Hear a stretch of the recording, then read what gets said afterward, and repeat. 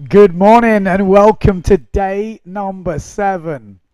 Guess what? We are on. Yes, we're actually kicking off with the under 20s, but it looks super good today. The wind is back to Pozo style. Just seen Leon Jammers sail pretty much 20 feet in the air flying down the beach. Yeah, so there is, I mean, it's not absolutely cranking. We're not talking 2 meters or, low threes for the big boys, but it's 3.7, 4.0, proper normal Pozo in full effect. But we do have the under 20s first. Interestingly, we did a few of those heats. Obviously, yesterday we got through to the quarterfinals. We're going to kick off with the Italian Samuel Ferrero from Porto Polo. Is that what it says there? Yeah, Nick Sprangenberg. Now, it's a first look at him. I've seen him in the training on his gun sails. Been like, who's that guy on the gun sails landing all his back loops? That is Nick. So he's going to be coming up in this one. Esteban de Cruz, we saw him in the first round, launched a big stall forward and he took down Marlon yesterday. So it was a good result for him. And he's going against Tatoon Fleche, who is ripping. He's been putting the work in. Look out for him. He's been throwing down some doubles. That should be an interesting heat. And then we've got the second heat coming up, which is Hayata Ishii, 17 years old, ripping, absolutely ripping at the moment. Had an absolute perfect heat yesterday. Push loop tables, back loops, planing forwards on the way in and on the way out. Looks in good form. He's going against Lars Bubalak. And then we got Jaden Tiger, forward loop master, going against Liam Dunkerbeck. Liam Dunkerbeck, obviously, probably one of the favourites to take home this title of the under 20s. But he is still going in the main event. So he's got a big heat in the main event when that kicks off. He's going against Morgan Nareau, which for him, the way he's sailing at the moment, is a doable heat here in Pozo. If he could win that, he would go up into top 5 for this event and with a chance to go further. So lots to come. Had some really good heats yesterday. If you didn't tune in, you missed out. Standout heat for me has to be Marino Gill going against Marcilio Brown. Super close, come right down to the end. Brown getting it in the end by 0.5. We see Marc Paré looked in really good form yesterday, but he's got a difficult one today. He's coming against Costa. Yes, Costa's going against Marc Paré in that quarter-final. So that's a real interesting battle. Who else have we got? We got Takuma Sugi going against Victor Fernandez.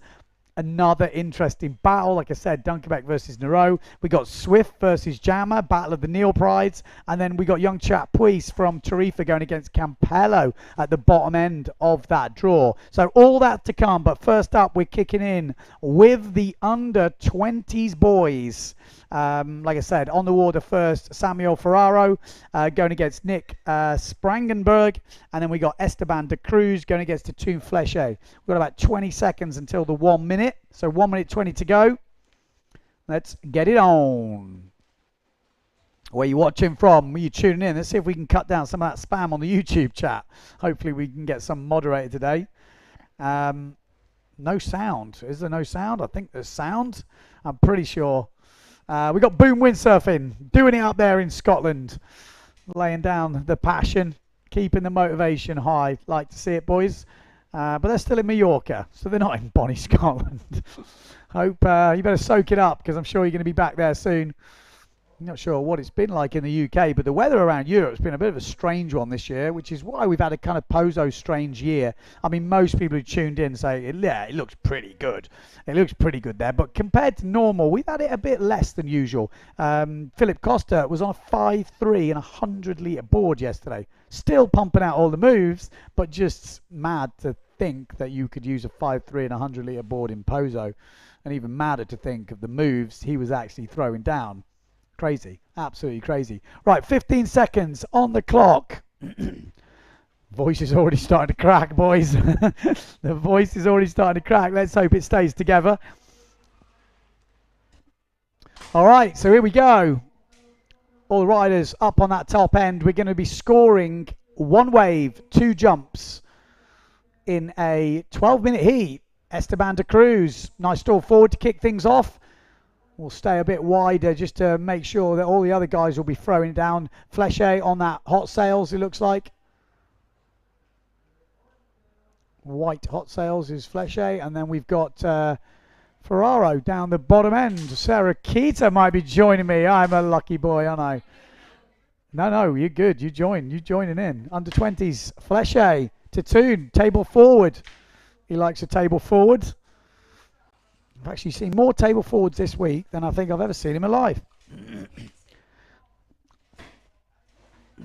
So 11 minutes. These 12 minutes, it's quite, feels like a long time, but it goes very quick.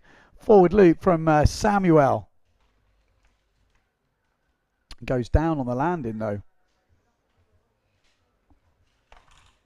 The wind's pumping, music pumping outside. I was going to say, did you see the damaged sail fly?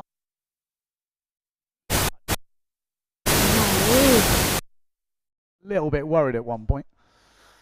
I don't even know how it stopped, but it just seemed to come to a nice halt. I thought it could have done some damage. Okay. So 10:30 on the clock. Samuel Ferrero are going against Nick Sprangenberg. Esteban de Cruz going against Tatoon Fleche. This is Sprangenberg from Germany. Like I said, I've seen him throwing down some nice moves. Back loop seems to be the move we've seen a lot of. So table forward coming in at 5 points. The forward loop from Esteban de Cruz coming in at 4.7. So already, I don't even want to say the kids because they're not really kids at that age. Okay, I think you should be back in. Sarah Keita, are you in the house? I am. Definitely not kids out there. No, definitely not. And as I've just seen, Sprangenberg nailing a 6-point back loop. So that kind of goes to show. Yeah, he does like the old back loop. Oh, forward loop from... he's not actually having as good a heat as he did yesterday. His forward loops were really on point yesterday, but Samuel today looks like he's just not found his groove yet. Maybe he's Italian, so maybe he's not a morning person. He's going to start waking up. He's 3 minutes in.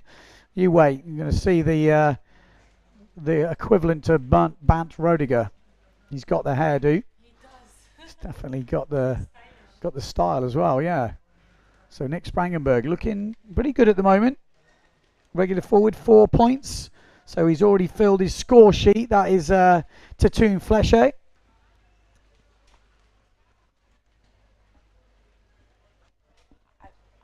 Well, okay, we'll see. We'll have to work out if we can hear Sarah Keita in a minute, but we're getting her in there. Just got a few mic issues. Here we go. So yeah, this is Samuel Ferrero Rocher. Maybe that's how he's.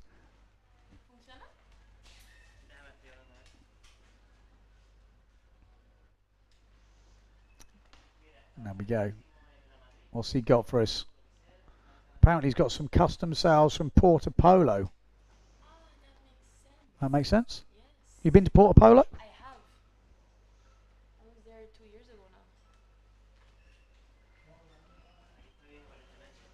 now. Oh, he's landed something else, Sprangenberg. So it does look like Sprangenberg and Tatoon Fleche are leading at the moment. These are the both.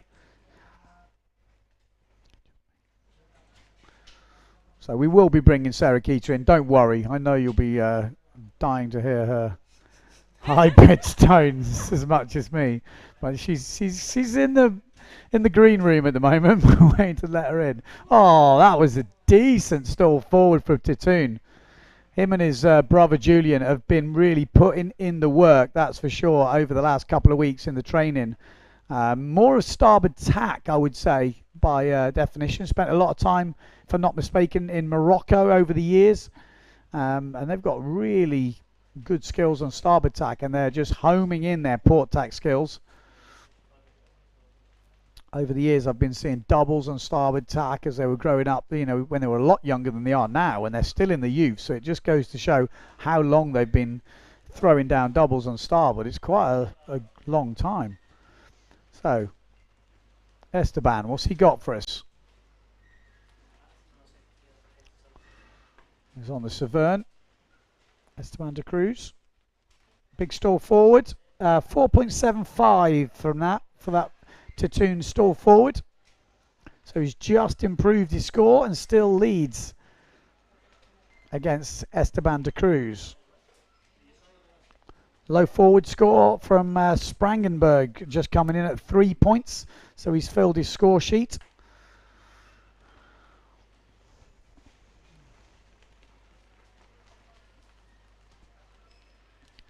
Oh, now can.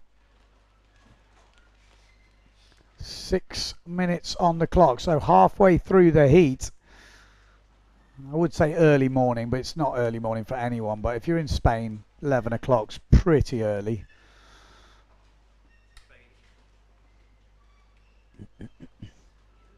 A wave right there from Sprangenberg as Tatoon Fleche is heading out. What's he got for us? He's already filled his jump card, so maybe unless he gets a really decent opportunity, you might not see him take to the air.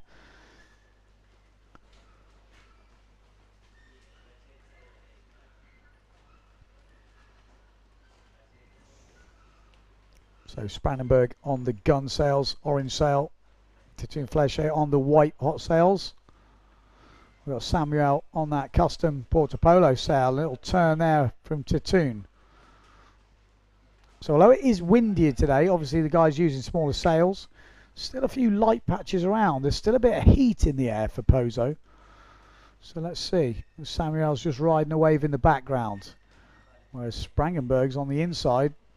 Actually not moving much at the moment. Are we going to see this wind drop off as we get closer towards midday?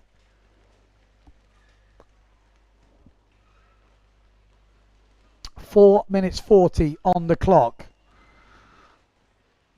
Not looking like they've got too much power on the inside, but there's plenty on the outside.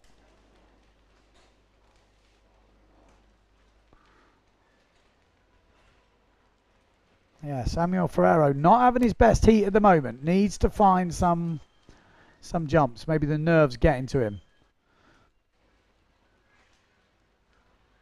Tatoon on the outside. Doesn't look like he's got much opportunity. I think he's going to probably tack round. On the inside, Samuel. Forward loop. Oh, and he's somehow saved that. That was almost... Kids should get extra points for that. Landed right on the side. You can see just lacking a bit of power. He looked fired up for it yesterday. Today, maybe just not quite coming out the blocks as he would have wanted. 3 minutes 35 on the clock. Let's have a quick check on YouTube. Can't hear Sarah yet. Don't worry, she is. She's coming.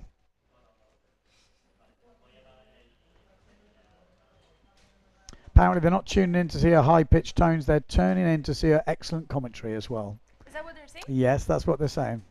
Which we didn't even doubt in the first place. That's a given for me.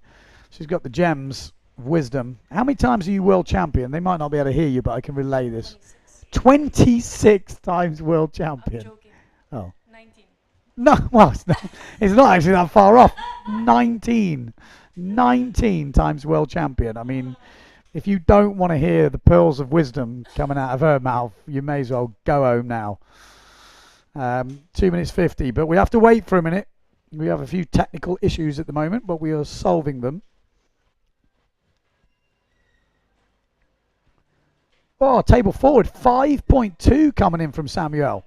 So that is, he's still behind, but he's now making a late charge. Like I say, that coffee might have just kicked in, and he seems to be... finding his form. Best wave of the heat, only 2 points, so some low scoring waves coming in. This is not all over for the Italian. If he can put a late run together now, needs another jump, decent wave score, he's right back in the game. Still Tatoon Fleche ahead of Esteban de Cruz.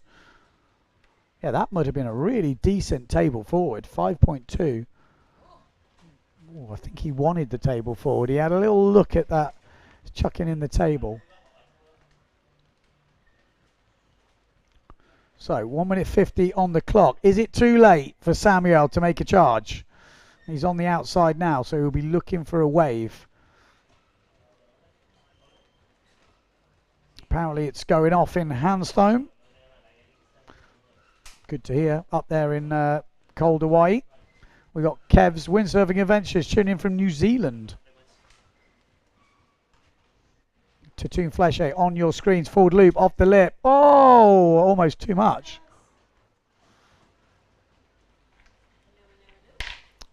Do we have her in the house? Sarah Keita, are you there? What's up, boys? I'm Okay. here. Good morning. 19 times world champion sitting next to me. Almost 26. When are we going to see the 20th? Oh, at this rate, I don't know, because now It's been stalled, hasn't it, for a little while? it's been stalled. Paused. We're going to press play in a hopefully this year. Is it looking like freestyle? Can someone squeeze in an event? Surely Aruba should just be putting one on. Just Yeah, we should. Why not? When's the season? February till June. Oh, Yeah, so like missed now it. would not be the season anymore. Missed it. Yeah. Yeah, that should be like Aruba's like policy. We do a women's World Freestyle Championship every year. Yeah, I should actually go and talk to the Yeah, you minister. blooming should. Why not? What a great opportunity. You've got a 19. Yeah, 19. I'll break them down in a minute, but nice. So there's a little bit of a late charge here at the end from Samuel, a bit of a wave. Do that table forward. That is the end of the heat. They look like Sprangenberg, who's on your screens now, and Tatoon Fleshe look pretty good. Further ahead with the last wave. Okay, so Sprangenberg looks pretty good. Spangenberg was up against. Well, he was up. Yeah, he was up against Samuel Ferrero, but actually at the end, Samuel put together a bit of a wave. He got another jump in. Yeah. So it depends what his last wave scores. You never know. I'm not going to count him out just yet. So I've sailed a lot with Samuel over the past few weeks here in Pozo, and every time he goes out, I'm just like, it's one of the kids. And then I turn around and he's like 6 meters up in the air doing a stalled forward, you know? Like, Yeah. he's really impressive. He's been charging, hasn't Yeah. he? He's been definitely charging. Sprangenberg had a really good start to that heat, but kind of tailed off towards the end, whereas Samuel came back. So, yeah, let's wait and see what the judges say. It looked like Tatoon Fleshe advanced over Esteban de Cruz, but we'll give you confirmation of that in a minute. Next heat, we've got a pretty exciting one, I reckon. We got Hayata Ishii, who was on fire yesterday, going against Lars Bubelak. It's a great name. I love that name. Boob, because there's boob in there. I saw Bubble. Oh, okay. And then we've got Yaden Tiger, who is the guy who probably does the most forwards ever known to man in one heat, going against Liam Dunkerbeck, who is, like I said, still going in the main event. And yeah, he's still challenging. You never know what he could do in that main event. He's got Morgan Nero next. Yeah. Maybe then a fight with Victor Fernandez, which would be a pretty big battle. So, 19 World Championships. Yes, One's sir. a wave. One is wave. 13 are freestyle and 5 are slalom. 5 a slalom. That's what I was wondering. Yeah. 5 a slalom. Are there more disciplines to do? What Speed. I said that last night. Like when all is over, when all is done, I can still do speed. So Speed. maybe in 10 years or something. You've got to catch Bjorn up, so you need to find all these little nichey ones. I mean, they should introduce what is it? This overall title? Yeah. Or we gotta do more sports. I'll go do kiting and winging. Could happen. It definitely could happen. Okay, so we're into the heat. Let's get things off. Someone's flying down there. This is Liam Dunkerbeck, Bjorn Dunkerbeck's son, who is following in his dad's footsteps. Not quite with all the titles, but he's won a fair few junior ones so far. Already, yeah. He's had a haircut in recent years, and it seems to have speeded him up a bit. There we go. One-footed back loop. Bosh. He's been putting the work in, I have to say. This has not happened by chance. It's not just in the genes. No. He has just been absolutely grafting, putting the work in. Can you see the confidence in his sailing? Like you kick off the heat with a one-footed back loop. It's not even not like even that he's starting with a safe back loop, you know? Yeah. He's warming up for the main event, I feel. He's Looks like, like and it, again, yes. that's how you've got to sail to get through those main heats. You never know what ramp you're going to get. So if you do a safe jump off a good ramp, that might be the last good ramp you get. And we saw that, I bet, with In Marino these Gill conditions. yesterday. You were like, he did a table forward, and you're like, well, if you'd have gone, Bigger? yeah, off that one, You I would mean, have against probably against Brown. yeah. It's quite interesting, actually. I mean, it's always easier afterwards. It's, you know, always easier. But I think when you're against the big guns, which he is going to be against, he needs to know. But what I have noticed with the young guys in Pozo at the moment, the confidence is just insane. Marino Gill's another one. The confidence, and rightly so. I mean, they're sailing so good. Why wouldn't you have that confidence? Yeah. But just a severe amount of confidence. They think they can win. It's not like... Well, that's how you got to go into competition. Yeah. They think they're going to win. They're not thinking, oh, yeah, maybe I'll give him a good run for his money. They're like, I'm going to beat him. Yeah. And you're like, oh, yeah. Okay, good. So it is Sprangenberg and Flesche that advance. Just had confirmation. So that late charge from Samuel, not enough. And Esteban Cruz. A little too late, unfortunately. Yeah, so Liam Dunkerbeck in this, going against Jaden Tiger. There are other riders in this heat, obviously 4 riders. Stalled forward. Tiger. What's he got? Up. Here we go. Ooh, nice forward from Jaden Tiger on the small screen. Oh, he's chasing those bunker waves. Yeah. He had a go, didn't he? He likes a double.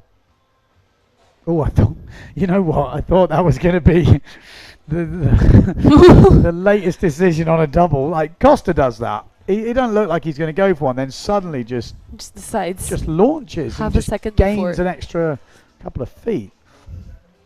This is Hayata Ishii on the RRD kit. Opa. There we go.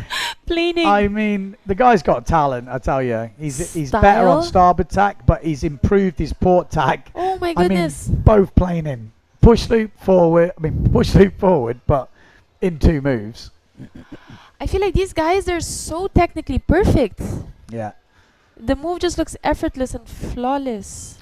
Yeah, I think they're growing up with a lot more idea to technique. To Somehow. Does that make sense? Like the older generation kind of grew up just throwing themselves into stuff and making it happen. But now there is definite technique. You look at Costa, you look at these guys, they've got different techniques. So as a young kid growing up, that's now your role model. That's what you're looking at. That's what exactly.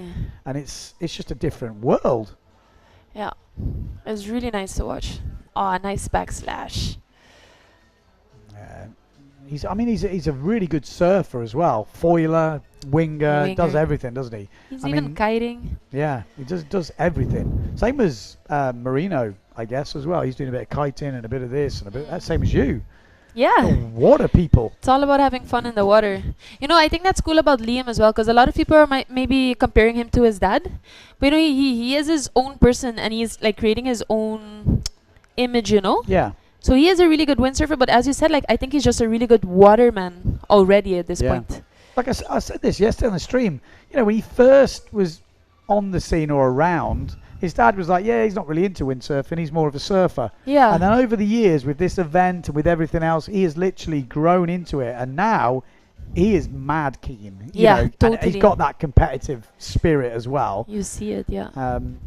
Which is really good. And a lot of like-minded guys his age pushing as well, and that always helps, I think. But I think this has been something very this event has always pushed the juniors, and the kids that we're seeing now in the under 20, like I think around 2016 they were like 14, 15, Yeah. And they've all grown over the years, and you see them get better and better at this event.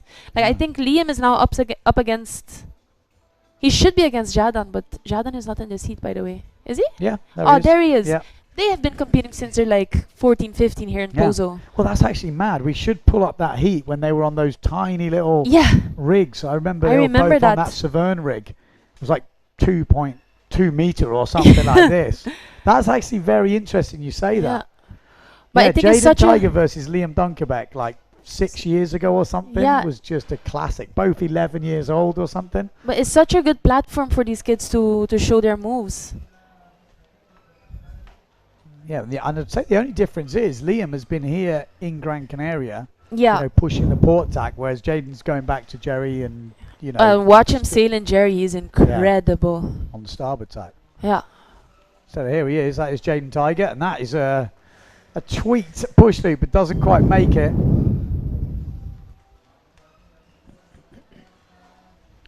So we've got. I am sure he's gonna bush out that double. Yeah, he wants the double. We got Bublak on the bottom, on the GA. He's got a tricky one with Hayata. Hayata having a good, solid heat so far. Playing in push loop, playing in forward. I haven't seen him wave ride much yet. The waves look tricky at the moment, It doesn't does, it? yeah. It really, it looks difficult. Nice Lars forward. with a nice forward. Jaden's got a 3.3 forward. We've got Dunkerbeck with a 3.3 wave. We got Hayata Ishii just getting a wet backy there, just going down on the end of it, but scored some good points before with that push loop and playing in forward. What is the tide looking like? 7 points for that first one-footed back loop from Dunkerbeck. Wow, worth it, I think. You think he's scored differently now in the juniors compared to in the pro division? Yes, a Yeah. little bit. I think they have to change the scale a tiny bit. So a double forward would be a 10, maybe. Yes, a good point actually. I mean, In the It is a good- juniors, you yeah. don't see it. You don't no, see it you're much. right. Maybe it's not so much. I was just looking at that 7.1 footed back loop. That seems high in the scale for the men. I think a 6, 5.5, 6 in the men. So I would say it's a little bit more. But I'm sure he's going to throw down a double if he gets opportunity. Here we go. Oh no, stall forward. Absolutely spots the landing perfectly.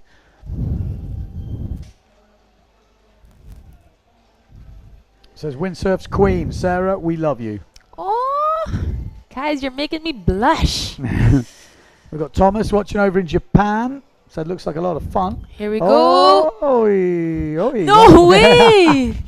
1 foot stall forward. You know what I was thinking about? Like, I feel like the creativeness, you don't see it as much these days. Like, people are so calculated in all the moves they're doing, but this is so much fun to watch. That is a good point. It's been competitioned out of us. Somehow. Yeah, I know what you mean. Maybe, because we have fixed points now for all the moves and stuff. Yeah. But, like, I remember sitting here and watching people go for, like, big one-handed forwards, one-handed, one-footed. Is a bit more show, not a bit more wow factor. I would agree with that actually, Yeah. because as a commentator, stuff like that makes me go, "Way!" Yes. But when I keep seeing the same moves, even if they're good, it does get that. Come on, I want to see someone cut loose. It's like the Balls Muller effect. Exactly. But Yeah. you don't get rewarded for it, so then people don't kind of go for it. So We should have the Boltzmuller effect on the score sheet. Like, Yeah, give that a score. that's a good point. Yeah, creativity. Yeah. We used to have that overall impression score. Exactly. I think, Quite a windsurfing cool- is that kind of sport where you just want to see people. Or the clapometer. We could have like an audience what? point. The clapometer. Depends how loud people are clapping and cheering on the beach. Yeah. Would distinguish your points. Stall forward from Ishii coming in at 4.5. So yeah, like maybe because we're so involved with the internet now and the audience, maybe they should have like this. They should be giving out points for. You'd have bouts in the freestyle fleet who would be doing that, but in waves it's definitely Ricardo, I think, that Yeah. always manages to surprise us. Yeah, yeah. Ricardo, Any other sailors you think are? Let me have a think. Philip is always amazing. He's always really high, really perfect. But then Ricardo's like the. You know what? I think if there was points for it, Philip would be. I think Philip's got a few tricks up his sleeve. I'm sure, that actually, yeah. he could throw down. You see him doing that willy skipper off the lip. That's and, fun to watch, yeah. Just sort of random stuff that you're not expecting. Oh. Blue black, bomb. Nice. Nice one. Oh, the ramps are looking fun now. So the German. Yeah, again, and we've seen a lot from Hayata Ishii, Here we but go. it's 2 jumps. It's Double attempt from Hayata. Don't quite make it round, but fair play. Like I said, it's only 2 jumps and 1 wave, and you could do 2 jumps in 1 wave in 1 run out and 1 run in. So, in theory, you could change the heat in about a minute and a half, Yeah. quite quickly. Yeah. If you've got a good jump run and then picked up a nice wave, you could change your whole score for the heat in 1 run. 50 seconds to go. He wants the double. No, he doesn't. He wants the push loop. But he sailed a good heat, hasn't he? He Everything did. he's done, he's kind of been really solid with. Very perfect. It looks like That forward from Bubalak is not going to change things. 4 points for that. And also, we're hearing from the judges, Dunkerbeck is looking pretty safe at the moment. With 20 seconds to go, you kind of think there's not a lot going to change. Got Dunkerbeck coming in, Jaden's coming in. Bubalak's heading out. You never know. Could throw down something now, mate. 9 seconds to go. What's Lars got for us? Ping out a double at the end. That would do. I tell you. 2, 1. Oh, I tell you, big backy then. And that's the thing. Big back loop at the end changes the whole score. It's like a third of your score. So it can change very fast. This was this opening back loop from Dunkerbeck. Pretty solid. Wow. What's your go-to move? You're going out, you're at Pozo, it's your first run. Push loop tabletop, I guess. Push loop table. Yeah. In the wind, it's a nice feeling move as well, isn't it? It is, yeah. I mean, it's pretty high scoring if you do tweak it properly. And any tips for anyone wanting to try that 1-foot stall forward? I've seen Marino Gill doing that as well. It's just any tips for trying that? Yeah, I don't know. I thought about it. It's like you want to have your foot back in the straps before you. Yeah. It's a weird one. I've never tried one, and then I went to the indoor, and that was the move I decided I'm going for. Are you kidding me? No, but I've got all these pictures of me doing 1-foot forwards in the indoor, and I'm like, why is that? Why am I even thinking that's a good idea? I don't even know. But it was easier than I thought in the indoor. But I was trying to think why that. I guess because back loop and backward rotations was, I guess, those a bit difficult, harder. Yeah. But it's quite a cool move. Yeah, but do you land? So what if you miss the foot strap? Is it safe enough to just land on top of the strap with your foot? You've got very strong groin muscles. Otherwise, you work them out? Split your kipper, which wouldn't be a good idea. You know what I mean? Like I think most of the time it's not as bad as you think, because the initial thing you want to throw the board off the wind anyway. Yes. So that 1 foot, the front foot being in, isn't such a problem, and then when you come round, you catch your board up. So I see. It's not as bad, I don't think, as you think. But just going to try it's a bit weird. Watch me do it in my heat. I'm waiting for it now. That's what I mean. Okay, so we have got the results straight in. Hayata Ishii straight in. Liam Dunkerbeck straight in. So they are going against each other in the next round. Tricky one, that. That is an interesting one. On the other side of the draw, Titoon Flesche going against Nick Sprangenberg. So we're going to have a man-on-man heat now, maybe. It looks like it's dropped, doesn't it? Yeah, it does. I mean, it doesn't take a rocket scientist to work that out. I'm not. I mean, you guys at home can see that. But, I mean, it's relatively still windy, but compared to what it was. So, Titoon on the white sail. What? Sprangenberg on the blue and green. So, we should have 2 riders in this heat. So, it should be pretty easy to pick them up. Oppa. Oh, he does land his backies. Like I said, I've been seeing him in training, and I thought, who's that? He seems to always spot the landing. Yeah. So Sprangenberg, I would say the advantage maybe at the moment, a little bit. With that back loop, yeah. I mean, the back loop's a weird one. Like when you can do it, it feels a very safe move. When you're learning or you're on the beginning of learning it, it's not safe at all. And you know what's for me the hardest with back loop is like you can learn them at a certain height, but the moment you start going higher, the timing is totally different to landing it. And windier. Or windier also, like really windy back loops. Yeah, to have them down in all sorts of conditions is the hard part, I think. Yeah, agreed with that. 5, 6, 7 for that back loop coming in. Wow. So good start to the heat, Sprangenberg. This is the semi-final. So winner of this goes through to the final. Loser goes to the runners-up final. Flesche's table forward coming in at 4 points. I mean, for being starboard riders, I think starboard tack riders, they definitely are also putting in the time in port tack. Because he's what, 18 or something? I've seen this guy on monster waves on a starboard tack. So I mean, that is the difference. And oh, that's a better one. A bit more tweak on that from Titoon Fleche with the table forward.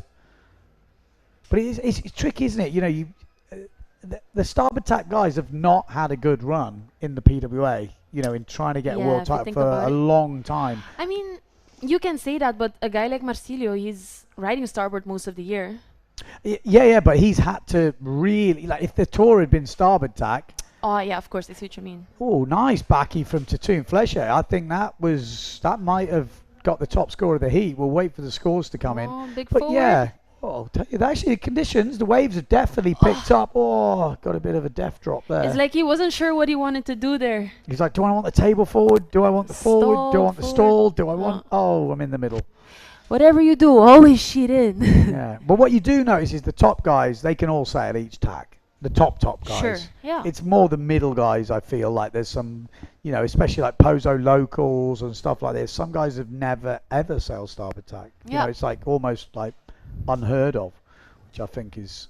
Yeah, it just really depends on how much time you spend on traveling and sailing different spots. Like if I personally, if I would be from here, I don't know how easy it is to go to Morocco, but like. I think it's not too bad. I think they used to be easier. It's not as Used easy to be now. easier, yeah. So I mean, Fuerteventura. Yeah, so you have I think a lot of spots around here to practice both tacks. Yeah, Fuerte is firing very often in the north on starboard tack. Flesher getting 5.15 for that back loop. So solid score. Oh, Sprangenberg just getting a forward or trying to forward off the lip, not quite making it. Not much wind on this inside, but I tell you what, he's working it. Definitely. I like to see when they're working it. You just feel like someone's really into it, and that can make the difference. Obviously not that last turn, but when you're riding a wave like that the whole way, it does make sense. And I think he might be going into the lead. Oh. It's nice to have two people in a heat. I've sailed my heats with 4 people.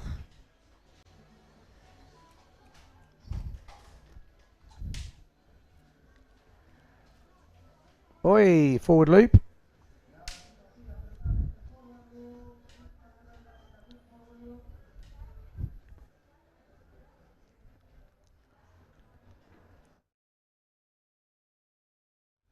Okay. 7 minutes on the clock. So it's going pretty close at the moment. It's getting hot in here. I have to.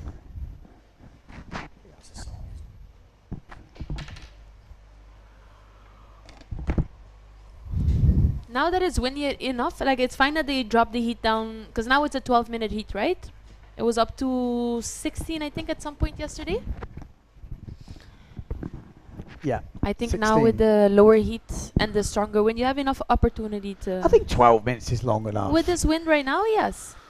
It gets So it to a looks good. point where I feel like it's less of a heat and more of a free session. When I it's mean, too I would long. love that. It's I great. know, but like I do relaxing. like the pressure. There has to be a bit of time pressure. I feel Yeah.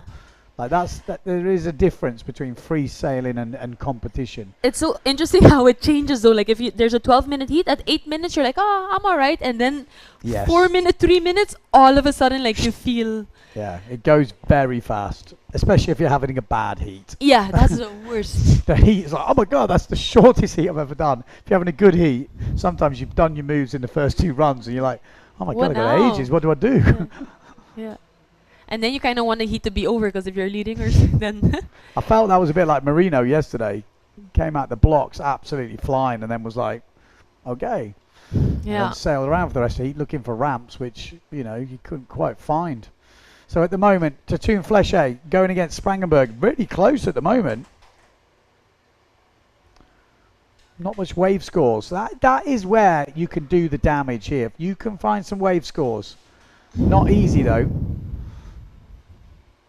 And that is going to be the problem with the main event. They're going to want waves to come through. Obviously, the tide is pushing all morning and into the afternoon. I think high tide at 3 or something Yeah, like I that just today. checked the tide now. It's a big tide also because of the full moon. Yeah. So we're almost at mid tide now. Mid-tide, okay. So we've got, hopefully, the next bit should be when it starts to push. High tide is at 20 past 3. 20 past 3, okay. So 20 past 3, high tide. We're now 11:20. What, 4 hours of Action. the push. So under 20s. is in action right now. What do you- Spandenberg against Tatoon Fleshay. Yeah. Oh, that's a nice bottom turn. What's he got on the end of that? They look very underpowered on this inside, don't they?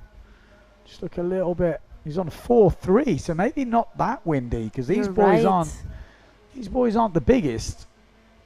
They're not. I mean, they say they're not the biggest. They're probably my size, but I'm not the biggest.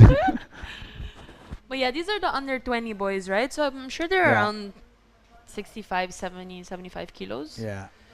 Yeah, I think into the 70. Yeah, you're right. They're quite skinny. I'm a bit fatter than them, but still 4-3. That's actually, yeah, that's not particularly light. I mean, not particularly windy for Pozo. You know, with that morning light, it's also a bit deceiving, huh? It looks windier, maybe. Yeah. Well, I think this morning early was definitely windy, but the waves weren't totally cooperating. It was more kind of chop, which I think We all felt it. I yeah. walked out of the house, walked to the beach, and I felt like this excitement, you know? Yeah. It did feel like a normal Pozo day. I was like, ooh, this is on. So let's hope that comes together. They did warn it might be a bit hot today. You know, that's the usual thing. Whenever you go somewhere, there's always a reason. But everyone was sort of saying, well, it could be a bit hot tomorrow to come through There might be full power. and that cloud in the sky. Yeah, exactly. It's always something And going there's on. a chicken who's cockadoodle doing, and that'll obviously have a problem as well. And right, well, we'll hopefully get an update soon. But I think this heat's kind of close at the moment. But it's Fleshay who's ahead just because of the wave score. So I Not think because of the it's- jumps? No, I think it's pretty close. Apart from that, Nick obviously had that back loop at the beginning. Small forwards. I'd say the table forward and the back loop from Fleshay probably gives him a little edge. But the wave riding, from what we've seen here, he looks like he's just got a bit more power, a bit more energy, and that's going to be difficult. Yeah, he's definitely working. Yeah, he's He's staying working it all busy. the way, super busy. Oh, nice. That was a really good wave. I think that will probably cement him at the top of this heat. Might even get him in the final, that.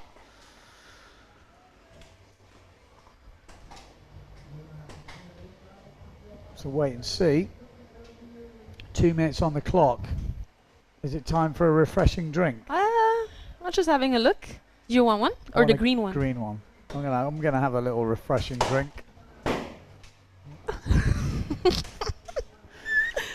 But what's the difference? We got 5:30 for that, so 5 points 33 for that last wave ride. So that does Yeah. put him in the pole position, best wave of the heat. So leading with 1 minute 30 to go. Nick Spangenberg needs to put something together now. Needs to find a decent wave. He's found a jump ramp here. What's he got for us? It's sitting right up for him. Oh! What did he? Well, No so there you go. way! That for me was better than the first backy because there was a foot off, but the landing wasn't as clean. So it's like, Yeah. where you going with that? I do think the first one is gonna score a bit better. This is more how do you say? I forgot the word for it, but more risk definitely. But the landing was just But sail was up. yeah, it was. That was pretty cool to see. Yeah. Interesting. I'm interested when the judges get that. I always never. I like you want to promote progression, but at some points you I have agree. to, like in other sports, scoring 5, 6, 7.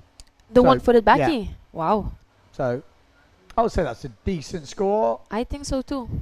If he'd have landed it, we might have seen 7, which Yeah. we saw for Liam. Yeah, I think it's good to reward a risky move like that. Like it wasn't as clean, but it was a good landing. Yeah.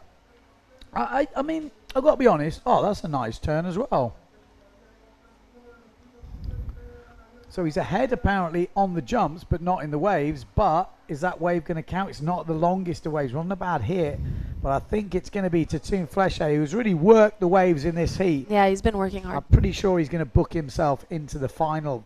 The one thing that's worrying me is the wind looks like it's getting lighter, Yes, which it is does. not A good what sign. we had in our plans today. Oh, Bum. So table forward. that's a proper one. He's just a serving question, breakfast just a on question to you guys out there. Does it motivate you guys watching this to go, oh, maybe I'm going to go and try that, and then you look outside and there's no wind for a month? But forget that. But if you did have conditions, I think stuff like this for me is really motivating. You see people just throwing down moves, left, right, and centre. Is it more motivating to see Costa, or is it more motivating to see the youths throwing it down? I would say the youths. You kind of feel, I don't know, Costa's almost too good. Yeah, he's Almost- like almost puts me unreachable. off, yeah. Look, oh, it's a pretty cool one-footed backy. Yeah.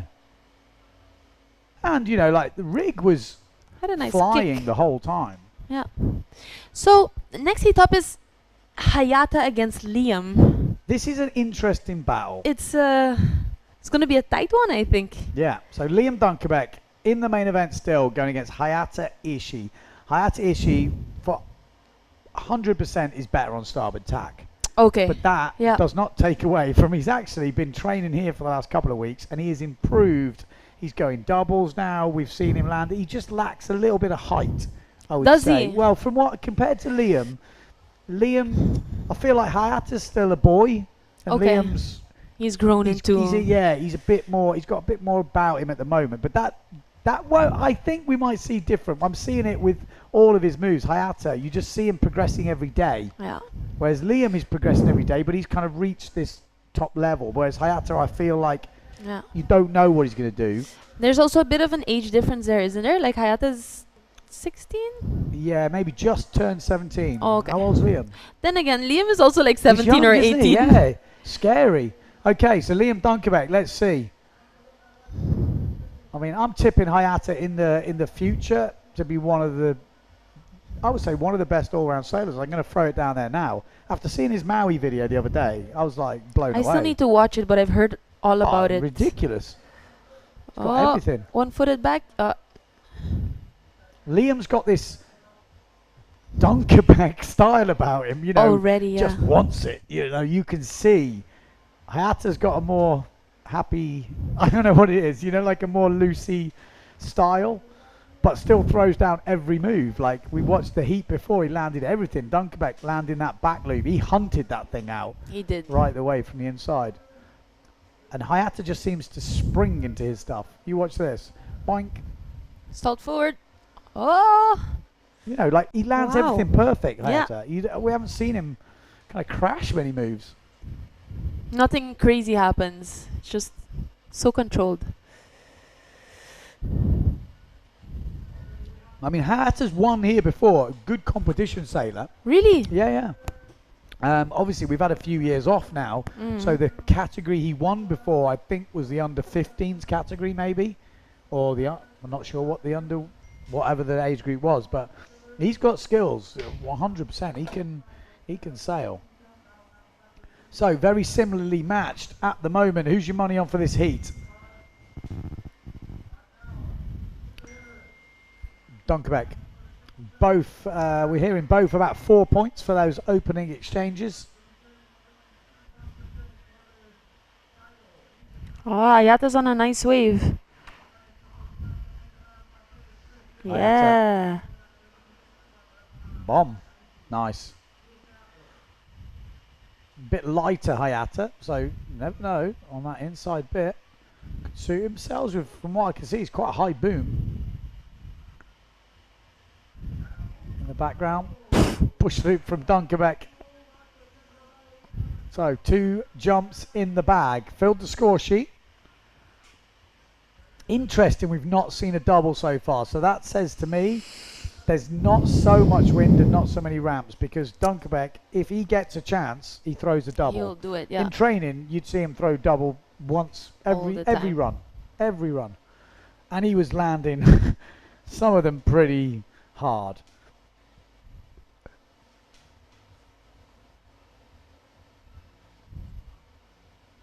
We go forward off the lip. Nice. from I really like that move on a Dunkerbeck, wave. Yeah. It's a good way to start a wave, whichever think way you so. look at it. Oh, and we wanted the tacker on that turn.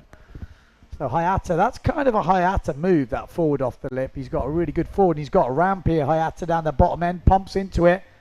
Back loop. Oh, it just misses it. Just couldn't get it round. He had to force it a little bit. Yes. I have a worrying. feeling that maybe the wind is dropping, but when I saw Liam go out, he grabbed a 3-6. Okay. So I don't know if he's still on that sail, but Okay. Looks keeping in bigger. mind we've been sailing 4-5s the past few days, then Yeah. yeah, Oh, there's definitely more wind. yeah. 467 from that last push loop from Dunkerbeck. So in the lead at the moment, Liam Dunkerbeck against Hayata Ishii. Decent first wave. We're hearing from Ishii at a 5.5. So it's all to play for here. Yeah, there was good size to the wave. He hit it in a critical moment. Dunkerbeck with a 467. Oh, they're standing still. Yeah. So this is going to come down to the wire. This. Did he just do a little jump? Do you think he's going to get extra points for that? Would you give him any points on the Yeah. overall No, maybe impression? not. That was a nice little jump. I like it.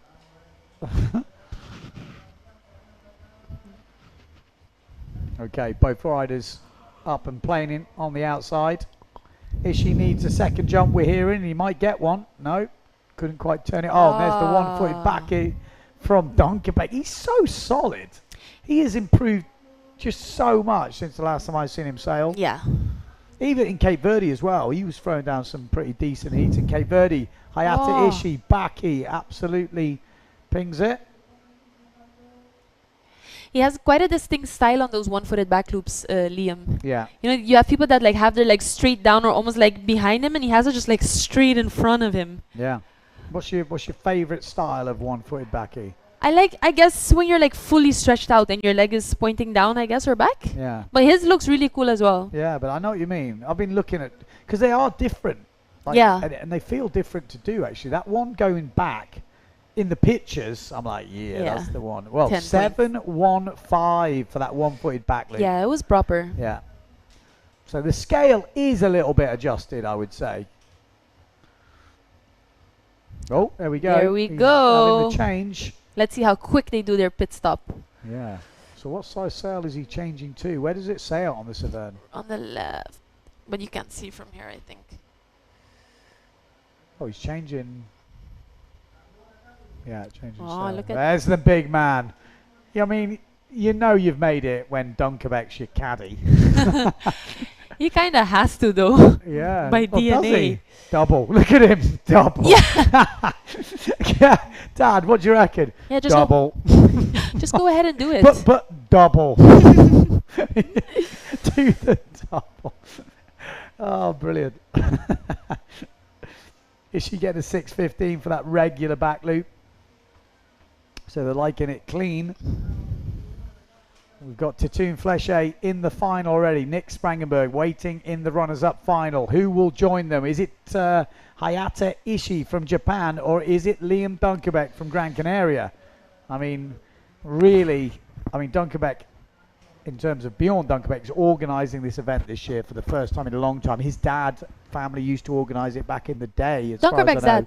Yeah, with the, what was it called? The Compass, Pozo Compass, I think it was. I don't So know. now, you know, Dunkerbeck family back in charge. There's Oh. a table forward. That's as clean Amazing. as you can land. Did you see that drone in the shot?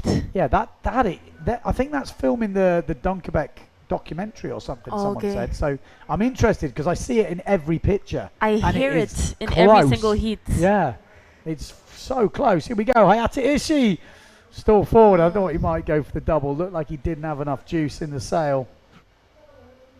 Clean table forward, getting 5 points.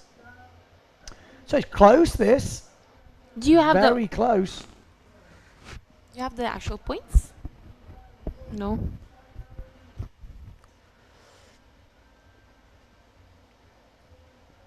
Well, it seems pretty close.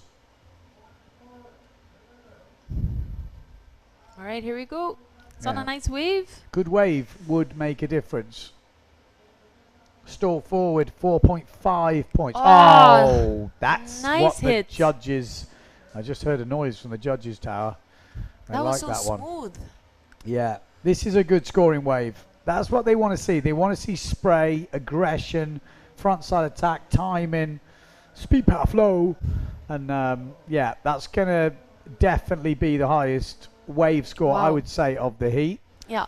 We'll wait to see what the judges go with, but I would guess that's pretty decent. We were hearing before that wave, Dunkerbeck Ooh. was slightly ahead. Hayata also had a really nice turn just now. Okay, sorry, I just looked down. Oh, he goes for the forward. He needed to do it, though. That's what's going to pump up those scores. Yeah. Dunkerbeck slightly ahead before that wave. Hayata probably had a chance there. Best wave of the heat, 6.33 for that last wave. Well deserved. Proper hit. So Hayata's got a bit of work to do now. Are we going to see the nail in the coffin from Dunkerbeck if he throws down the double? Still, lots can change. Definitely gone bigger, hasn't he, with the sail?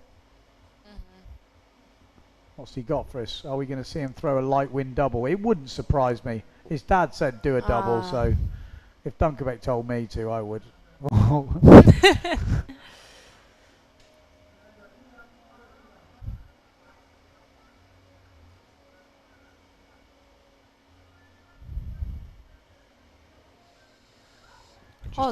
Heat does feel quite long at the moment, actually. 2.5 minutes. Like they have all their scores in. And it's actually only 12 minutes. One of the, pretty interesting.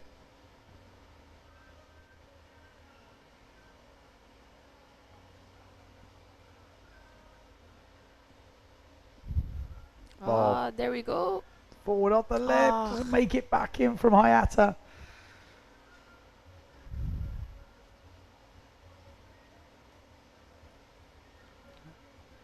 Okay, Liam Dunkerbeck. What's he got for us? Might do the same. Oh, he wanted it. Just didn't quite sit up for him.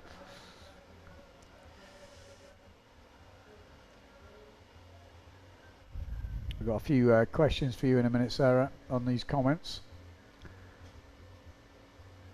What's he got? Liam Dunkerbeck wants that backside shaka. Gets it.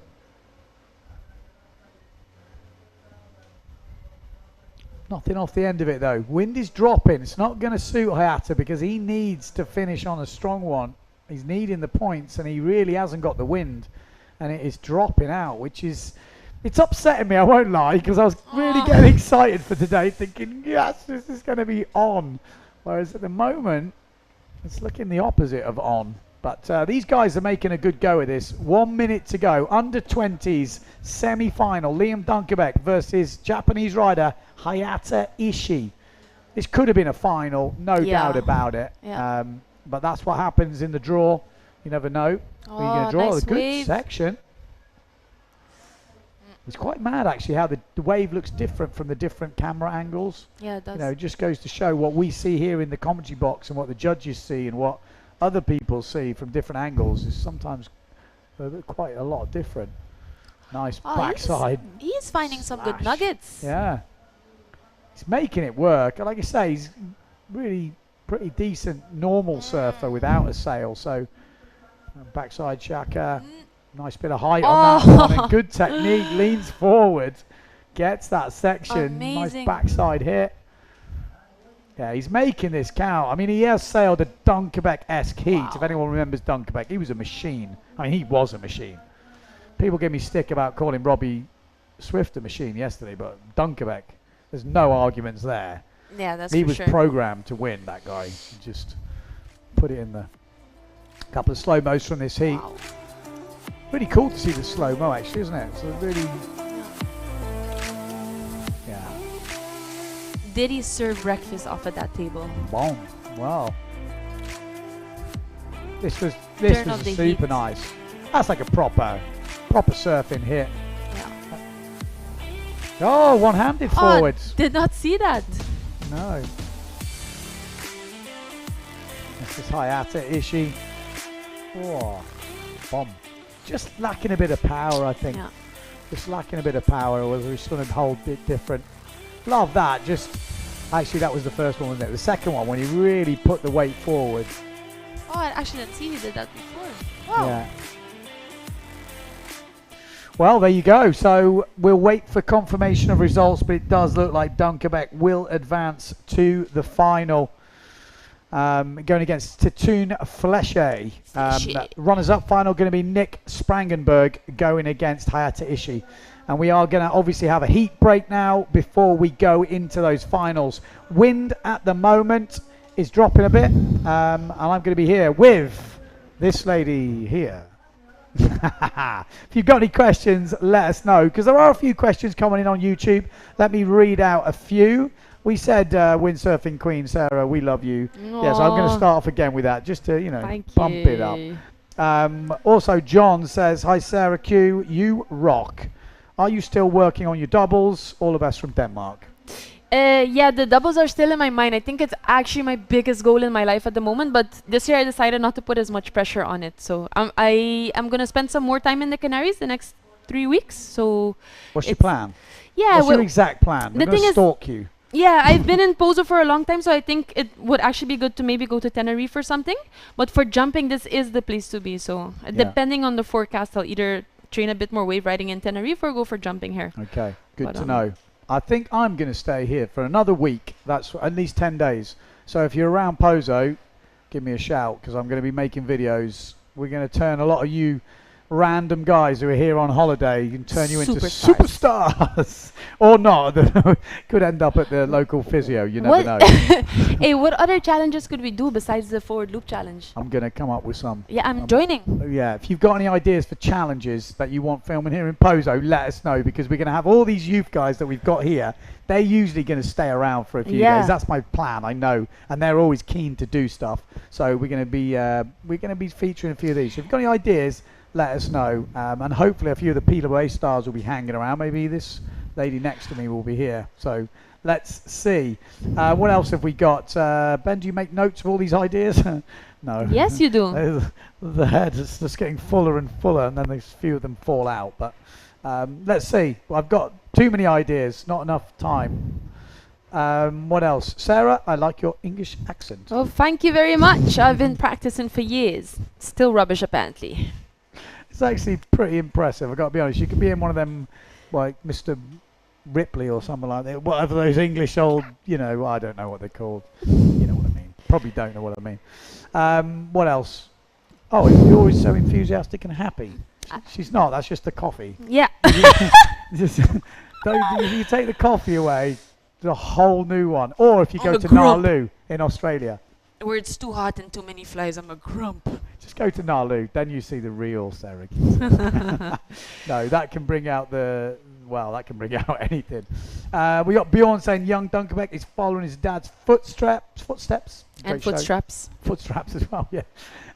Kev's Windsurfing Adventures. I'm going to have to check out Kev's Windsurfing Adventures. It's intrigued me on YouTube. Nice to have Sarah joining you in the commentary. I totally agree. It's very nice. Although I've got a bit of a... Yes, watching the guys is highly motivating.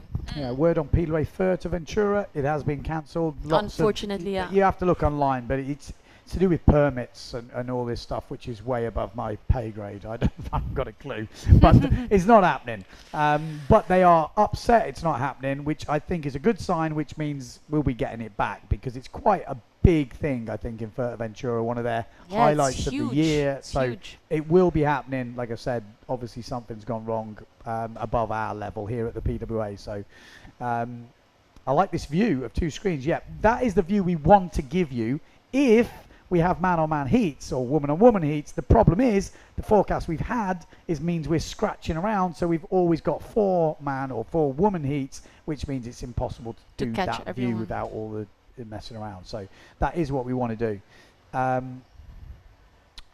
We've got Oz 2703 tuning in from Jiroa in Australia. That's a good spot. Where's Jiroa? Down by Melbourne way. East Coast. I'm being very loose, but yeah.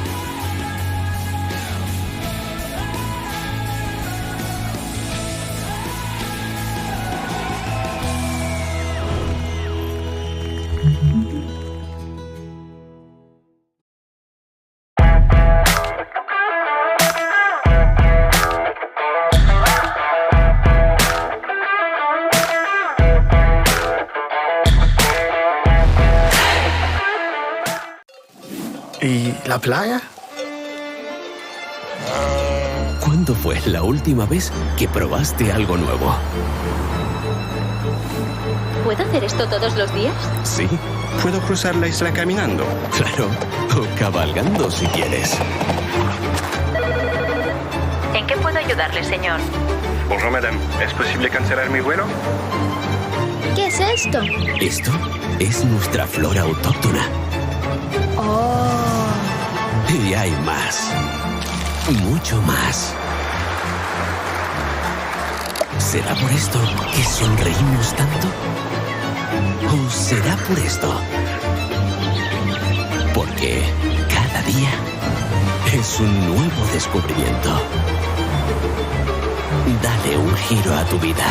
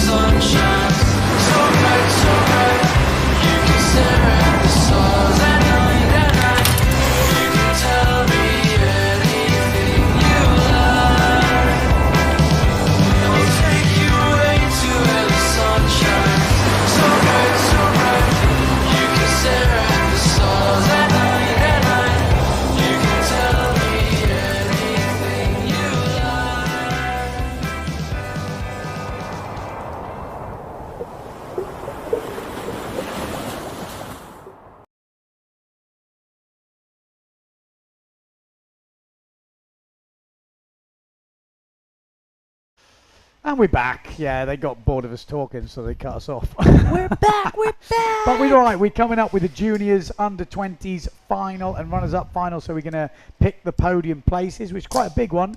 Oh, no. I'm ready. Oh, no. It's over. Oh, God. Here we go. Right, we're ready for the final. Liam Dunkerbeck in the final, going against Titoon Fleche.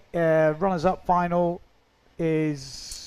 Nick Spangenberg against Hayata Ishii. There we go. There we go. We've got, as we just said before, Jiroa, Australia. We were saying, actually, I saw a podcast the other day, Polakau and that, and then some old boys talking about sailing Bells Beach and all this stuff. And I'm like, wow, why does that not happen anymore? There's too many surfers, I guess, but maybe it does. Correct me if I'm wrong. Max Speakman saying about juniors and when they learn to drive and then they make a decision whether they go down the windsurfing front and push on, or they go into the big wide world, get jobs and chase women. And I feel like windsurfing is the big wide world. Yeah, me too, but that's why we're still here. But yeah. you do lose kids at some age. They sort of get lost, and it's the transition, I think, between the juniors and the men fleet. Yeah. That's competition anyway. I mean, it's obviously different in just normal windsurfing. I feel like clubs, the countries that do well with windsurfing, this is from me being from England, we don't have so many clubs, but the ones with clubs seems to be the way to do it. Like here, since we had the junior competition, it was like a club, and everyone joins this club. And then in other Australia, they don't seem to have windsurfing type clubs. I think club is when I grew up, it was sailing clubs. It's a big thing in the UK, isn't it? In France also, And very France, organized. Yeah, France, massive club. And then Dieter was telling about the Belgium surf club they've got, and it was like 60 kids. And it's like, if you haven't got somewhere to go, if it's just a beach, it's not the same as having somewhere to go. That's how I also got into windsurfing. We had this kids club every Saturday. Yeah. That's where you make your friends. You want to hang out together on the water. Yeah, the friends is the biggest thing. Like the windsurfing is good, Yeah. but if there's no one there, the windsurfing isn't as good. Yeah, you need to be able to share the experience with, because people say it's like a individual sport, but it's not. Like it's No. really it's super social. Well, it is for some people. For me, it's not. For me, it's a social thing. Yeah, it's totally. almost 100%. Sailing on my own, some people love it. I'm not a fan. I need at least one other person. You got to see my moves. That's the point, right? No, but to push the level as well, to get better, just having those people, one person gets better, you want to get better than them, this one does better, then suddenly this guy does this thing, but he can't do any of the others, and you're like, oh, I better do that. It's the thing, you're This always is- trying to outdo each other. Yeah, and Yeah. that makes it interesting, whatever level you're at. I'm not just talking about World Cup level, talking about any level, just that little bit of sparring is Yeah. always good. What's your favourite move, apparently? Russell says, Rush Wars? Wave sailing, like the last few weeks, I started doing some really good back loops. So I really like that feeling. But I think overall the push loop tabletop, Yeah. because the push you get at the end and then landing it, Yeah, it's it's a good amazing. feeling when you're upside down, the sail's down Yeah. here, you're, ooh. Yeah. Am I gonna make it or Yeah. not? There's a moment, it's like a shaka, because a shaka is, I don't know for you, but it's one of a great feeling moves. 'Cause The you're floating- backwinded, you're floating, Yeah. you're moving, and that's kind of similar with the tweet pushy as well. Felix. Lots of other stuff coming in. People in Anglesey. Gareth says hi. We got Floris over in Holland says, does the winner get a send it original cap? Mate, you're the only one with one of those hats, you lucky boy. Hope you're taking care of it. Anyone wants to come to Pozo next week, give me a call. We'll get the full Send It Academy on if anyone's interested. We should do the Sended Rockets Yeah, next week. yeah. The conditions are good. I might actually get one of those phones, start just putting it on Keep random the app. people. Yeah, Yeah. that should be the That challenge. should be good. Sarah Keita, are you going back to New Zealand at any point? So I went to New Zealand on the way back home from New Caledonia. So I didn't actually get a chance to go sailing there. There Look- is some opportunity to go out there this year, but yeah, let's see how that goes. I'd love to. What's that? You should visit Santo, Brazil. It's the best windsurfing spot in the country. 300 windsurf days per year. Where is that? Close Wow. Ibiraquera. All right, we're in. Where do we sign? Right, 40 seconds. Let's get into this because this is the big one. This is the final and the runners-up final run together. 4 riders on the water. Hayata Ishii on the RRD going against Nick Sprangenberg for 3rd or 4th. So for that 3rd spot on the podium. And then the winners final will be Liam Dunkerbeck going against Tatum Fleshay. Maybe it's 2 riders on the water. I thought it would be 2. Yeah, me too, but you never know. Oh, so It'd it be looks- smarter to run 4. maybe they know they're not trying to push at the moment, so it looks like we are going to do that. Yeah, we'll be the runners-up final first. So 2 riders on the water. Excuse me. Hayata Ishii on the left, Nick Sprangenberg on the right. We do have wind, not as much as we had this morning, but the waves should be getting better on that pushing tide. There we go. Hayata on the right, Sprangenberg on the left. Hayata's got a lovely time for that one. Ooh! Pushy. It's got the tweak right at the end. Yeah. Almost landed sideways there, but really nice landing in the end.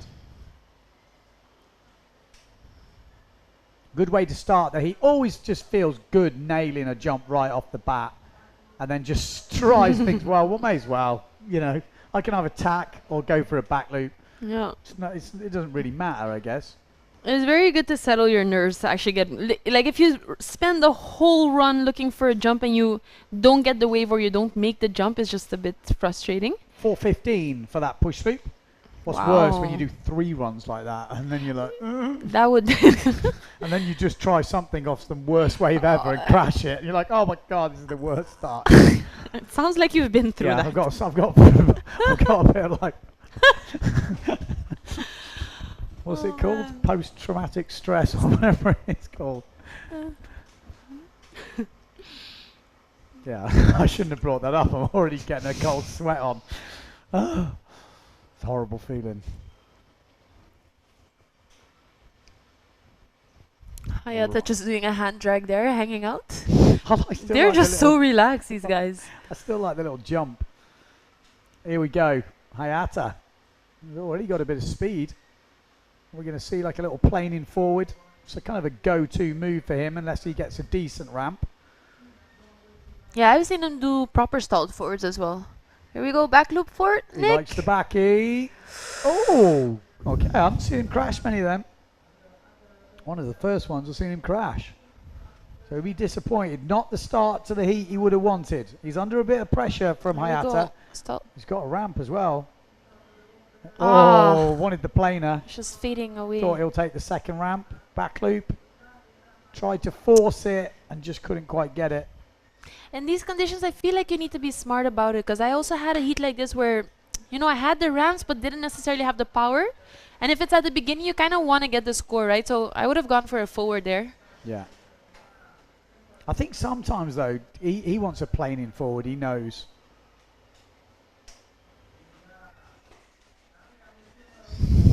Nine minutes left in the heat. This is for the podium. So it's quite a big heat because fourth place sucks. Sucks. I'm not joking. It sucks. It's still good. You've sailed well, but you get nothing. You just start at the side. Everyone else is on the podium. It's still good. That's why I always think they should have the 4 riders up. I Yeah, never like it when sure. you get 4 finalists and then they just call the 3 podium places up. I think the 4th one should always be standing, at least at the side. I've seen it before where they don't. And if it's your first final or something, Yeah. it's a bit harsh, I feel. Here comes the forward. Here we go.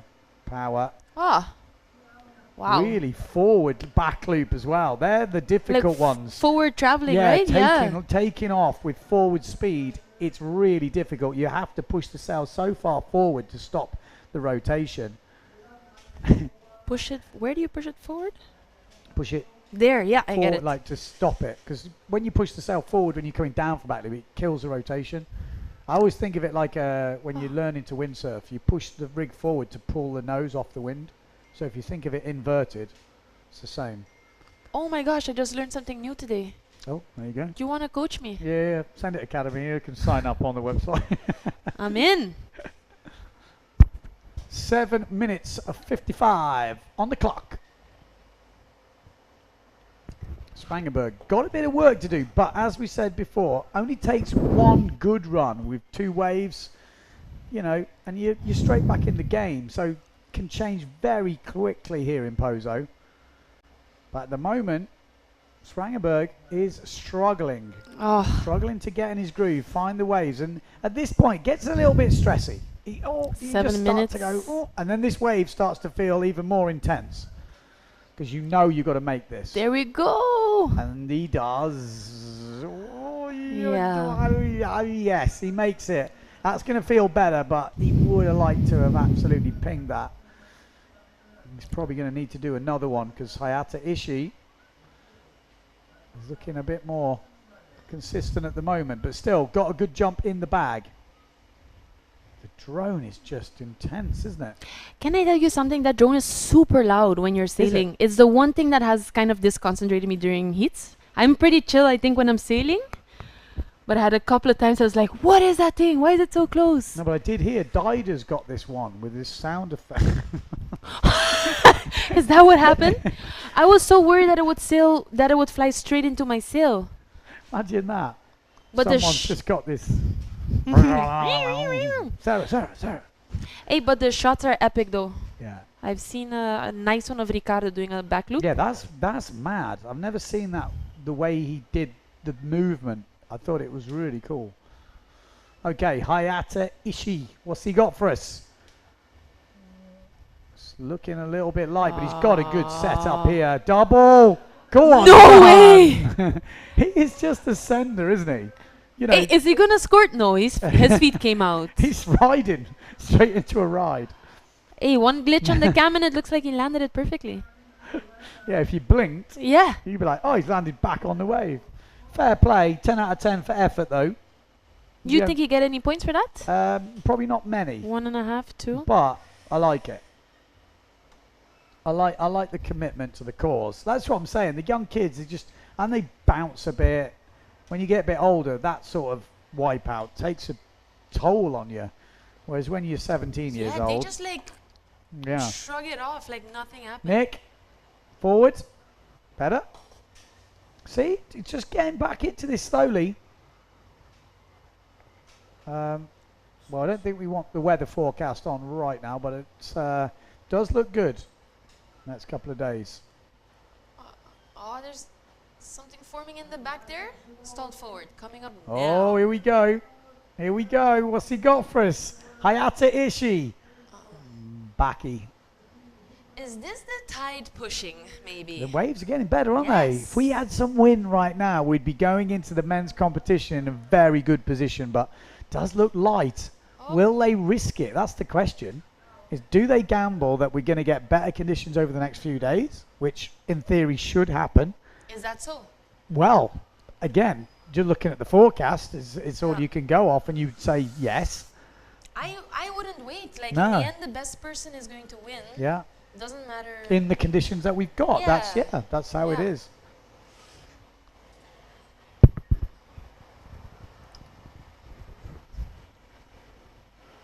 I should not be having this Red Bull.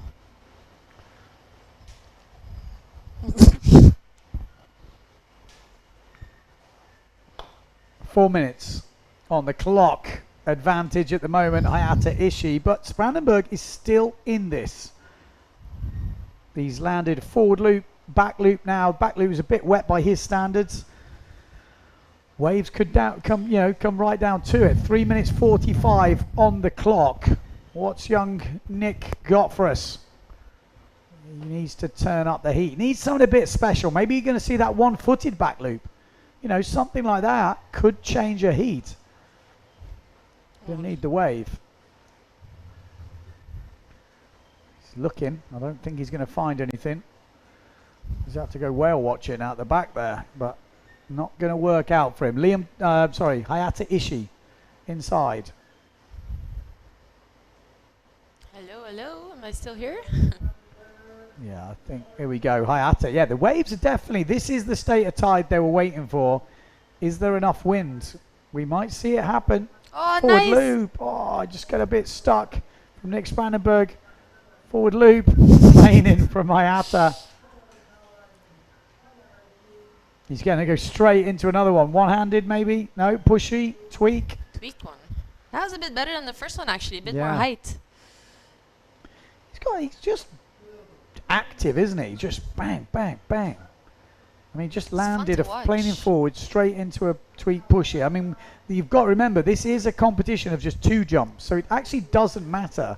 You might do loads of jumps in the heat, and Nick could end up doing 2 jumps on the next Yes, run, exactly. and he wins the heat. So it's definitely not all over yet. Ishii's just got the best wave before that last jump run of a 3.5, so low scores on the waves. Again, it's possible to change this heat round. Just 2 minutes left to go. Who will end up on the podium? We will find out very soon.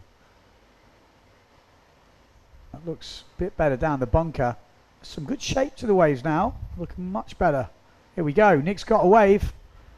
Oh, I thought I was going Oh. to pull out the I thought so as well. better landing. Yeah, better landing from Nick. I mean, it does put emphasis on the jumps when they're only scoring 1 wave, right? Yeah. And yeah, it's a definitely advantage to the jumpers. We saw that yesterday. Marino probably would have won if it had been like the old school method where you times the wave by more. Oh, I see. When I used to compete, the wave was times by 3 and the jumps times by 2 to give it more emphasis on the riding, which is when I used to do better, I won't lie. But when they changed it to equal, and then sometimes like this where it's 1 wave, 2 jumps, it just benefited everyone that could do a double. Yeah, so I don't understand So- why they're doing this actually right now. I feel like it should be 2 and 2. Yeah, maybe right. Maybe right. Because we are scoring wave riding. Yeah. I think when the waves are a bit more sporadic, it's better, but there's constantly a wave, you know. In a long enough heat, I think it definitely is interesting. Actually, what do you guys think at home? Interesting point of view. I mean, if the newer guys, they'll be what? Times by that. You're not going to do that, but Yeah. at least having it equal, I think, is Exactly. is a fairer way. Forward loop. This one Off is the on lip, the there we wave. go, and he's Nice. back on the wave. Could this change things? Good wave Nice from one. Hayata there as well. So This last wave could make the difference. Hayata at the moment was in pole position, but will that change things? Let's have a look on the list. Spanenberg's best jump back loop was a 3.9, so I don't think that's going to be enough to take it, even with that last wave. But we'll wait and see.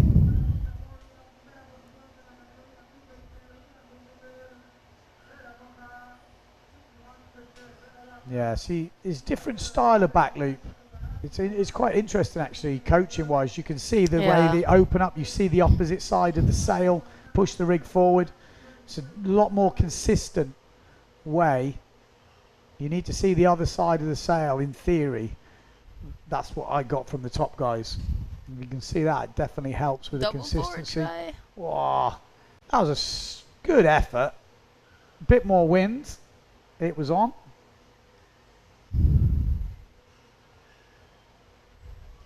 Yeah, slow-mo is amazing for coaching actually. Just looking at this, you just see the hand placement, the hand movement.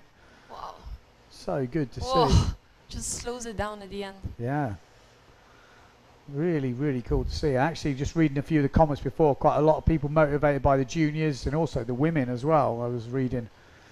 Well, Costa's not motivating, you know, but it's weird when someone's, Totally not. you know, like, it's not motivating for me. You just go, oh my God. Oh no, I think I'm definitely, you know when I like Philip the most? Because he posts his videos. Yeah.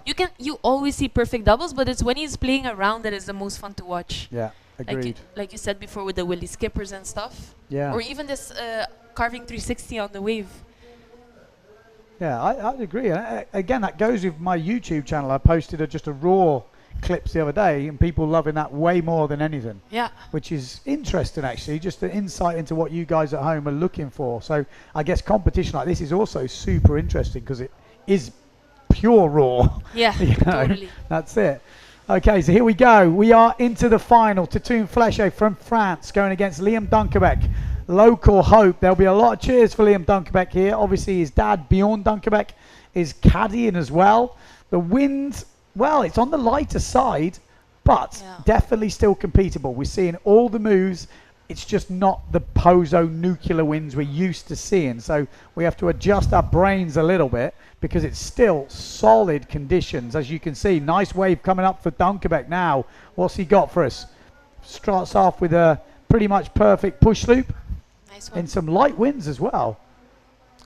Stall forward, but not much power in that stall forward. For the stall forward, you really want to be juiced up. Like, you want to be almost totally overpowered. Then you can, well, I just find it easier. But Liam just showing go to rotate early. And with the technique he's got, he can just shut it down, which is not an easy thing to do. So, good start. 2 jumps, one run. Final is on. Under 20s. Can Liam Dunkerbeck make the top spot on the podium? He's still in the main event. I mean, that would be a big one as well. You know, get top in the under 20s and then push through. He got 4.7 for that first push loop. Yeah, it's a clean one. Maybe a bit more breeze now. All the guys have changed up.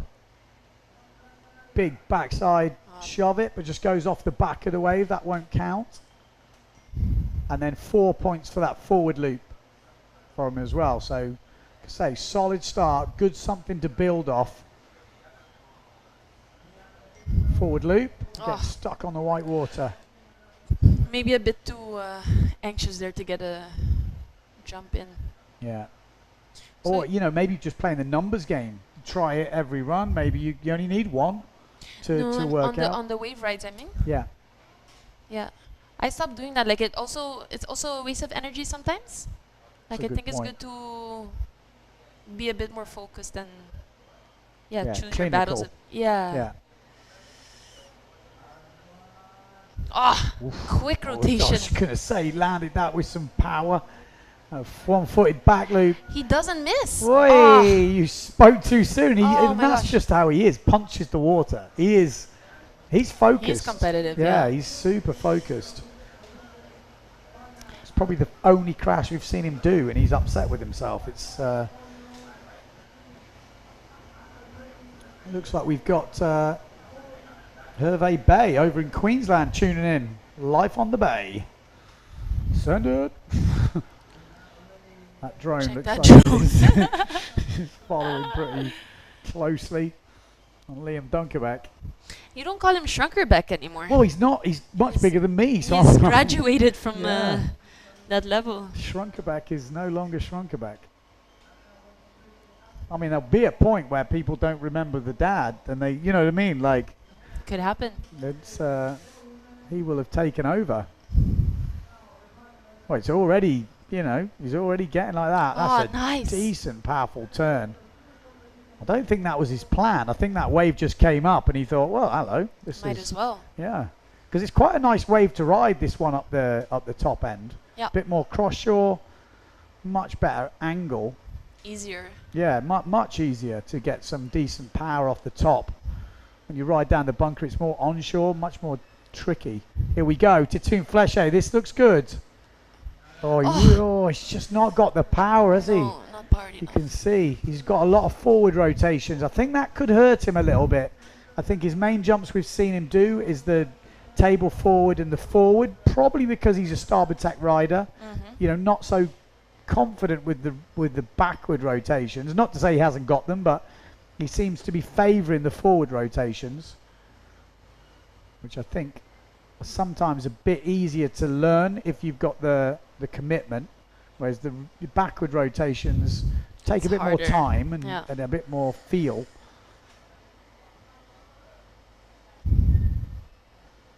Seven minutes on the clock, so still we're not even halfway through this heat, so still plenty of time to go.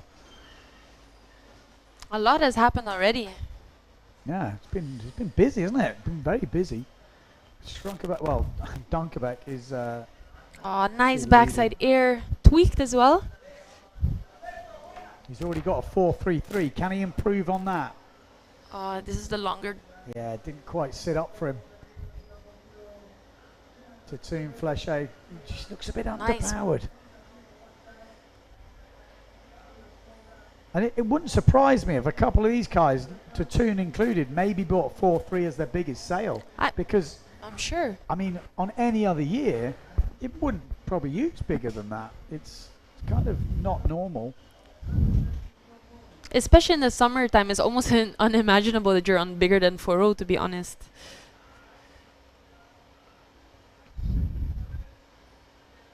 Oh, I just couldn't sit up for him, just bouncing around before that wave ends up tacking round. Sometimes it just doesn't quite sit for you. And at the moment, not quite sitting for Titoon Fleche. It is, though, for this man on the left-hand side, Liam Dunkerbeck. And he's got a nice... No, not going to sit. A few too many waves before the wave. Makes it harder for you to line up that second ramp. It's always difficult when you're bouncing into the wave and you can't quite get the pressure. Yeah, for people that haven't sailed here, actually it's quite a art and technique to hunt down a wave, because you need to like cross 2, 3, 4 waves before you actually make it to your ramp. I've had a couple of times that I was so focused on the ramp outside and I didn't see the ones coming in. Yeah. No, it can definitely Ah, happen. nice. Stop turn. Yeah, Titoon trying to ride that upwind section. Be getting a bit frustrated now. Needs to kind of turn around. Big old pop on that shove it from Liam Dunkerbeck. Not such a big score, but a great way to start the wave. Oh, And just trying to get around that 360. That could have been a big score.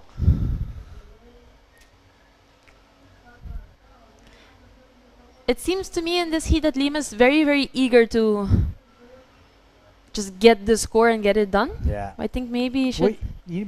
I guess he's thinking, oh, hello, look at this wave down the bottom for Titoon, and there's the back loop. Ah. So he just biding his time, but doesn't make it. Be gutted with that because that thing just sat up for him. Maybe broke a fraction Too too early early. for him. Just a fraction. Just closed down.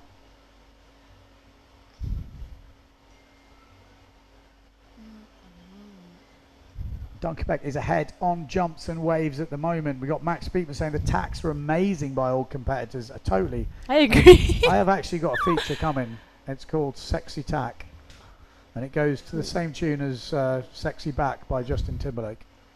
I feel like Jager was the leader of that, but he's not around. Yeah, I've still got some actually. Oh, Oh, there we go. That's a nice one. Frontside 360. I mean, is it early to say nail in the coffin? But that looked pretty sweet.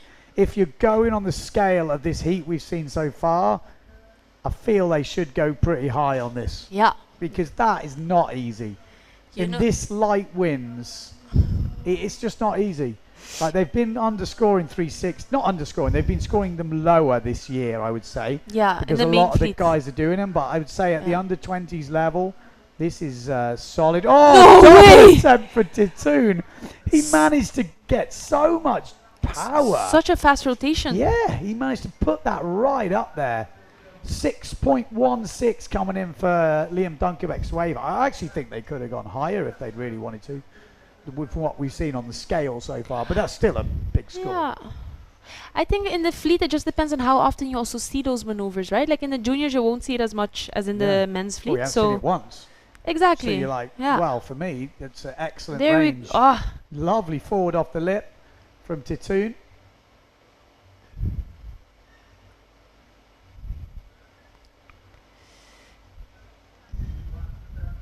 Oh, there's not much on the end of it. For the pro men watching, this is kind of Liam's warm up. Yeah, that's. I tell you what, it makes a difference. Yes. He's out there warming up, and he is. Well, he's throwing him It's down. looking good. Looking very good. 2 minutes 30, and the confidence is going up as well. Definitely. Okay, 2 minutes 30 on the Shaka. clock. Not He wanted it. He wanted it. It was like, oh, it just didn't quite sit for him. I think He he's wants going the double, maybe. for sure. That's the double run, isn't it? When they do a jibe like that, I- somebody wants a double, and maybe that means the wind is picking up. So Liam Dunkerbeck, left-hand side, looking for the double. We've had Titoon already try one. Table forward, one-footed backy. Perfect There we landing. go. I mean, that's it. It's done, isn't it? 2 minutes to go. I just I think so. cannot see it. There we go. We get an instant replay as well. Wow. One-footed, straight back in. That really doesn't go wrong on those. Nah, he looks very, very comfortable. 1 minute 45 on the clock. I still want to see a double, Liam. Come on, don't disappoint me. I'm picking you up here. There we go. And there we go. Get it! Well, at least we see him go round, and Yes! he will water start away. I'd give that an 8. Yeah. I don't think he'll score that high, but it should do, probably. It depends on their scale.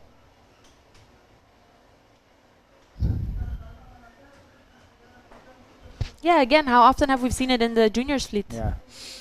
So 7 points for the one-footed back loop. Wow. 1 minute to go. This One- heat went fast. Yeah, this heat definitely went quick. And I mean, you just look at the level that Liam has thrown down in this heat. Two Yeah. sailed good, but the level that Liam's just been putting down. Nice. Oh, planing forward, but just comes off. Oh, Oh. I just missed. We're just seeing that was this forward loop from Titoon. I think we missed that forward loop from Dunkerman. We don't know what he'd done that way. You Oh. never know. But whatever it is, with 35 seconds to go, this final is only going one way, and it will be Dunkerbeck's way.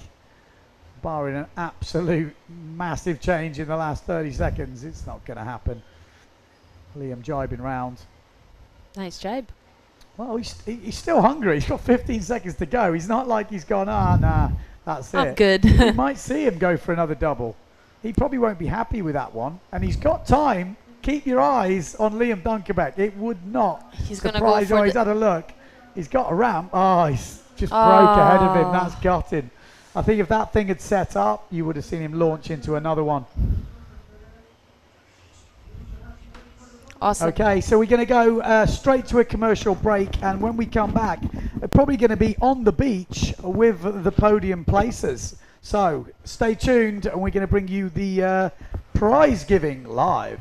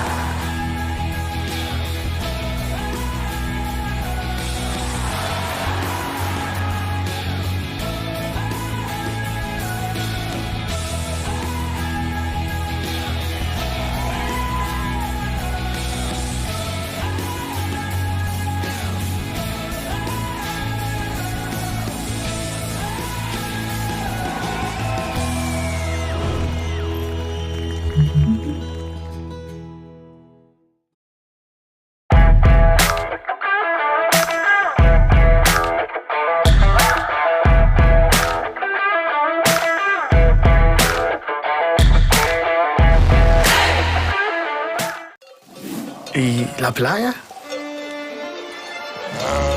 ¿Cuándo fue la última vez que probaste algo nuevo?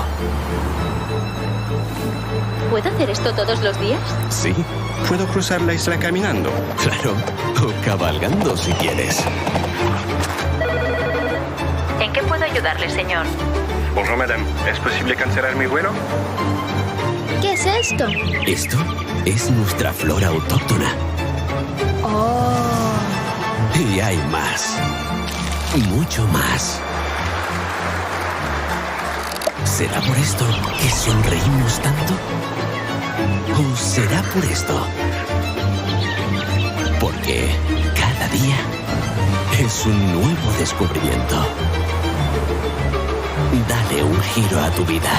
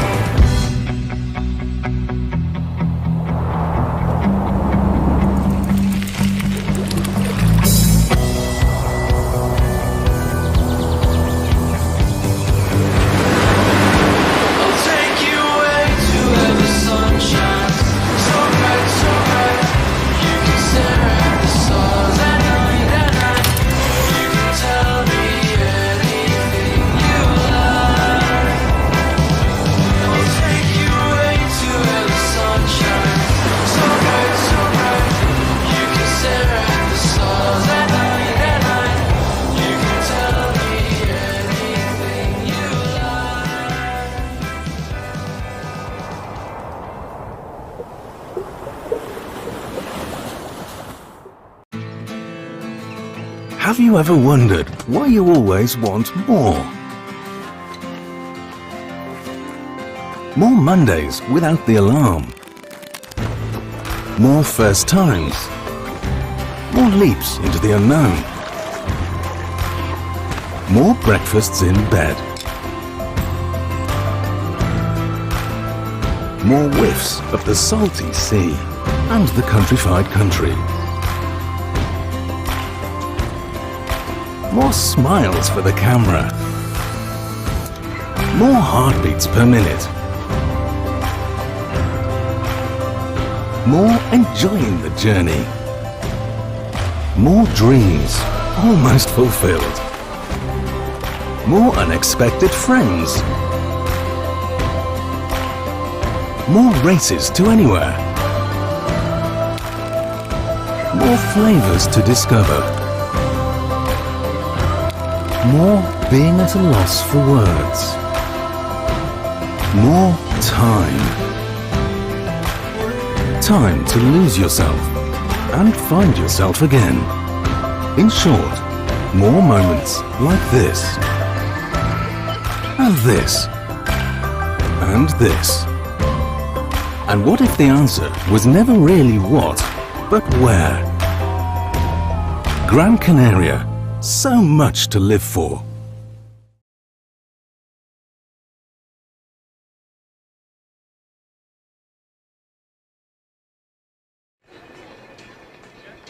Okay, so we have got the prize giving coming up. We might just go and have a little quick interview in case we can. We might get cut short, but we're going to come in.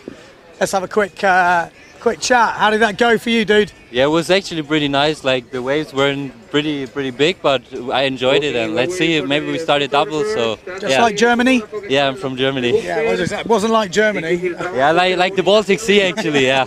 What size are you on? On 4.2 in the end. Like I started with 3.7, then 4.0, then 4.2, but I think the wind picked up again. So let's see. Yeah. You got a really consistent back loop. I've been watching you in the practice, man. Is that your favourite? Yeah, it's actually my favorite. Like I landed my first time in the heat, the one-footed back loop. So I was going to say. say, Yeah. I thought you were a bit underscored because you know they were giving you almost the same scale as the pro men, Yeah. but like solid to do that in the heat, Yeah. man. Well done. Yeah, thank you very All right. much. Nick Spangenberg, Tatoon looked a little bit underpowered. No, Were you overpowered. Over? Yeah. Really? I couldn't arrive to land the move and just try everything I can. That wasn't possible. What size were you on? 4.6.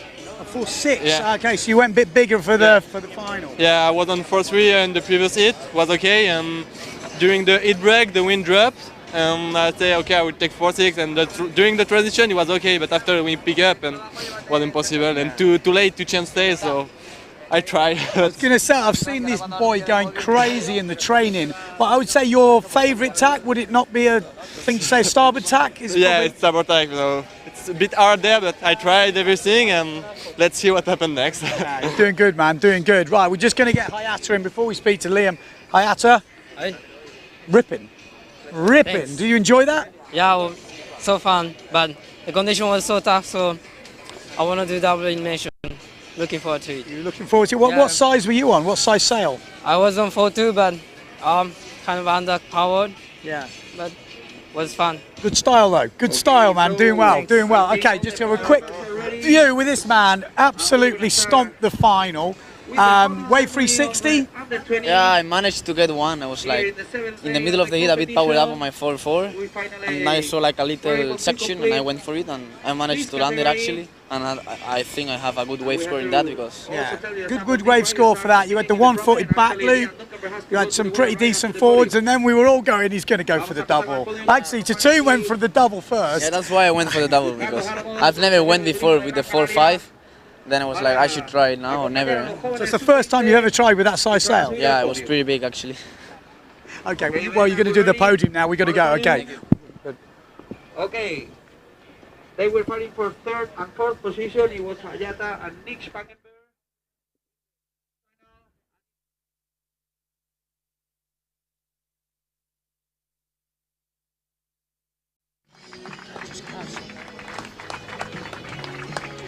Third position for Hayata Ishii from Japan. Hayata, you have to go up to the podium.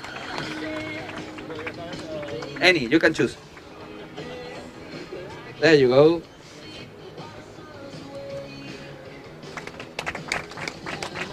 And in the big final, it was Tituan Flechet and Liam Duncanberg fighting. Second position, Tituan Flechet from France. Segunda posición, el joven de los hermanos Flechet, el francés. Y coronándose como campeón de la categoría sub-20, champion of the under 20 years old category, the local rider Liam Duncanberg.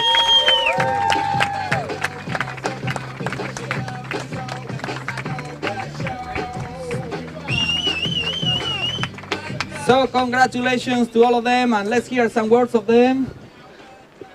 We're gonna start with Nick Spangenberg. Yeah, actually it was really nice. Like it felt good to be in a competition again, and the conditions improved a bit. So yeah, maybe we start a double elimination. Let's see. And yeah, congrats to the other guys. They were sailing pretty good. And yeah, thank you. Okay, thank you and congratulations. Let's go with Hayata. Condition was so tough, but I got a lot of fun, and I'm looking forward to the double elimination. Thank you so much. All right, Tituan Flechet, how are you feeling? Feeling good. Nice condition, not the best one, but we try to make the best, and let's see what happens next. Okay, congratulations you all, and also the champion. Did you feel the pressure, Liam? The pressure of the name, the pressure of being a local rider? Well, in the end, I'm pretty used to the tough conditions in Pozo when it's not that strong, and I managed to get a good hit with some waves and jumps. I'm happy and now focused to the men's division. Okay, congratulations to you all, and especially to Liam Duncanberg winning this category.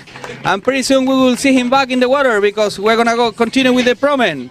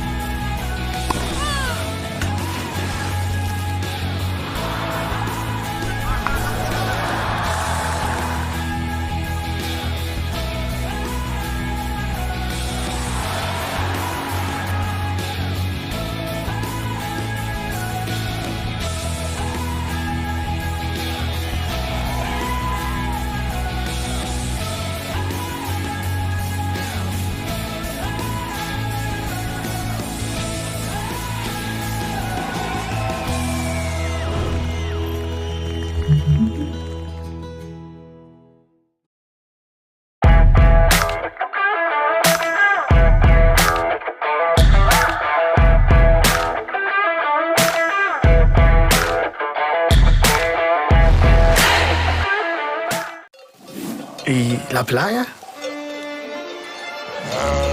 ¿Cuándo fue la última vez que probaste algo nuevo? ¿Puedo hacer esto todos los días? Sí, ¿Puedo cruzar la isla caminando? claro. O cabalgando si quieres. ¿En qué puedo ayudarle, señor? Bonjour madame, ¿es posible cancelar mi vuelo? ¿Qué es esto? Esto es nuestra flora autóctona. Oh. Y hay más. Mucho más. ¿Será por esto que sonreímos tanto? ¿O será por esto? Porque cada día es un nuevo descubrimiento. Dale un giro a tu vida.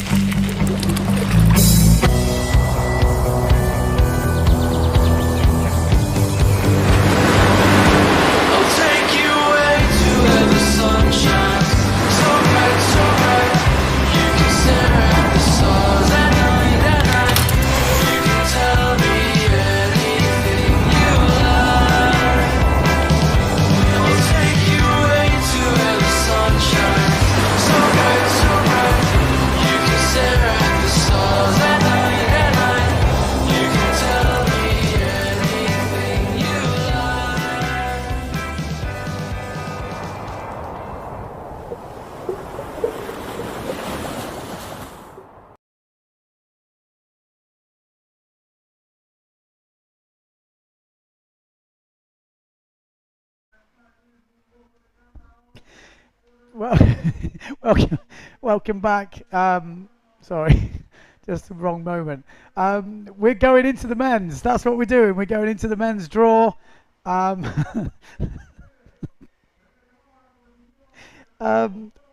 Yes, third round. We've got the first heat on the water. Takuma Sugi going against Victor Fernandez. And Morgan Nareau going against Liam Dunkerbeck. So he's straight back into action. We do have waves out there. It's not your crazy nuclear pozo, but it is good. So we are going into competition. They aim to finish this single elimination. And yeah, 2 jumps or 1 wave as far as I know. I'm going to double check that. But 2 jumps, 1 wave still. It should be well, we still got 12-minute heat on the board, but I think we're going to maybe increase that with the men's heats. So let me just confirm exactly that. Sorry, I'm just running back from the beach. What are we doing? Let's have a look. Apologies. It's been a bit hectic since we've had those under 20s going in. So we've got 2 jumps. Oh, yeah, we go. 2 jumps and 2 waves. So apologies. 2 jumps and 2 waves. So that is a big difference. 18 minutes and 2-minute transition. So long heats, 18 minutes, 2 jumps and 2 waves. So it's a total switch around. We're kicking off with heat number 19. Takuma Sugi going against Fernandez. Morgan Nareau versus Liam Dunkerbeck. Liam Dunkerbeck just had a warm-up. Could that help? Well, I think it could, you know. I really think it could. Can he take down Morgan Nareau? But it might suit Morgan Nareau. You know, not crazy pozo conditions. The guy's used to winning. So, yeah, let's see. Let's see what happens.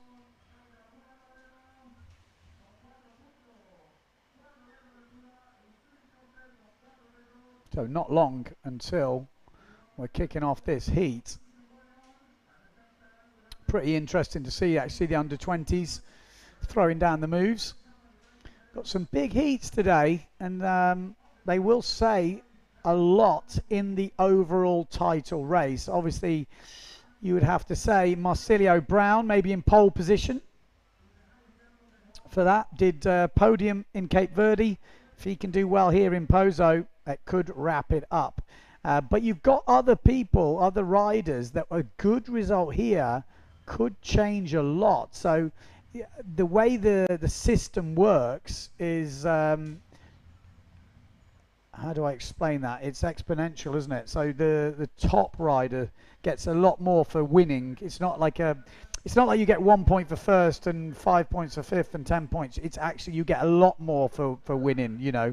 So it is much better to do a win and a not so good result rather than two average results. So someone like Costa could really jump up the leaderboard. Is he going to be world champion? No, but he could really make a move up the leaderboard.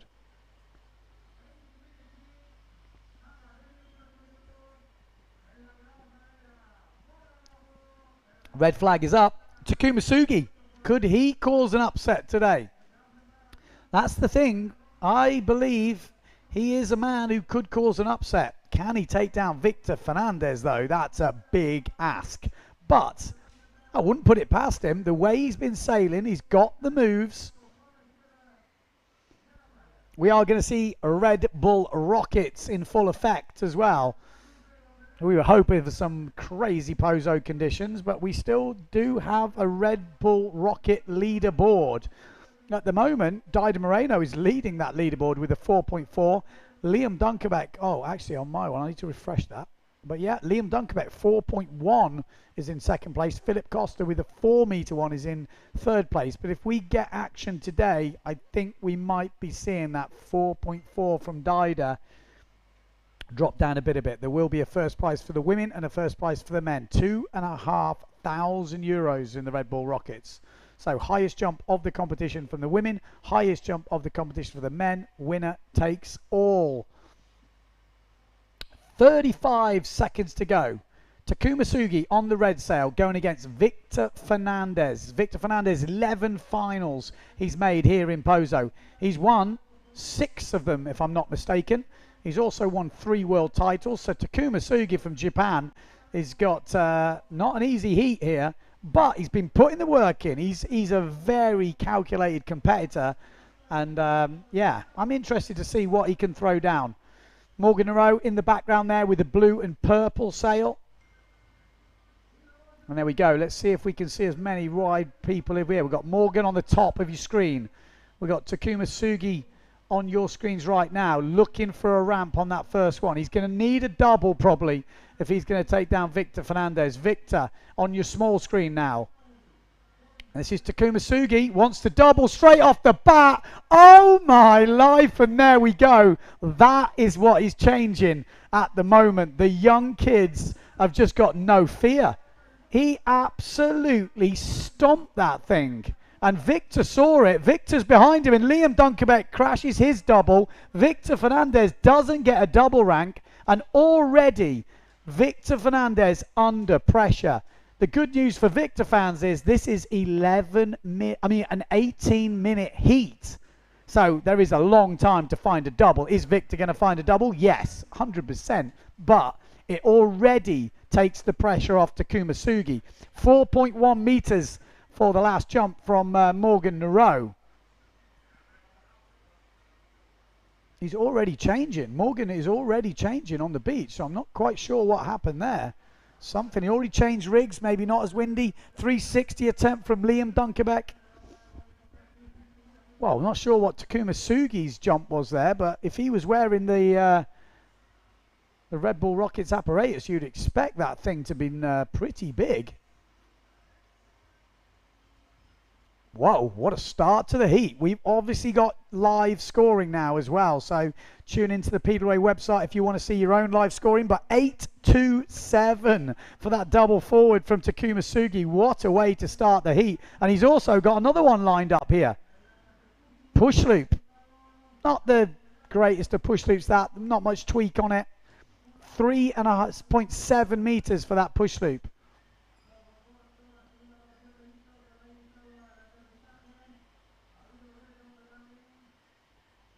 Interestingly, that double didn't come in, which I have to say surprised me a little bit, unless that is the score for the double, but let's wait and see.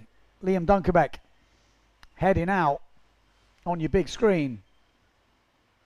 I always feel 18 minutes is too long. It's like a free session, this. I don't think that's too bad, but I do like the time pressure. I think it really adds to it. So, not much on the board apart from Takuma Sugi. We've seen it in all the heats so far. He's always opened up like an absolute king. So the push loop only scoring a 4.38. I think that's fair enough. It was nothing special. No tweak. Okay height, but nothing. He's going to update that for sure. It's quite a simple move, the push loop for these guys. We're into the top 16 in the world as Victor Fernandez just swimming around a pretty good wave ride. So we'll have to wait to see what that scores. We've got Liam Dunkerbeck, 4 riders in this heat, so we won't be able to focus on everyone, but we're going to be mixing it around. Let's hope we can follow these guys. Takuma Sugi on a wave. Liam Dunkerbeck got a nice front side 360 section, nails it, and he's still off down the line. So Liam Dunkerbeck is really in the groove. Takuma Sugi also looking like he's in the groove. I mean, like I said, and Victor Fernandez is seeing all this happening. Oh, and a forward loop off the end for that section. Oh, I didn't quite see. Oh, well, he's off the back of the wave, so maybe didn't land that.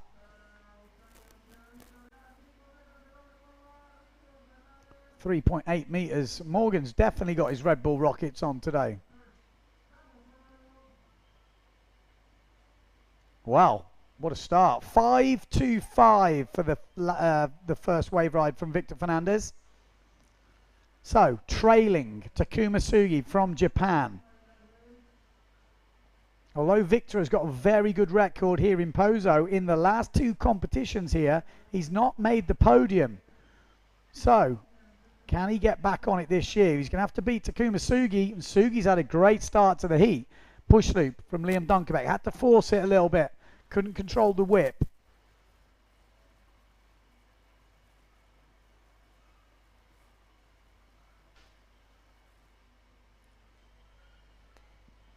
.325 for the first wave from Sugi. So keeps him in the lead, but he will want to update that score. Liam Dunkerbeck only scoring a 4.5 for that frontside 360 wave. They have been very stingy on the frontside 360s for some reason this year. I think they're feeling it's a very safe move for a lot of riders, but we're not seeing it landed every time. They like to see other things going on in the wave, and Victor is the key man at that. He can make waves that are not real good looking waves and turn them into something really flowing long. Always finds sections, keeps the flow going. So Victor heading out. He'll want the double. He's actually looking at the screen, he's already got a double, a 7.22. So not the highest scoring double, and he's still in second place. Definitely under pressure here, Victor Fernandez, but 12 minutes gone. That 6 minutes has flown by. So a third of the way through the heat. Morgan Nareau, push loop. Wants a tabletop forward. Decent table, good landing. Seems to be the move of the competition. They have been scoring relatively high here, so I think a lot of the riders have noted that. So we've been seeing a lot more of them. And in the lighter winds, they're a bit easier, so it's kind of like a go-to move. Double kick, back loop. By double kicking, though, he just didn't get the rotation. He's leading at the moment ahead of Morgan Nareau. Takuma Sugi, cool, calm, collected. 4.4 for that back loop, but it won't count for the Red Bull Rockets because he didn't make the landing. But that's how high you got to go to get 4.4 meters. That would have put him into the lead in the Red Bull Rockets, incidentally, if he'd have landed it. So, $2.5 grand up for grabs. Liam Dunkerbeck on that bottle. Carry on, yeah. We're going to see the goiter. Doesn't land it. Victor Fernandez has took the lead with that 4-6-2 table forward.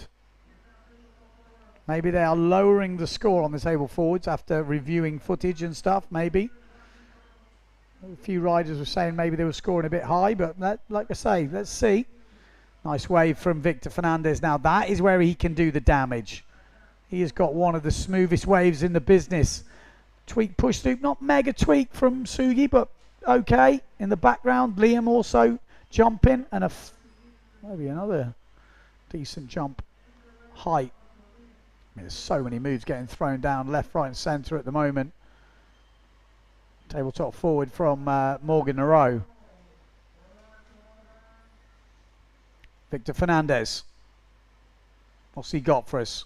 Are we going to see him launch into another double? He knows he can nail a double, so he can gain points. If he gets the opportunity, no doubt we're going to see. Backside shove it from Liam down the bottom end. Also, Takuma Sugi, brilliant section there for Takuma.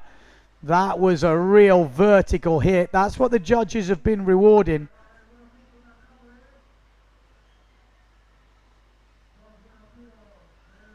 Wow, we'll have to wait and see. That was super nice vert hit.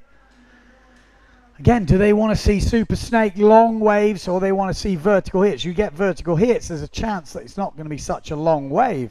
So, wait and see for the scores to drop. Last wave from Victor Fernandez, scoring a 3.25. Nice hit from Morgan Nareau as well. Good start to the wave from Victor Fernandez as Morgan slashes into that backside hit. Loads of spray. Victor Fernandez, 360 in the white water though. We saw from Liam Dunkerbeck before that wasn't scoring so high. Again, it's very difficult. You've got to kind of put yourself in that judge's hat, not judging off previous years. One-footed backy from Takuma Sugi. It's so close this. There is moves thrown down. We haven't even, well, we've just gone past halfway. Liam Dunkerbeck wanting the double, has to settle for a forward, didn't quite get the takeoff or the power in his sail. He wanted Victor Fernandez. We know he can improve on that double forward. He's got a 7.22 at the moment. Those push loops from Takuma Sugi not really making the score. They're not mega tweaked, so he needs to step it up, and he's just gone off the wave. What's he got for us down there, Takuma? Oh, he wanted the little air tackery thing, didn't get it. 5 points just dropping. 20.51 for Takuma. No, 21.89 for Takuma Sugi. The back loop 1 foot just dropped in. So Takuma Sugi takes the lead as Liam Dunkerbeck forward loops off the lip to start his wave ride. Takuma Sugi leading ahead of Victor Fernandez. The advantage of that double forward has been etched away. And he's almost, well, he's losing a point on the double forward, which is unheard of for Victor Fernandez. Expect him to throw down a perfect double. He knows he can do better than his first one. Expect bigger wave scores to drop from Victor Fernandez as well. But Takuma Sugi can also improve his score. And speaking of whom, here he is, Takuma Sugi. What's he got for us? He's got a ramp lining up on the outside. 7 minutes 20 on the clock. It's a big back loop, but I don't know if that's going to improve on his one-footed back loop. It was a big straight back loop. And it looks like Victor has just pulled something off at the beginning of what looks like a pretty decent wave. Oh, and he hasn't made it back in. Costly. Could be costly. 5.38 dropped in from the wave from before from Victor Fernandez. He now takes the lead ahead of Takuma Sugi. Sugi needs a bigger wave score. Victor's devastating on those waves. One-footed backy, Liam Dunkerbeck. Dunkerbeck leading ahead of Morgan Nareau. Just 1 point in it at the moment. Super close. 4.4 jump height for Takuma Sugi and the Red Bull Rockets.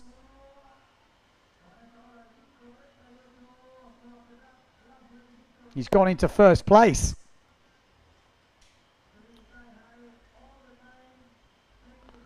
Hectic.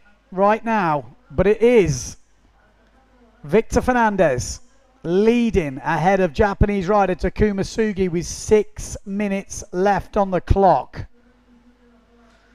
Just look through the timing here. If it was a 12-minute heat, if it was a 14-minute heat, if it was a 16-minute heat, you might end up with different winners.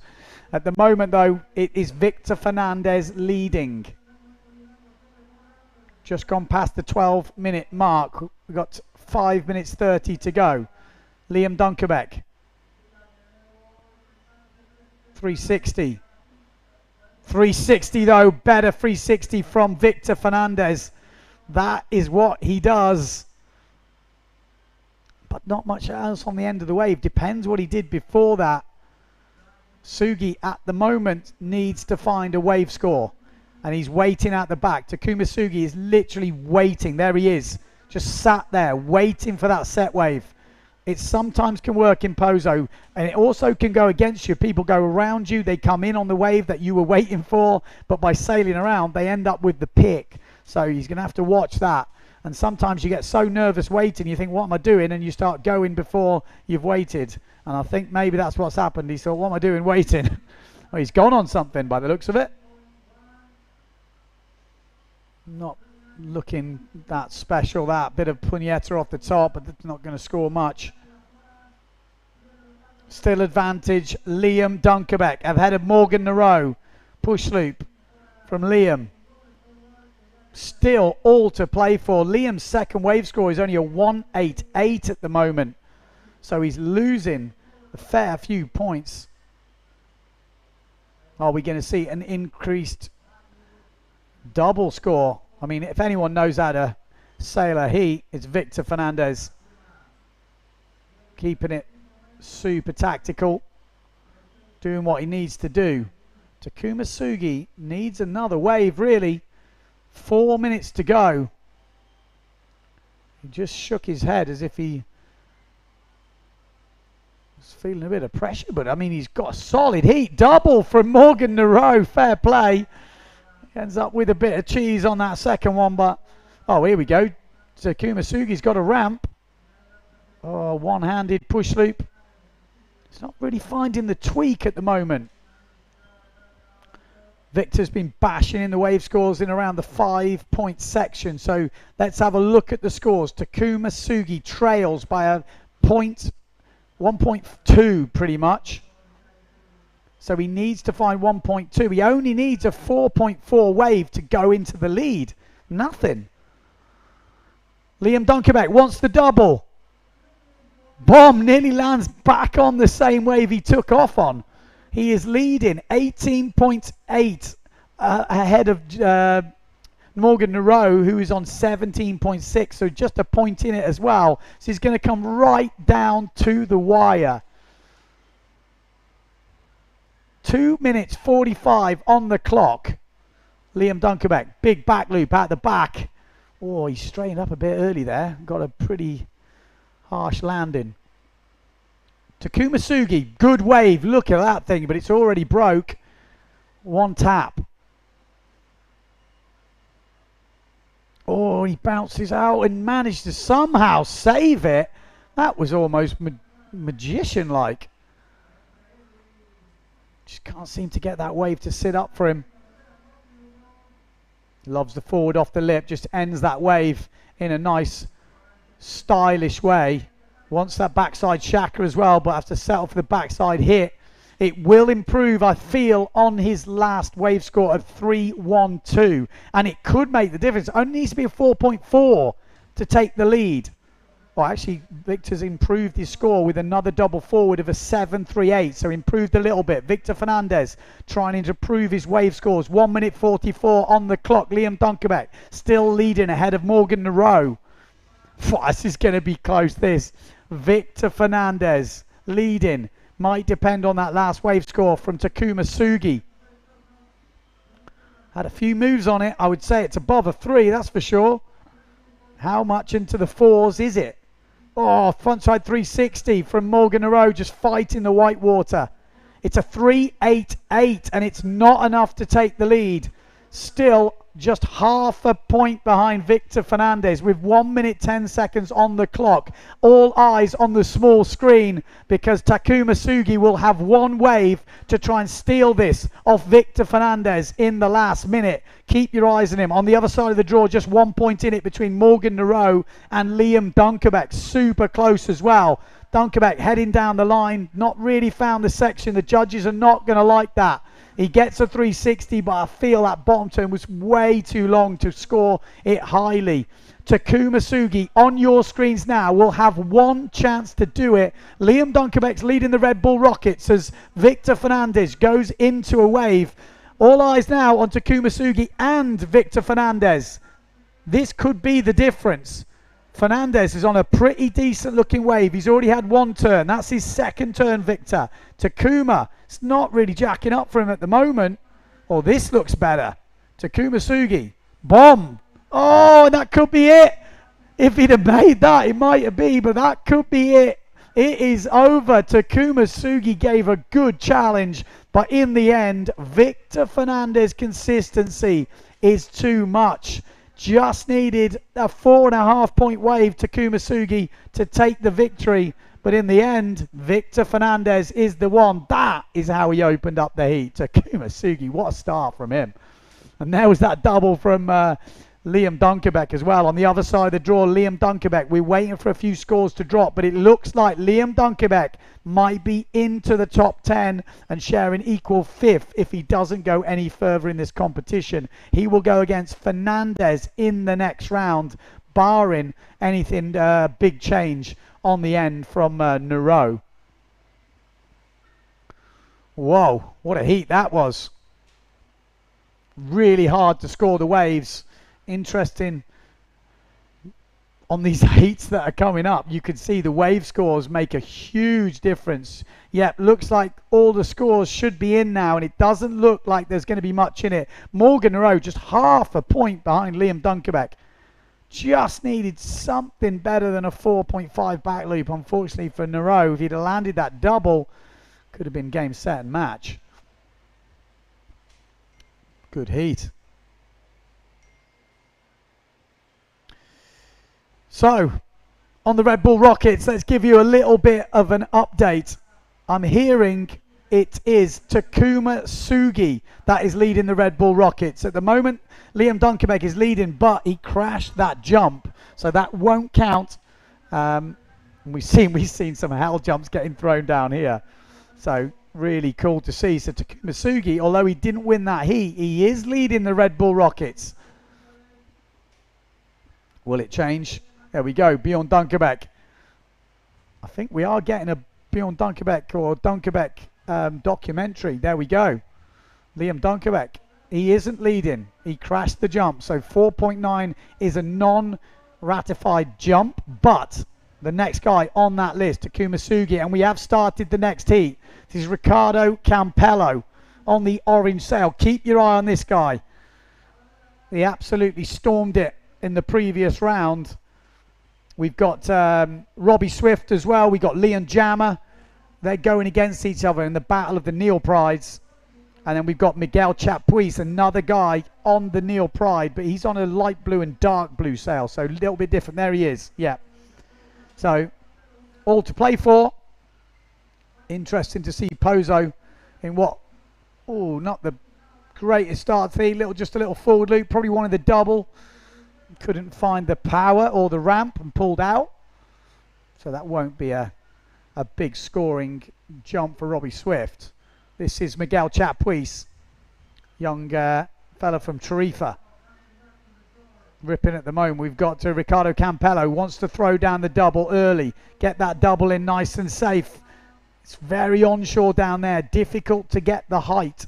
Sometimes we see a bit more cross-shore angle.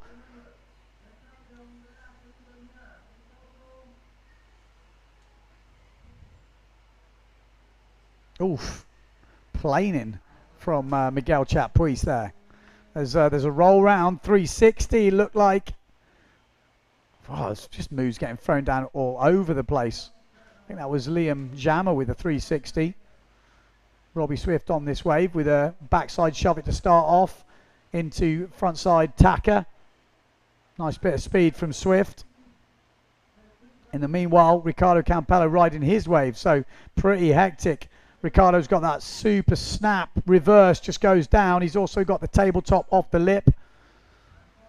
Yeah, that forward loop from Swift only scoring a 3-0. Again, it's not going to be a scoring move at the end. Big old shove it from Miguel. 4.25 for the wave for Jammer. Okay, jump run from the other guys. All three guys in shot. Looks like we're going to see some action going out. Let's see if we can try and keep them all in the one shot. Going to see some jumps.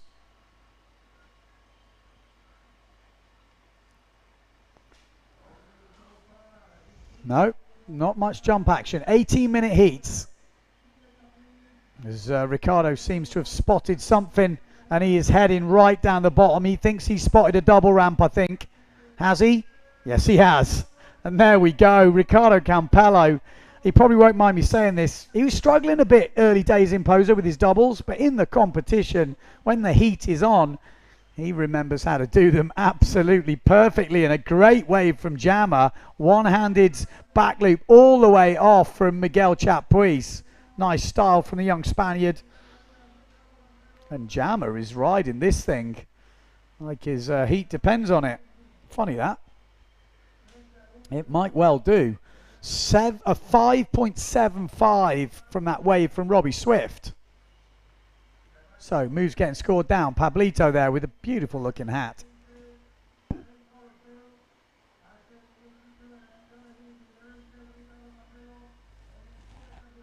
Back loop, one hand, scoring 5.88. That double coming in for Ricardo at 8.12. Good score so far for Ricardo. A good start to the wave from Ricardo as well. Oh, just plugs the nose. Two waves. We've had 4 minutes of this heat gone already. Miguel Chapuis. Are we going to see the double from Miguel? I'm pretty sure we are. It's definitely a heavy Neil Pride affair. Guaranteed of getting one rider through at least. Back loop 1 foot. Miguel Chapuis down that bottom end, looking for the double maybe. He's got plenty of speed. He's up high, looking for that more sideways ramp. Is he going to find it? Ricardo Campello motoring down. He'd love to be able to put a push forward in now, but is it push forward conditions? Probably not. 2 4-point waves from Ricardo Campello. We know we're going to see better than that, but not a bad backups. Oh, someone wants the double. I think it's Swift at the back on the small screen. There we go. Double off the side. We landed it, so that will score. He's actually just dropped into second place, but obviously the full scorecard is not filled just yet.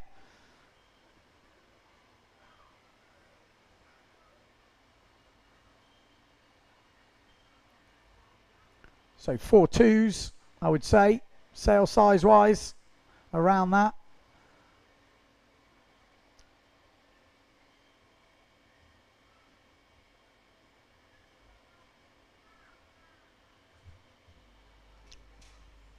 Ricardo Campello heading out. Does he want the push forward? If anyone can do it off nothing, it's him.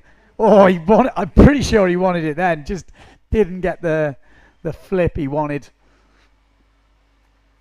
Like I say, if anyone can pull off a push forward in less than ideal conditions, it's Ricardo Campello. Big backy, going for the Red Bull Rockets maybe. And there's the double from Chapuis. Up pretty quick, but it was pretty wet. Will definitely score though. I think it will take out his 3.38 forward loop. The double from Swift coming in at 7.45.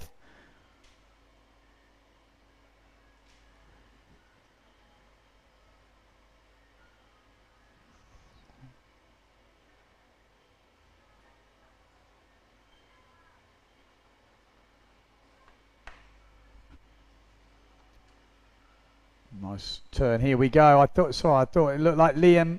It looked like Leon in the background. There's that tabletop off the lip, but not back in the wave. Looked like Leon wanted the double then.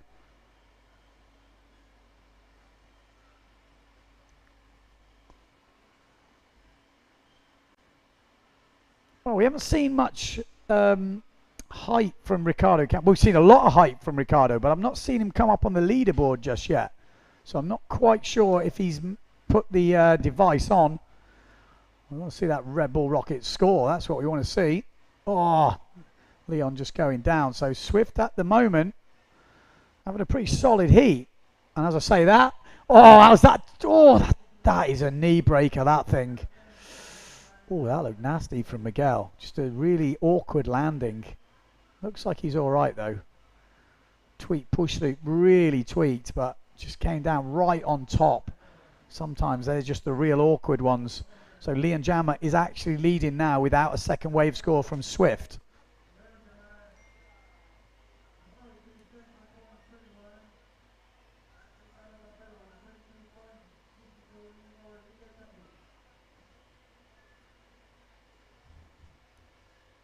Yeah, so apparently Ricardo is not live in this heat, so maybe he hasn't put it on. Otherwise he might be leading right now. Nice little tag from Ricardo in the background. Miguel, so Miguel seems to be okay. Scoring a 5-1-2 for that last double, that wet one. You've got to keep it clean to get the good points. Ricardo already on 22.62 points. Leon Jammer over 20 points as well, 20.98. Swift yet to score a second wave in the system. Has he done one? Are we waiting for that score? That's the question.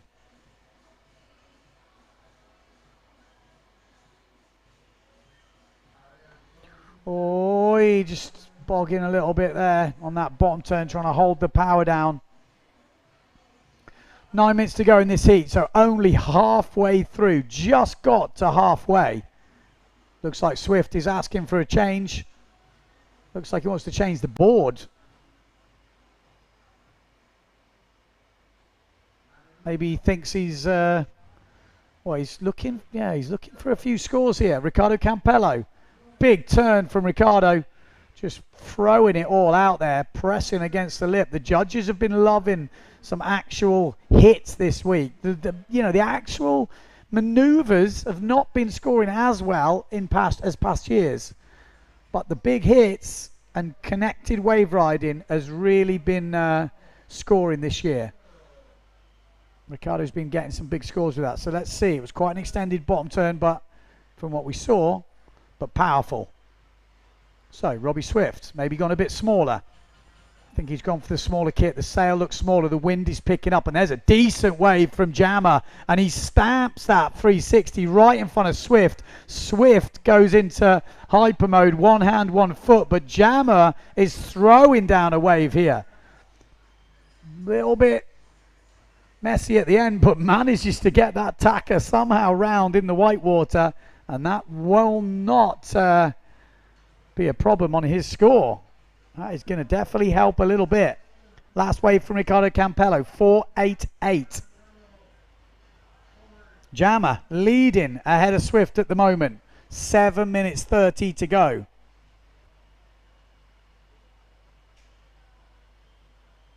Jammer actually just switched to flicker boards. So Neil Pride Sales flicker boards. Obviously Swift still on JP, Neil Pride. That's the fight we've got on at the moment.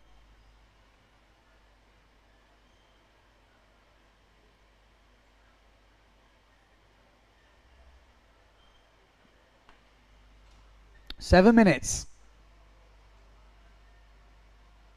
Oh, what can I say? The most extended one-footed back loop. So much forward speed. Did well to stop it, but couldn't quite ping the landing. Swift struggling to score a second wave score at the moment, but that second wave score could be dropping very soon. It wouldn't take a big score for Swift to go into the lead. He likes the old tacker at the end of the wave just to finish things off. 6.62 coming in for the last wave from Jammer. Biggest wave score of the heat so far. We saw that one. It was going to be big, and I tell you what, he's got a double ramp coming up now. Not going to work out for him. He's still looking at something. Leon Jammer, full power down the bottom. No, he's not going to take the jump. Advantage. Leon. Swift, 388, just dropping. He has now entered the lead. That double could prove decisive here. The 7-4-5 double from Robbie Swift is what is keeping him ahead of Leon Jammer. He's behind in the waves, but he's ahead on jumps. So Swift can improve on the wave score pretty quickly. Jammer needs a double to improve probably on his jump score. On the other side of the draw, Campello, 23.5 points. Got a comfortable lead ahead of Miguel Chapuis.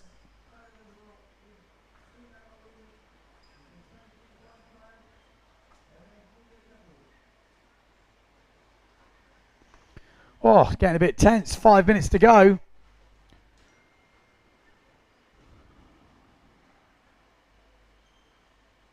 Here we go.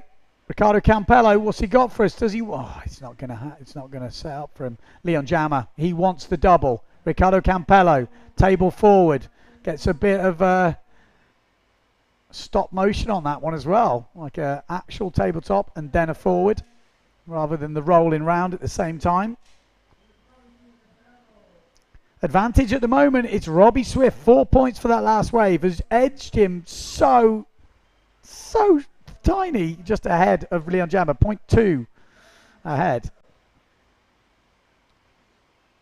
Robbie Swift trying to boost those scores as well as Ricardo's riding the wave. The swell is coming up, and this looks like a good wave from Ricardo Campello to maybe extend his lead over Miguel Chapuis, as Robbie Swift is maybe trying to eke out a few points. Someone told me Robbie Swift was not a machine. I told you, the boy's a machine. Watch him in competition. He just makes stuff happen. Leon Jammer really wants that double ramp. Feel like Mourinho yesterday, looking for that double ramp coming in and out, and it's just not happening. Here he goes. Wants to find just that little thing just to kick up for him. He might have spotted something down the bunker. Here we go. Leon Jammer. Are we going to see the double? He needs it. Oh, and I tell you, whoa, he's got it. What it is, I don't know. It just took a split second too long to get up. He was so close to getting straight up. That little hesitation could mean the difference. It will improve his score, but Robbie Swift has improved his wave score. 5-1-2, big forward loop from Ricardo Campello. So Robbie Swift, 24-5-7. Leon Jammer is 1 point and 0.3 behind. He needs a 6.3 on that double to go into the lead. He might well have done it. It wasn't as high, but it was, the sail was up. It's going to be so close, and it comes in as a 6-1-2. He is 0.2 behind. Oh, it's so close, and a big frontside turn from Ricardo Campello. This is going to come right down to the wire. Great wave from Ricardo. I think he's going to see an improvement in his wave score. Now, Miguel Chapuis, as he gets back winded down the bunker. That is always the danger down there. So close. Leon Jammer needs a better double.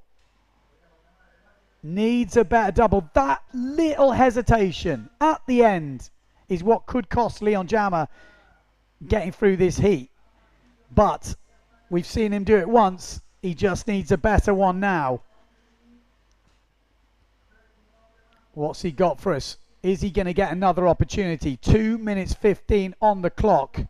Leon Jammer heading straight down to the same spot, and there's plenty of wind down there. One-footed, one-handed back loop from Swift. Really nice. Leon Jammer, I just couldn't get the takeoff. I just wouldn't sit for him. Has Robbie Swift improved his back loop score? That was a one-hand, one-foot, super clean, look good height. Wouldn't surprise me if it just eked it a little bit more. Leon Jammer still could do this. Needs a good double. He gets a good double, he's probably in the next round. 1 minute 35 on the clock. Miguel Chapuis, he needs a good double. Needs to get 5 points from somewhere. So he needs a good double and a good wave. There's the push table. That's going to improve his score. But it's not going to be anywhere near enough to catch Ricardo Campello. Leon Jammer still looking for that double. He's got an opportunity, maybe. He's got plenty of speed. Keep your eye on Leon Jammer. 1 minute to go. Is it going to sit for him? It doesn't. He does a mid-air tack. I'm sure a lot of people are going to be impressed with the tack. Sheesh. Still 1.2 points in it. Leon Jammer needs a 7.3 double. Needs to be a simple, clean-ish double. That would give him the points. Meanwhile, Robbie Swift trying to improve his scores. His back loop does not improve his other back loop. Only a 5.12. 25 seconds to go. Leon Jammer can turn this heat with a perfect double. Is he going to get the opportunity? 20 seconds on the clock. The Germans will be praying that something just kicks up for him. He's going to get an opportunity, I feel. Oh, it just didn't quite sit. 8 seconds to go. 5. Is he going to happen? It's not. Is it? Oh, and that's it. It's all over. Oh, so close for Leon Jammer. Just wouldn't quite sit for him. So it looks to me like it's going to be Robbie Swift in the next round. 24.57 points against Ricardo Campello in the next round. Ricardo qualifying with 23.62. Leon Jammer, what a fight from him. And Miguel Chapuis, the young guy, has got plenty more years left in him. Difficult one, that. Ricardo Campello. There was that double. That is what Leon Jammer needed. One of those would have put him through. That was a beautiful one-handed backy from Miguel. There's that tabletop off the lip. Such a sick move, that. Leon Jammer, one-footed backy. Oof, that was pretty decent from Swift. That was what he was up against. That's what Leon needed to do. That scored a 7.45. It's exactly what Leon needed. Exactly that double. That was the double from Miguel as well. Got to get that landing. I think this might be the... No, that was the push table from Leon. Oh, that was so sweet. Miguel, he had a quick look to the beach.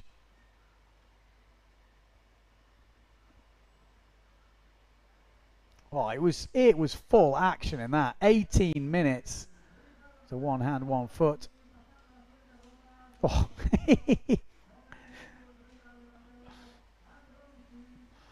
Well, there we go. That was a recap of the action. That was the double from... It was just a little bit too small. Wouldn't have been enough. Oh, there's the one-footed forward as well. Right, next heat on the line. Let's have a look who we've got. It is hectic. We are going up to the 4th round now. We're into the quarterfinals. Traversa versus Brown. Paré versus Costa. Keep your eyes on the beginning of this heat because it will go off. The cameramen are going to need to give us something. Good job, boys. There's the doubles.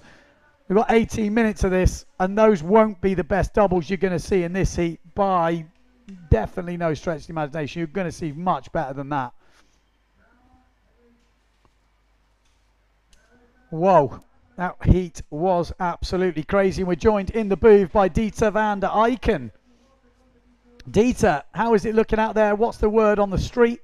I don't know which sizes they're on. I just arrived at the beach, but actually it's looking really good. I think they can go to shorter heats soon. There's waves, there's actually proper wind, and we're gonna see some good Red Bull rockets, I would say. Is that how we going? Oh, yeah. We got Dieter on the mic. Is it working? Are you hearing me or not? Yeah, we're in. Perfect. We're on. We are on. Whoppa! Of nothing.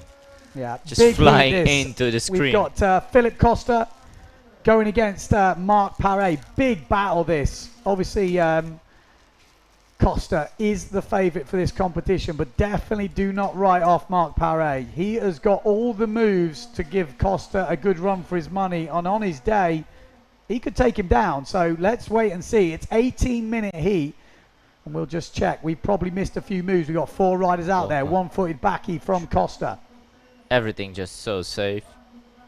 A bit patchy there still, but some good moves coming in. I think there's plenty of waves. It's actually looking really, really good. So let's see how far we get. We'll finish the single, I think. Yeah, 16 minutes on the clock, so 2 minutes gone. We've already seen an 8-point double from Marsilio Brown. I would imagine we'd see better than that in this heat. Weird, I didn't even, because I've seen him do so many good doubles, I thought it was quite a bad double, so I wasn't actually expecting 8 points. Thomas Traversa going to have to put some work down. We've seen a Red Bull rocket jump from Philip, which I think was that one-footed back loop of 3.4 meters. We're expecting to see bigger than that. At the moment, I think Dida's still leading the leaderboard with 4.4 meters. Yeah. Masugi might be leading the men's as Costa is lining up a wave down there. Can we see Costa is just going round? Not sure what he did. We've got Thomas Traversa on the small screen. Nice Simple back loop. Well, looking at where Costa is, I'm guessing he fell off that wave because he's running in. They're needing empty. to ride a bit on the bunker a bit. Oh, double from Thomas in the small screen. A little bit too long in the water. But rotated around pretty well. Oh, how smooth was that? One-footed back loop. Yeah. Again, the back loop scores have creeped up, I won't lie, since I've been watching. You know, some of the good ones have been scoring pretty highly. So we'll have to wait and see how this goes down. But we are going to see all double, well, we're going to see scoring. Opa, double kick, one-footed backy. Philip obviously not happy with that first one, and now got a second one. Mark. Oof. Not the best wave there. No. And sometimes you don't know. You got to take off. You got to give it a go. Sometimes you get the lift. Other times you don't. They got plenty of time, so. Oh, that's a good section from Traversa. Oh, he doesn't quite make it, but that was a really nice frontside 360 attempt from Traversa. One bottom turn straight up the lip. That's the 360 that's going to score the big points. The long, drawn-out bottom turns are not scoring as much. They want to see a more fluid approach. I think Swifty had a good approach to the wave in the last heat. Very well. Yeah, he scored good, that is for sure. So at the moment, it's advantage Marsilio Brown ahead of Traversa, and it's advantage this man, Philip Costa, ahead of Marc Paré. Beam. Oh, that was a beauty. Taka on the push.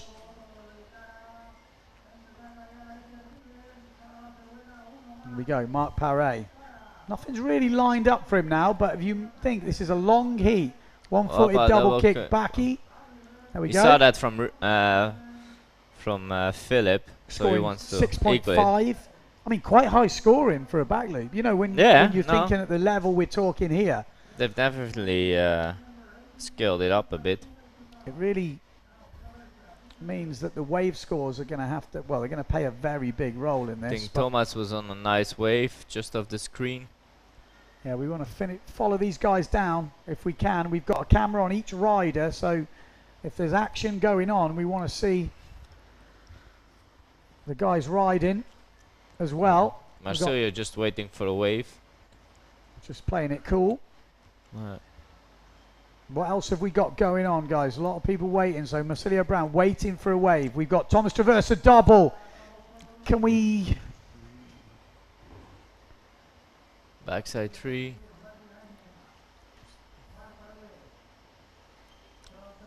Marc Paré, Taka in the background. Back loop off the lip from Costa, but doesn't make it.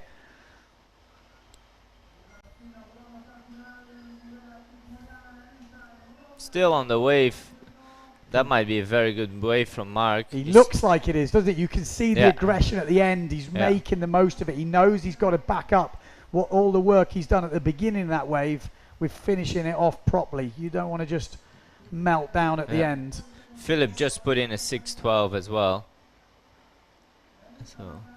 So the back loop from Mark coming in at a 6. Just 6.12 from Costa on the wave. Yeah. Already over 20 points, Philip Costa. We're going to see probably most riders over 20 points in this heat. I think you have to have 24, 25 to advance.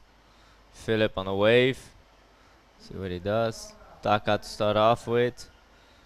Making it look so effortless. Reverse. Back loop off the lip from the background from Traversa doesn't make it. I haven't really seen him land it, so a bit surprised he goes for that. I think with the scores at on the moment on the board, should just concentrate on sailing his own heat. Oh, he doesn't make it back in. There's no wave there. The judges want to see you landing actually in a wave. They can't be landing on the flat. But that would have been a good end move, you know, because he worked that wave already pretty well, and if he would have stick that, I would have gone very high. I mean, what he did before was already a few points worth, and then if you end it like that, it should be fine. 5.38 from the last wave from Paré. Yeah, so still trailing Koster. More scores coming in. Koster at 24 points already. Oof. Nice slash. Oh! Just lost the back strap. I'm just hearing Traversa was only probably one of the few riders to land a back loop off the lip in 2019. Okay. So, bit of knowledge for you. Yeah, definitely. I mean, he hasn't been here long up front to train, so. Starboard tack sailor though, so you know, good on starboard. Boat tack sailor, big storm sailor. Oh, it just goes down on that taka. I mean, he's just missing a little bit. While Browsy hasn't been able to put the scores on the door yet on the wave rides. I mean, he has his jumps quite covered. He has a good double, decent back loop. But Thomas can really make a difference on the two waves now. I think we're going to see a good double from Paré now. Paré heading out. He knows he's got a good double in him. Just needs the right ramp. He will want to upgrade that score. Yeah. He's got a 6.38 for his double, which is nowhere near what he's capable of doing.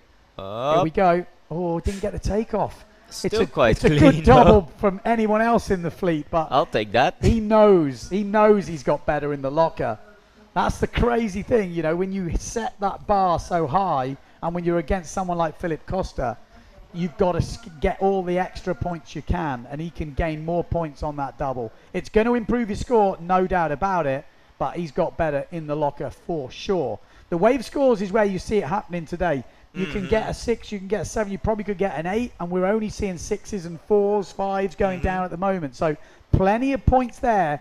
These heats are by far not over. At the moment, Thomas Traversa struggling to get a good wave ride. A 1, a 1, a 0.62, a 0.88, and a 1.88. That's almost unheard of for Traversa. So obviously usually takes 2. Yeah.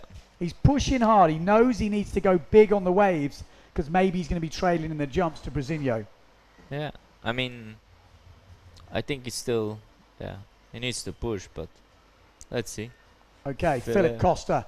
It looks pretty bumpy out there at the moment. Not easy to navigate your way out to find a clean section to get a jump off Traversa. He's fully at the bunker, which maybe on this higher tide is where you need to be. Boom. Come on, finish it off. Wanted a safer wave, I think, and by doing it, it almost ended up not safe. Yeah. Very hard. Oh, Mark was doing a good wave ride. Oh, 360, gets it. Had a good tag before. 360 was maybe a little bit. Just pushed too much. You got to push, haven't you? You got to push when you've got these guys in your heat. When you're going against Philip Costa, 7.45 from the last double from Mark Paré. Goiter, we haven't seen any of those yet. First Goiter we've seen, isn't it? Well, it looks like he means business. Yeah. He's on 25.69 at the moment. It's the highest heat score I think we've seen so far, but we're doing 2 waves, 2 jumps now, so a little bit different to the other day. On the other side of the draw, Brasilio not really having his best heat. 17.75. It's definitely leaving the door open. If Thomas just wouldn't know the scores, he probably would be like, what am I doing? I mean, it's hard out there. When these guys are putting in scores like that, it is tricky. You can see very bumpy on the way out. The wave doesn't look like it's got much lip, but one man who is performing, that's what he was looking for. Exactly. That is going to help his cause 100%. And Costa's seen that. Costa's in the small screen. He is sailing out behind Mark Paré. So he would have seen that double. So expect some fireworks from Costa. Stalled. He wanted to stall double, didn't he? Yeah. 360 try from Brown. He gets back in the wave, but it's not gonna count that much. Maybe better could have just hacked that turn, which he can do very well. Oh, Thomas with a better 360 just off the screen. Yeah, he's on the little screen now. He's at the bunker. He'll be able to link that together. Let's have a look. Get Costa off the screen at the moment and get these other guys on. There we go. That's very good. That's going to be a good scoring wave from Thomas. Does he get one more frontside hit, or is he running out of water? He might be running out of water. He's working it though, isn't he? Yeah. Mark still. Yeah. That's going to be a good scoring wave, I would say. Let's see what the other guys are doing at the moment. Still 5 minutes. It's a long heat, isn't it? It's a very long heat. I'm surprised. I mean, when the call got made, it looked a lot trickier. Once we were running, it actually got pretty good conditions. So. Okay, here we go. 4.5 on the Red Bull Rockets. Is he the leader at the moment? I think he is. We'll have to check that. Oh, leaderboard, but here we go. All riders heading out. It looks hectic out there. Are we going to see Traverse a double attempt? We are. Right upwind of Costa. Costa doesn't get a clean run at it. No. So how's the scores looking? We got Mark Perret on 24 points, 2 points ahead. Philip Costa, where can he find the points? It's on the wave. Needs a 6.75, or he needs to improve on that double. That last double only coming in at 7.88. Interesting. Look big. Yeah. We've seen him go into the 8 so far. Maybe they're scaling it off of Philip's double. Yeah. I mean, Philip has a better double in him. Like, he's leaving the door open there, because he's scoring less than Mark's double. So I'm sure his caddy will see that and will give a signal soon. Other side of the draw, just 1.75 in it, although Brasinho is pretty much locking in a good wave now as far as I can see. He's had a few things on it, and he's got to improve on a 2.75. Yeah. He's had some almost shockers, which doesn't mean he's sailing bad. I think it means the conditions are hot. This wave has got everything in it, and there's the stall double. Perfect. Boom. Well, not as perfect as we've seen. I know, but for these conditions, I mean, we haven't seen a push forward yet. 6.2 meters on the stall double. That's Probably can go the highest jump Red Bull Rockets we've seen. So 6.2 on the stall double. That's pretty big. What's he going to score? I mean, body was wet. We've seen him land them things dry, which is just ridiculous. You know, I am not criticising here. I'm just pointing it out. It looked very solid to me, though. We expected a pretty decent score for that thing to be dropping in. Like I say, highest jump we've seen today. It's the most highest technically scoring jump as well we've seen today. So that should make a big score. It's going to put Mark Perret under a lot of pressure. Only 3.2 on that last wave from Brasinho. It was a small wave. Small wave, lots of tricky tricks, but they want to see the big bashes. So it's still all open. He's only 2 points ahead of Traverser, and by Traverser's standards, the wave scores, he's counting a 1.88. This is an insane heat. You wouldn't have seen it play out like this. On the other side of the draw, Mark Perret, if he was against Brasinho right now, would be looking home and dry. Well, with 2 minutes left, looking pretty good. On the other side, though, it doesn't matter. He's against Costa, and Costa is throwing down a storm, and he even makes a push forward. He's very wet, but even to go round in these conditions, Perret saw that. He has got a ramp. 2 minutes 20 on the clock. Perret, what's he got? Stall double. He goes. Oh, and it's better. It's dancing. I would say that's better than Costa's. What a legend. Oh, yes, he is stepping up the pressure. Mark Perret, how high was that? Did he have the Red Bull Rockets on? A 9.35 coming in from the stalled double from Costa. That looked higher. Definitely, and cleaner landed. I mean, I don't know if it's just the euphoria of what happened there, but that looked bigger. It looked cleaner. It's got to be higher. Wow, what a heat. I mean, he's 3.5. Thomas just did a 360 on the other side. Clean in the section. I think he has more time to ride. He's still riding. That's going to be improving his 1.88. Or this is going to be the upsets of the quarter-final one. This is crazy. If Thomas Traversa could have finished that off, it might have made the difference. He's 2 points behind. He only needs a 4. I think he has it because the 360 was perfect. Brazilio is waiting for a score, maybe. Let's wait and see, because I think he's waiting for a score. I'm such ashamed that Mark Paré didn't have the Red Bull Rockets on then, because he has just dropped a 988 for that stall double. A 988, and he's still not in front. He's still 1.6 points behind. Could he do it with 55 seconds on the clock? Brazilio, what's he got? He needs to step up something. We're waiting for a score to drop from Traversa. That's not what he needed. That is not going to be a big score. He knows, and he has 40 seconds left. This is coming down to the 488 has dropped for Traversa. Could this be a shock here? Are we going to see Thomas Traversa take down Marcilio Brown? This is ridiculous. Hell of a 360. 360 from Philip Costa. 25 seconds on the clock. Brazilio heading out. Keep your eye on the yellow sail of Marcilio Brown. Could he? Are we going to get a crazy double? Crazy double. He should have just done a table forward, I have the feeling. Yeah, but Brazilio's got nothing. No. This is going to stick. He's 0.75 behind. Brazilio needs, off this last wave, a 375. That is it. He's not going to get it. It's done. Yeah. This would be just Mark crazy when Marcilio sees these scores.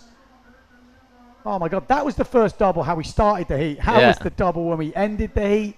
Absolutely crazy. Well, I can honestly say, if Mark Paré was wearing the app, the Red Bull Rockets, I would have loved to have seen the height. Why didn't he carry it? I don't know, but he could have been banking 2,500 euros. Exactly, because that was the highest jump by far. Yeah. Crazy settings. We're looking at the scores. I'm still in shock a little bit with Brown's wave scores. Yeah. Only a 3 for that. Wow. But I felt he had a few sections where he could have just tapped it, did a Siktaka, and he was trying to wave 360. While all the heats before, unless it was on a good section, it wasn't counting good. So, yeah, definitely a mistake there. Oh, that was a big explosion on that. So to give you an idea, Paré has finished that heat with 25.9 points and not gone through. That's crazy. Costa has finished the heat on 27.6, so Costa will be in the next round. Yeah. And it looks at the moment like he will face Thomas Traversa. Who would have thought that with a score of 21-12? There was a stall double from Costa. Exactly. And where did Thomas finish up in Cabo Verde? Fourth. He's up there. He's up there for the world title right now. This, we're going to have to work some, well, we're going to have to figure some stuff out, but just watch this stall double from Paré. This one. Woo! Oh, that was above the horizon. Perfect. Stomped it. Absolutely stomped it. Oh, my life. Wow. I didn't see that happening. Marcilio Brown losing out to Thomas Traversa. Thomas scoring a 4.88 back loop and a 5.62 double forward. I mean, 20 points, I think, is... Philip Costa is leading the Red Bull Rockets right now with a 6.2. Dieter van Rijken, you're on the list, mate, in ninth place. Who'd have guessed that? Crazy. Absolutely crazy. We've already kicked off into the next round. And this, that's not Liam, no, that's Esteban. He's in the juniors. There we go, that's Liam, just going past your screens. So we need to get homed in on him. It is a bit hectic here, so at the beginnings of the heats. Victor Fernandez. Bad back. Whoa. Wow. I need to get my breath back. Oh, Liam double kick, one-footed back lead. Perfect. Stomped it. Double already kicking off from Swift 5-2-5. Swifty going against Campello. Dunkerbeck going against Fernandez. That was the best one-footed back lead I've seen Liam do. Table forward from Victor. Yeah.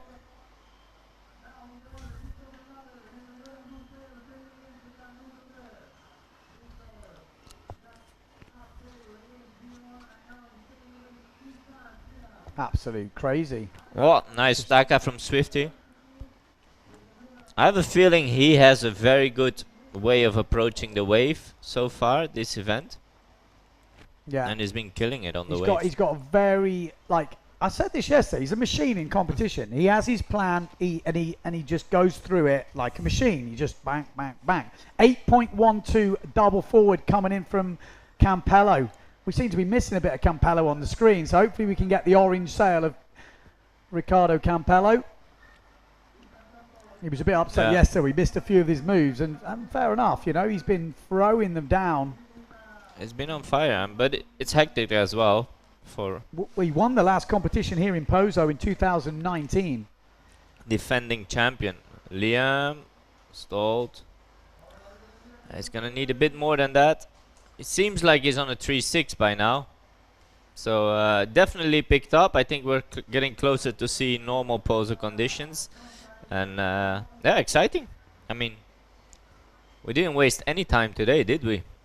Absolutely. Started with the juniors, got that out of the way. I mean, this is Leon's 5th heat today.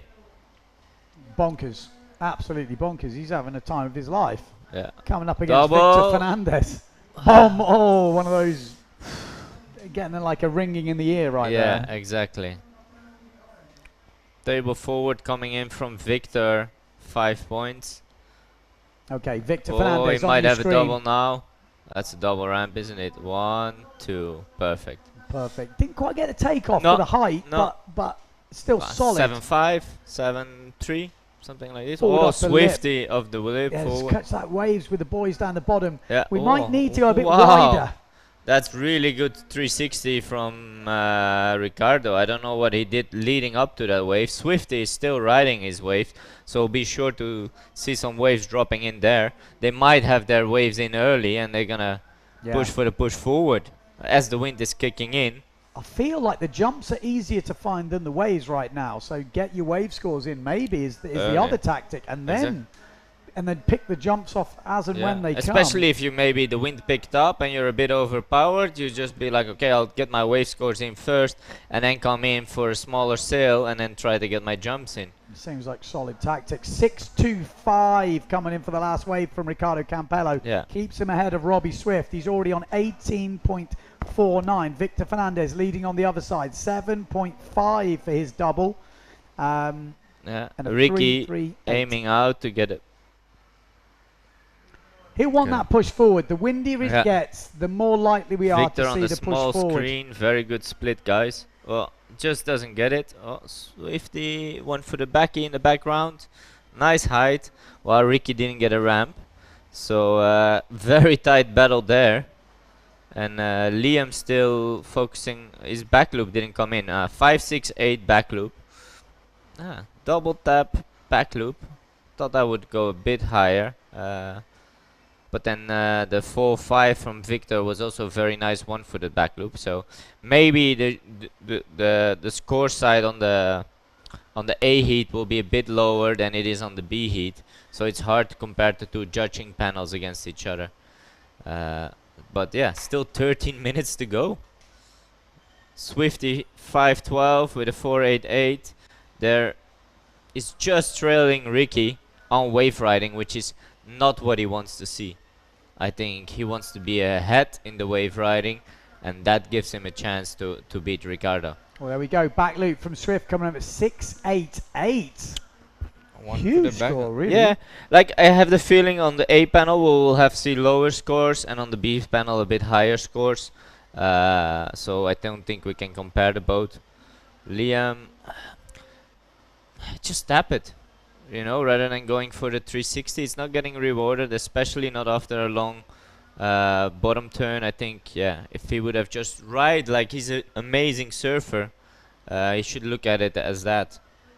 So Swift leading at the moment. 4.88, 5.12 on the waves, 6.88 back loop, and a 5.25 on the double. Needs a better double, No. Robbie Swift. He's not gonna take this wave, I think. Yeah. What's Victor? Victor still needs to find waves. Liam still needs both. Victor putting a nice wave together off the screen on the blue sail. We can't see what he's doing, but I think Victor is putting in a good score at the moment, just off the screen, sadly enough. So we've had some pretty good Red Bull rockets so far, but I am hearing some of them are not online, but they are recorded. Okay. So we might Yeah. get a bit of an update Liam on the wave later. now. Let's see what he does on the red sail. Don't go for a 360, please. Oh, nice. That's what you want to see. A bit more bottom to top connection would have been better. Backside 360. Oh, just taps the tail. Yeah, it's still on the edge. It's windy, but it's not crazy windy. Yeah. We'll Victor on the way out on the blue sail. Both guys, other guys on the way out, trying to get a ramp in. Liam is not gonna do anything at the moment. So. Well, 11 minutes on the clock. We've had 7 minutes of this heat. At the moment, it's Robbie Swift from Great Britain leading with 22 points. Ricardo Campello, 18.74 in second place on that B panel. Liam at the moment not really getting it together. 10.68, trailing to Victor Fernandez on 20.76. But these can change very quickly. Like I said, you can get 2 jumps on one run and one wave ride on the back in, and you could be leading the heat straight in. Exactly. Could get all your scores in the last 2 minutes. It's that quick. Ricardo wants. He wants to double, doesn't he? He wants something. He wants. Well, what does he want? He's already got an 8.12 double. Probably needs to do a backy to just make sure that he has 2 jump scores in there. Yeah, got 6.5 on the wave and a 4.12, so pretty solid. Swifty putting a solid heat though. 22 points already. Yeah. Victor on the wave, probably getting another wave score down Victor, at the bunker. let's have a look at him as well. But we're on board with Swifty heading out. There we go. There's Victor. Let's follow. We've got 2 cameras on the same guy at the moment. Yeah, exactly. Liam down the bottom. Nice tap. Connecting a bit better his wave. Let's see. Backside. Yeah, another front side. Gets the Taka in or not? No, he wants to. He doubted. And once you doubt, it's a bit too late.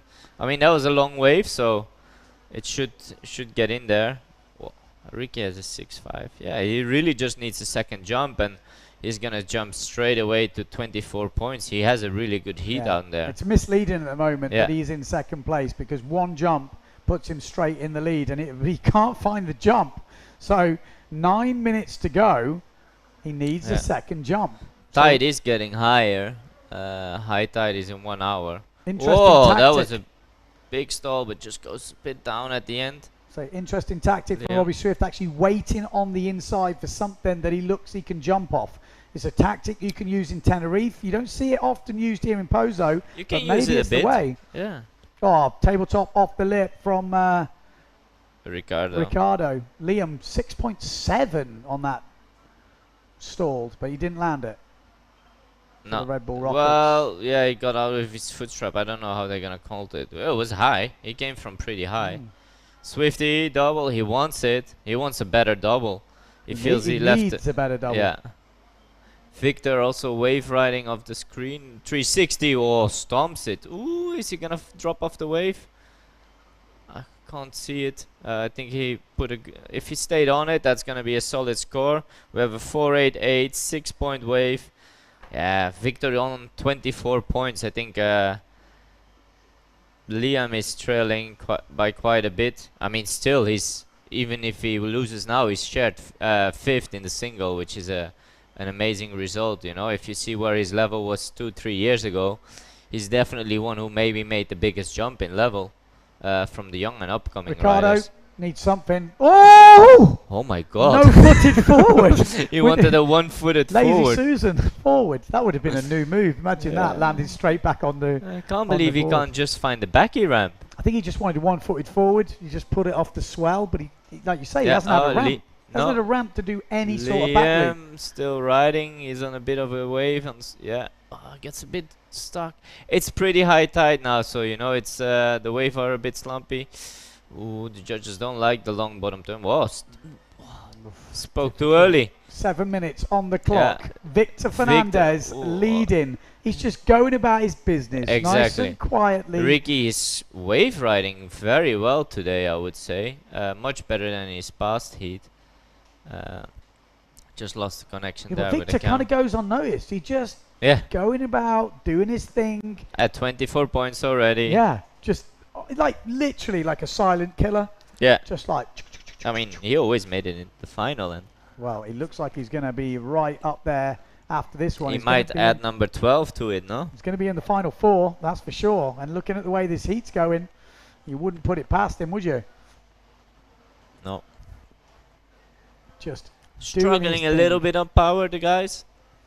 Well, Liam, maybe something. Here we go. Victor Fernandez heading out. Where can he improve? Well, he's got a pretty solid score, but he's got a good ramp here. Victor. Double on the Oh, small screen. yeah. Landed, nah, not that good. Liam trying to wave right. I think he just got the wave 360 a little bit too much stuck in his mind. And whenever you do a long bottom turn like that, the judges has clearly said they will not Yeah. reward I think it. that's fair enough. Because you can do that in here. You could just do it the whole day long. Yeah. And we've seen that before. So I think a few people got that stuck in their head that that's still going. And it's not. The judges have already put a stamp on it saying, no, Yeah. we're not having it anymore. We've had enough. We've had enough. Because I it is a think freestyle Swift move is, then. yeah, Swifty still wants a double. He might be able to get something here. If he, oh, that was a hell of a turn in the small screen from Swifty. Ooh, almost. Like Victor putting some really good wave riding together, like he has always done. I think his jumping has been good. He's always got the double, but his wave riding was always even better. Consistent. Just Yeah. always, no matter how bad the wave is. Yeah. He makes it happen. Yeah. And if he gets a good wave, you're going to see mega scores. Yeah, improved his double a little bit, but yeah. He's I looking mean, on the pretty other side, comfortable. Ricky is still chasing a jump. Just a jump. I mean, jump. that's crazy. When did we see that before? I think it was when Costa came against him in the final and missed the jump. There we go. Table forward. That's That's going to it. do it. He's back in the lead. I say back in the lead. He's in the lead. He wasn't in the lead before. He hasn't been in the lead this heat. No. At 4 minutes 40 to go. Ricardo Campello has just landed a jump that will put him ahead of Robbie Swift. So now Swift And that needs double was the a good double. one. Swift needs a double. No, Swift needs a double and a wave ride. Yeah. Because he's losing on the wave riding as well. But he has a 6-8 for that back loop, which might give him an edge on that table forward. Depends how they score it. Yeah. Was pretty decent, but still, it's table forward. 6. Decent And table needs a forward. good double Yeah, needs a very good double. to have a chance. Needs an amazing double. Is what He he needs a 7-5 double at yeah, least. with 4 minutes on the clock. Oh, it's still plenty of time. Again, where is Ricardo Campello? Let's keep an eye on him as well. Liam still he is. chasing a double as well. So Liam Dunkerbeck, what's he got for us? Can he step up the scores? Needs to improve pretty much everything. Victor at the moment is running away with it. Yeah. It's getting hard to get the jumps, but that's why there's 18 minutes in the heat. Exactly. Not easy to find the ramps. They've got 18 minutes, though, to find 2 good ramps. That is enough. For Yeah, sure. should be enough. Oh, Victor with a Victor. nice ball. Look, nice bottom turn, not too long. That's the ball they're looking See for, and ya that's what they're gonna. later. That's what they're gonna reward. Yeah. You know, it's a nice ball. It's not forced. It looks natural. You say Kind that. of should Wait have for the done score, more. yeah, but he's still going. He's still going to get that. Forward of the lip. Feel he could have Ooh. done a bit more out of it. It's If you're it's going gonna to be be a critical, 4. that forward was just off the Yeah, bat. yeah, exactly. So, yeah. He kind of left an opportunity because, like, he had enough time to go frontside and do a taka. And that probably would have added something to it because, okay, it was just whitewater, but once you go for a 360, you're kind of chasing the section the whole time here in Pozo because you're on the wrong side. Well, So 2 minutes 35 on the clock. Advantage Victor Fernandez trying to get his way, and Ricardo is struggling to find that jump. We're still waiting for his jump to lock in. It's not Yeah. locked in just yet. Oh, it has. Yeah, It 5-5. just has. 5-5. So he is 2 points ahead. Swifty needs the double. A good double, not even the best double. Like a good double. 7-5. Should be enough. Keep your eye on the blue sail of Robbie Swift. Needs a double with 2 minutes to go. Oh, or might he needs get to a improve ramp. his wave scores. There we go. It's the slowest double you've ever seen into the backbreaker. Ouch. Those ones give you whiplash. Your head gets ripped back, and your neck muscles. The brain next must day. have moved a little Oh bit my as well. God, don't see that Will Smith movie. 4.3 meters on that double. Yeah, that was painful. So 4.3 meters to back slap. Yeah. I mean, that's probably the best he can do now. Try to get a double in, but I don't know if after that crash you want to go for another one. Well, 1 minute 30 on the clock. But what then we it's got with here, you. Ricardo is getting frustrated. What he doesn't know is what the scores are, but he's leading by 2.2 points on the scores. 5.6 coming in for Fernandez's last wave, which is, from what we've seen, a pretty decent, but it was a good bottom turn, straight into a decent 360. If he'd have got some more on it, it could have been all over. Push loop, wants to push loop forward, I feel. Not going to be enough. He Down just the wants bottom a screen, second Robbie Swift, 1 minute to go, looking for the double on the blue sail. That's what we want to see. The blue sail in the middle of your picture. Can he find the double? It could make a huge difference if he could find it. Oh, it doesn't look like it's coming out for him, is it? No. It might. It is. Oh, it's not. Not enough. Not enough. It's going to make it round, but He might get a little bit more than his first one, but maybe not gain enough. a point. If he gained Yeah. a point, still got. He needs to gain 2 points. I mean, if he gets a sick wave on the way in now, still has a I chance. think he knows. I think he knows he needed that. All the riders heading out. Swift has one opportunity to get himself in a winning semi-final. position here. 15 seconds to Blue go. Needs sail. to find a wave. 1-footed forward from Ricardo Campello. Robbie Swift on the blue sail. Has he got a wave? If he started a wave, it will count. Backside three. I It's know. not going to happen. It's not over, gonna- Red Rover. Yeah. Ricardo Campello moves into the next round, going against a familiar matchup with Victor Fernandez. Fernandez finishing on 24.86 points. Ricardo Campello finished on 24.2 points. Yeah. So what are points on the world ranking lists? I'll let you do that sort of maths, Dieter. Good effort, though, from Liam Dunkerbeck. Let it all hang out there. Oh. Good. That was a good double from Victor Fernandez, actually. Oh, he's got some good doubles. Well, that was a big baggy, yeah. Yeah. I think that's the one that scored the big points. That was big. Yeah. Liam Just- Dunkerbeck with just that. missed the landing. Yeah. Well, there was some oohs and ahs going out of this heat. Let's look at the rankings because I think it's getting pretty interesting now, you know. I think Thomas will at least... So we need to know, does that forward from Liam count? Did he land it? Because that's for the Red Bull Rockets. Not for this heat, but No. Red Bull Rockets, $2.5 grand. Could that be the highest forward we see? Because in the overall rankings, Yep. Liam Dunkerbeck, 6.7. Seven. Mark Pare's stalled double was 6.3. 6.3. If Liam Phillips, Dunkerbeck, you have to 6.2. class, was it landed? How is landed? He wasn't in the strap. So is that landed? Yeah, it's, You know, it's hard. again, it depends how we finish this, but it'll be interesting to see when the adjudicators Yeah. make their call. So Philip Costa's stalled double was that 6.2, wasn't it? Yeah. So Mark Parry's was only about 10 centimeters higher. It looked different to that, but interesting. You have a pen?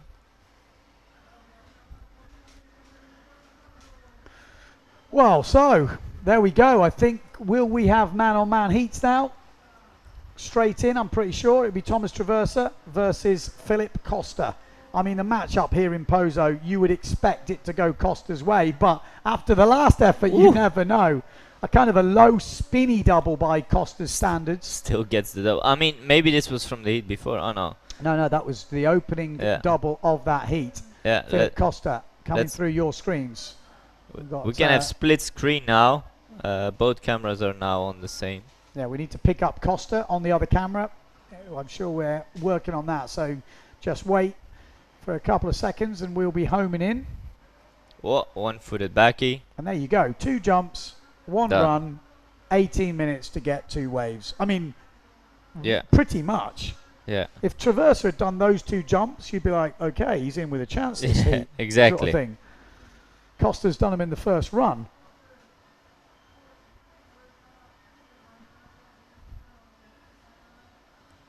So it looks like we've got a lot of people tuning in. This is Traversa. Boom. Front 360. side 3. Doesn't make it in. You know, they're not easy. We you No. know, judges are marking them harsh, but they're not Yeah. an easy move. I think we got a picture in But then a picture. goiter is even more difficult at the moment. So, and you know, but you've got to do the long bottom turn for the goiter. So Yeah. it depends on how they're marking that, because you kind of got to do it. Becky, you need to get a foot off Thomas to make it you count. You can't be doing a back loop. Well, I'm not going to give him any advice. He's just taken down Marsilio Brown with pretty much that. Yeah. So, yeah, I'm going to shut up and just let Thomas Traversa do his thing. Here we go. That's big. Oh, stall double. It didn't even look like he took off. It's wet, but I mean, any other person in the world does that, you're shrieking. 10, 10. But he does it. It's like, yeah, not very good. Probably what he says in himself as well. He'll be like, ah, that was pretty disappointing. Here we go. Traversa lining up that 360.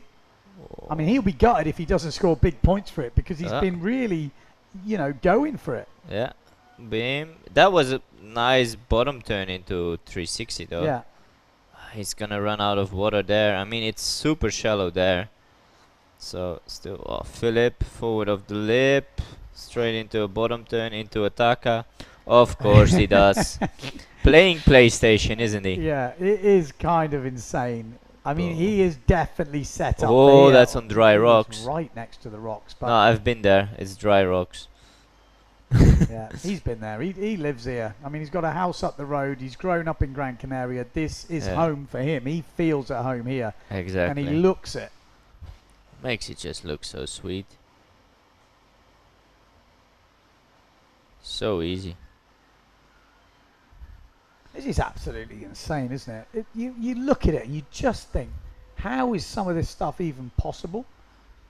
You know, in a lifetime. Yeah, let alone exactly. in a 18-minute heat. Exactly. Just looking at rankings, obviously Victor is still in the running as well. Yeah. And it's going to be very tight between Thomas and, like, if we only have a single, I think Marsilio will just stay. Really? Just I was stay say, in the big lead. shock if you just tune in. Thomas Traversa taken out Brazinho in the last round. No one saw that coming. Well, Nope. I didn't see it coming. No. In the women, Ibaya taken out, died in the final. I honestly, in the training, I didn't see that coming. No. So this event is already kicking up some stuff with the lighter winds, with the different, you know, poso conditions we're used to seeing. We've But had a it's been lot an of setups. Yeah, it's been an amazing event so far. I mean, little bit different, but superb. 5.75 for that 360 wave against the 4.45. I think that was quite fair. Yeah. I think the wave from Thomas was a bit bigger, was in the clean, heavy section. And Philip, yeah. Are we going to see the back loop off the lip? Because both Maybe. of these boys can do it. Like Mr. Ezzy just messaged before. Thomas pulled it off in 2019, last time we did the competition here. Thomas and as we've linking seen a from good Costa, wave together. Get a 360 there. Come on, come on, come on. That's the one you want to That's see. a sick one. No. Not Yeah, much just winds. made it. He's going to be happy with that. Yeah. Bam. That looked like a proper one. Whoa, that was the backside 3. Backside 3 from Costa. We haven't Costa seen style. it in that style. Ooh, This and always just gone goes down the on. reverse. Thomas is still riding that wave. How high will that go? Because he kind of linked a few turns, then did the 360, and then a few more turns. Is that going to go? Well, the judges don't get a replay, but they are on it now. We've got 2 riders on the water, less distraction, probably more judges. 7 or at least points? Is he going to get there? It could. He needs. It could be right up there. We haven't And he seen has a many big wave scores today. 5.75, and then already 2 good wave rides. That means he has a hell of a time to go loco, like they would say on the double. Yeah. He's still in there with a chance. But Costa does as well. I'm No, still for sure. expecting I some think big things on the Costa- waves. Are we going to see the double from Thomas Traversa? He's heading out and he's got a ramp here. Thomas Traversa, is he going to? Oh, I thought he was Just going to flatten launch it them. out. Just There we go, flatten. Traversa. 6 points. Oh, there's still. No, that's from the one before. Yeah, that's one before. So still waiting to Oh, see. double. Traversa doesn't disappoint on the outside, but plugs the nose, the The mast. mast. So Costa 5.12 and a 5.5 on the Traversa's waves, a 6-point wave, and waiting for the second wave to drop a 6.75, just under 7 points. Good call, but he's keeping it in there. He's just got to find those jumps, but I just feel Costa has such an advantage on the jumps. Traversa needs 8s and 9s on the waves almost. Yeah, exactly. I mean, he needs 8s or 9s. we've already seen Costa throwing down 13.5 points on the jumps. In and the it's waves, not like Philip has bad waves. no, that's at the the moment. problem. He's already got that. And Traversa on the waves at the moment, 12.75. So if he can equal his jumps with his waves, you know what I mean? That's the way he's going to have to do it. But he's going to have to find that double Traversa. He's capable of doing it. But Costa is even more capable of upping his jump score. Expect the stall double. Woo! Oh, Jesus. What happened then? Whoa.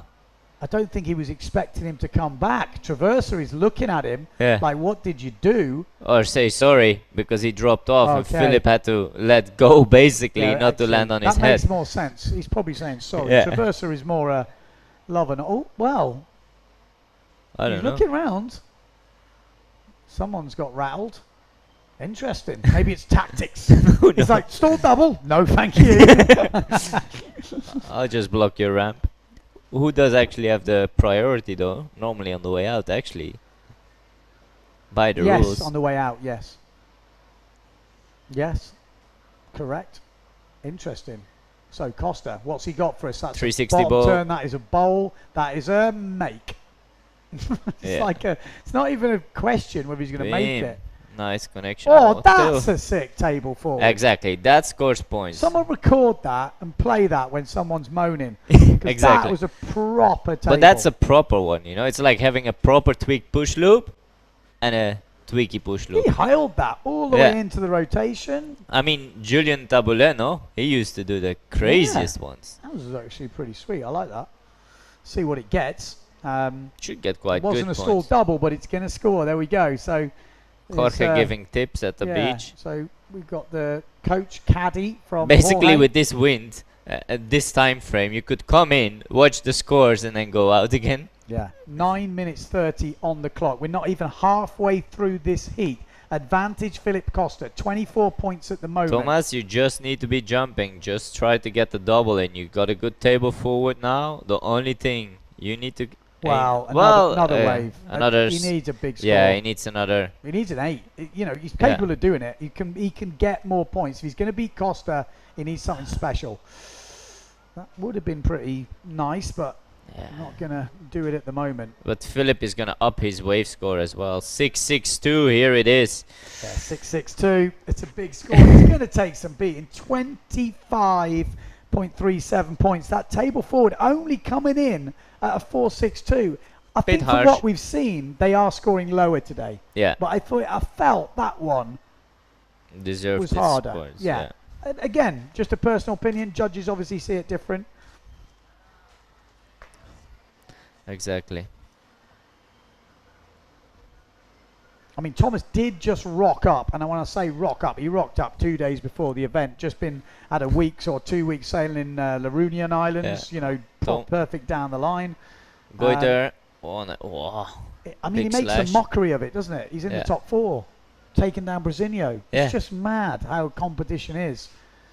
Just mad. I mean, he took down Pons. He took down Brasinho. Yeah. I mean, that's enough, isn't it? That should be enough. Like, it's crazy. Showed up I with mean, two he took out sails, Baptiste one as board well. back. Yeah, Baptiste, exactly. and Baptiste ain't easy. No, exactly. Baptiste was one of the kind of wild Oh, cards. double coming up.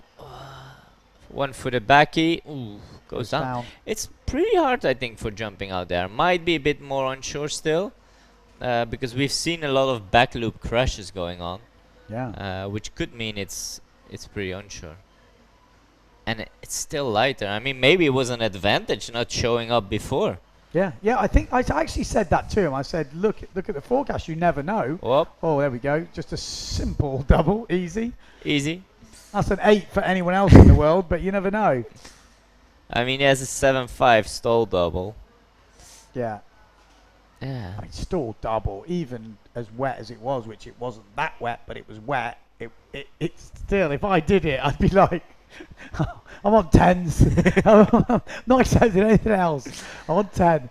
Thomas, I think he's sticking to his own game plan, which is good as well. Not trying to go crazy. Just trying to sail a good heat together. And yeah, sometimes that helps as well for the confidence. I mean, he still has a worst case. He still has to do one more heat to have a chance on the podium. And as you said before, the points are exponential. So in those higher podium places, there's a lot to gain. I mean, on the rankings, fourth place has 6,800 points. First place has 10,000 points. Yeah. So that's more than 3,000 points to gain or to lose. Yeah. I mean, he can definitely get up the rankings. He's never going to win it, Costa, but he can get himself back in at least a decent position. Definitely. But Victor Fernandez, Thomas Traversa, never gonna win it. You never say never, because if Silt also would happen. Oh, you brought your good point. We don't know. Yeah, we there's don't still know. one event to go. I meant leading the rankings after this. No, he won't. No. But like, if he would Yeah, you're right. If he wins Silt, wins here. 2 wins, he's on 20,000 points then. Decent. Okay, let's see what he's got in this heat. First, he has to get past Thomas Traversa. Traversa on 21.5 points. Pretty decent score, but 25.63 is the leading score in this heat. He is over 4 points behind. Where can he find those points? He'd need a 9. He'd need a 10 on the wave. He needs a perfect 10 on the wave, or he needs to improve What would all he need the to do? scores.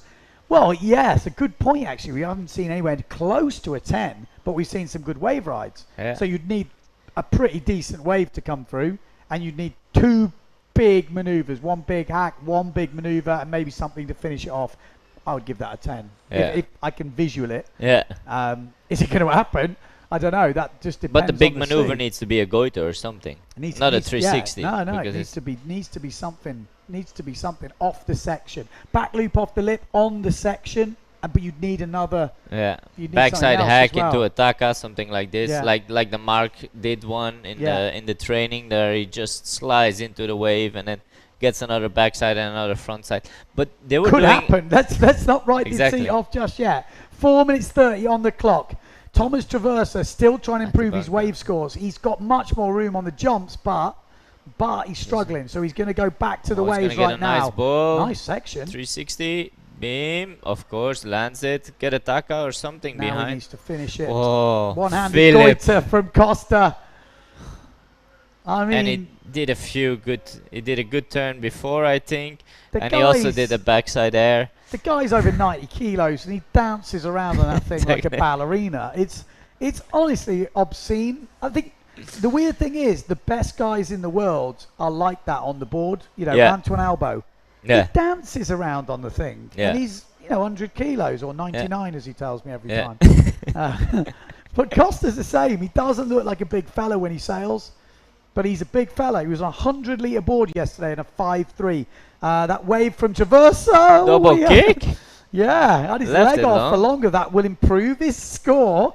He's just put down a 7.25 on the last wave, and there is a big but, we're waiting for that big score from Costa to drop. One-handed goiter, plus all the other stuff on the wave. I cannot see under 6. No. So he's going to improve his score, and he's going to go further ahead of Thomas Traversa. But Traversa has just extended his score on the jump, so that might even go in the 6 range the way they're scoring them. But Yeah, let's but wait he's and been see. putting a solid heat together, I think that's going to feed him confidence for whatever comes next, 6.62 just dropping for Costa, and there's that. Didn't backside score through. that good on the other time, no? Or was that the 6.88 when he did the 6.88 yeah. part of that wave. Yeah. But 6.62 Thomas just on dropping. dry rocks there. So on the waves, Costa's got 13.5 versus Traversa 14.13. So actually Thomas is leading on the waves, but only by a tiny bit. On the jumps, it's a whitewash. 13.5 for Costa versus 8.74. 27 points. 6.62. I do agree with the judges that the 7.25 from Thomas was a bit better. The 7.5 it even got now. Just because he had a real surfy style, had a nice ball, definitely had the best of the 2 waves, I would say. And but Philip's still responding straight away. You're like, oh, it's getting interesting. It's not. Well, we'll sort that out. 2 minutes to go. 27 points for Costa. But now Traversa have caught up a little bit. 24.38. But he's still got to find, 2 2.7 points from somewhere. Where can he find them? On the waves, he'd need a perfect 10. Literally. On the jumps, he needs a double. It's possible. Like, I have seen him land a bolt upright double. If he lands a bolt upright double, he could get the score. Definitely. He might even then, actually. It's pretty tricky. Yeah, he might get it. 3.4 he would improve, and that wouldn't... A perfect double. It would be enough. Yeah. Perfect double, 1 minute 20 to go. Traversa needs the perfect double. Could this be the second big scalp of the day? Well, if he takes that scalp, that's massive. He's leading by a point on the waves. Yeah. We've not seen the biggest jump scores from Costa yet. We've No, not. no, he left the door open, He's definitely definitely. left the door open. A double, which is fully capable. Traversa, we're going to get a jump run now. Keep your eye on that left screen unless Costa improves his wave score, which, he needed that turn. Here we go. Thomas Traversa, he's got 40 seconds to find a double. Keep your eye on him because I wouldn't put it past him. He might get an opportunity. Thomas Traversa goes for the double. He gets the double. But not good enough, I think. He might get another chance. Oh, is he going to get another chance? 25 seconds. If that sail hadn't have caught, Yeah. I think that would have been the score. Let's say a 7-5. Let's say it would have scored. Yeah. That would have improved his score by 3. He would have been over 27 points winner. If that scores a 7, he improves his score. It's going to be close. Oh, my God. It will be close. 5-5. Yeah, I'm going to say it can't score. He can't score that. And Still, there we go. Epic heat, I think. It's just, if you had just come earlier and worked on your double. Yes. You could have took him down. But that's what everyone is saying for 10 years, no? Yeah, you're too right. It's actually too right. It's not that easy. You don't just work on your doubles and then get them. Oh, my God. I mean, if he... A little bit cleaner that one, and it would also have been a close. The door was open, though. The door was open. Well, didn't see too many Red Bull rockets in that one. No, this was so close. Oh, jeez. Imagine if he hadn't have pulled out of that. That was... maybe because he was wet on the landing, I guess. Maybe a bit wet on the But he's wet on the landing because he tweaked it. Double of absolutely nothing. The control Nothing. is just insane. Just caught, actually, the tip, didn't he? There's that one-handed goiter. Wow, amazing footage, actually. The slow-mo is just amazing to learn off. You can Exactly. see everything. Oh, big screen. One-footed. Kept it out. I think that's risky to do as well because, if you land on one leg, it's not nice for your leg. I can tell you. I've tried. There we go. We've got one finalist, haven't we? Yeah. We do. We have Philip Costa in the final. Any good betting people would have probably put it there, but he didn't kind of have it all his own way. He had a couple of scares along the way. Yeah. Left a couple of doors open. Some good sailing from Parry, putting him under pressure, and Traversa then with a good double. I mean, he's been put under pressure. I think he, besides against me, he couldn't really put a foot wrong not to fall out. But I think Traversa sneaked his way a little bit through. But this heat, he really showed that he definitely is one of the best windsurfers out there. 100%. And really could link it, wave ride it together really well. World title still on for him, but this is another guy going for the world title, Victor Fernandez. He's already got 3 in the bank, but he's coming up against Ricardo Campello. Campello still going for his first. Yep, he's been close a couple of times, but never made the world title. He won this event in 2019, the last time it was staged here in Posa. We're back for 2022, and we've got Ricardo Campello heading out, plenty of speed. It's a matchup we've seen so many times before. Campello versus Fernandez. Oh, he wanted the double, just couldn't get the kick. Kicks off with a plane in forward. That's a failed move for them, but everyone at home, it's probably a move you could dream of doing in your lifetime, a big, old, massive planing forward. It's the most fun move still to do. Yeah. Well, after the Shaka. Yeah, I agree. Shaka is one of my favourites. With up there with the push table, I'd agree with Sarah Keeter on that one as well. Yeah. As we were talking about it earlier. So 1 minute gone. Who is your money on? Victor Fernandez to get to another final. He hasn't been there for the last 2 finals. Will he make it in 2022? It's He high is the tide. master. He's the master at high tide. Ricky on the better of the two waves though of the Nice set. tabletop. They've been Tabletop. liking the tabletop Bim. as well. Ooh. Vertical hit. Nice hit. Aggressive. He's got a Bim. lovely little shape wave here. Exactly. Sometimes you need a bit of luck with the wave. It hits that little outward running tide and kind of sometimes stands up. Victor wanted the double, but the ramp just faded off before him. Yeah, I think Ricky, that was a solid exchange for him. I think one thing he would be struggling a little bit more compared to Victor with would be the wave riding, but that definitely is going to boost his confidence, I would say. Victor getting a Red Bull Rockets jump is 4.7. So that's the exact height. Ricky 3.5 might seconds get a in the ramp air. here. Oh, here we go. Come on, Red Bull Rockets. Let's see you. Oh, He did struggle with the ramps in the last heat, didn't he? You know, he was actually looking very good on the wave and then struggled on the wave riding, on the jumping. Excuse me.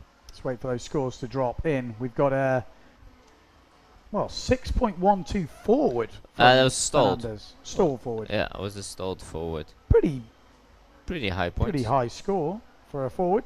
Yeah. 5.88 for the first wave. That's a That's a good one. decent, solid score to rack in. Yeah. But then I think how hard that wave was compared to how hard the forward was, there's definitely an advantage for jumping. I mean, it's not going to matter in this heat because the boys are going to put down similar scores. But if you were, a better rider than jumper, it definitely favours the jumping, the way the scoring is. Victor on something, lines something up at the bunker. No, it is high tide, so the waves, you kind of need to ride it at the bunker almost, which Thomas was doing very, very well. I mean, he found some epic bowls. Yeah, 100%. 15 seconds go. Darble, but he had to pull out of it. Couldn't quite get pulled out so far. Ended up pulling him around a little further than he wanted. Tell you what, Ricky's got some speed here. Ricardo Campello looking for the double or the push forward. If he gets a ramp, he'll go for the push forward. But I don't know if you're going to see it. No, I'd love to see a good one. I mean, that would probably end up as a 10. Yeah. It's we've seen Costa fail a few. Yeah. We've seen Rick go for a few, but it didn't have the height. But you've kind of already got to have it in your head before you know if it's high enough. And if we're doing it this kind of conditions, they're going to be low push forwards. Definitely. Victor getting busy on the wave riding. He's on the bunker there. Started with a backside hit, backside air. Now he's going to link it to the front. Taka maybe. Just a nice safe hit. But to get into the final, can you take it safe or should you just go fully for it? You know, like on that last turn, he just went for a safe hit. Maybe he should have done a Taka. He might be thinking, nah, it's not a scoring wave, and or maybe I'll save my fins for the rest of the heat. Maybe, I don't know. Here we go, Ricardo Campello. Oh, pretty perfect solid. Double. I mean, we're going to be critical at this stage. Body was wet. I mean, nothing touched. It's nice still solid. height. Good score. Still going to be around 8. And Victor definitely saw that. You know, and if Ricardo now gets a backy in, just a ramp just flattened out. Didn't set up for him. Yeah. Definitely Victor saw that. What are you thinking? 8 for the double? I reckon something like this. Yeah, that's what I thought. 7.25. I've been watching. When the body is all under the water, they don't obviously like it. not scoring. If you ping it, you land on the board, which makes sense. Yeah. It's scoring 8s. Yeah. So I think that kind of makes sense. It leaves some room for improvement. Yeah. I mean, again, in the last couple of years, we've seen different ways of judging. This year, we've got some different guidelines, I feel, and they are definitely judging the landings harsher, and they're definitely judging the waves differently. Frontside air, an air. Rocket. A rocket, exactly. If he would have done a tabletop there, it would have been nice. Yeah.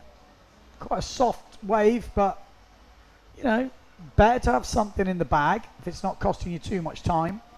Maybe it opens up for him. It didn't open up, so he's pulled out.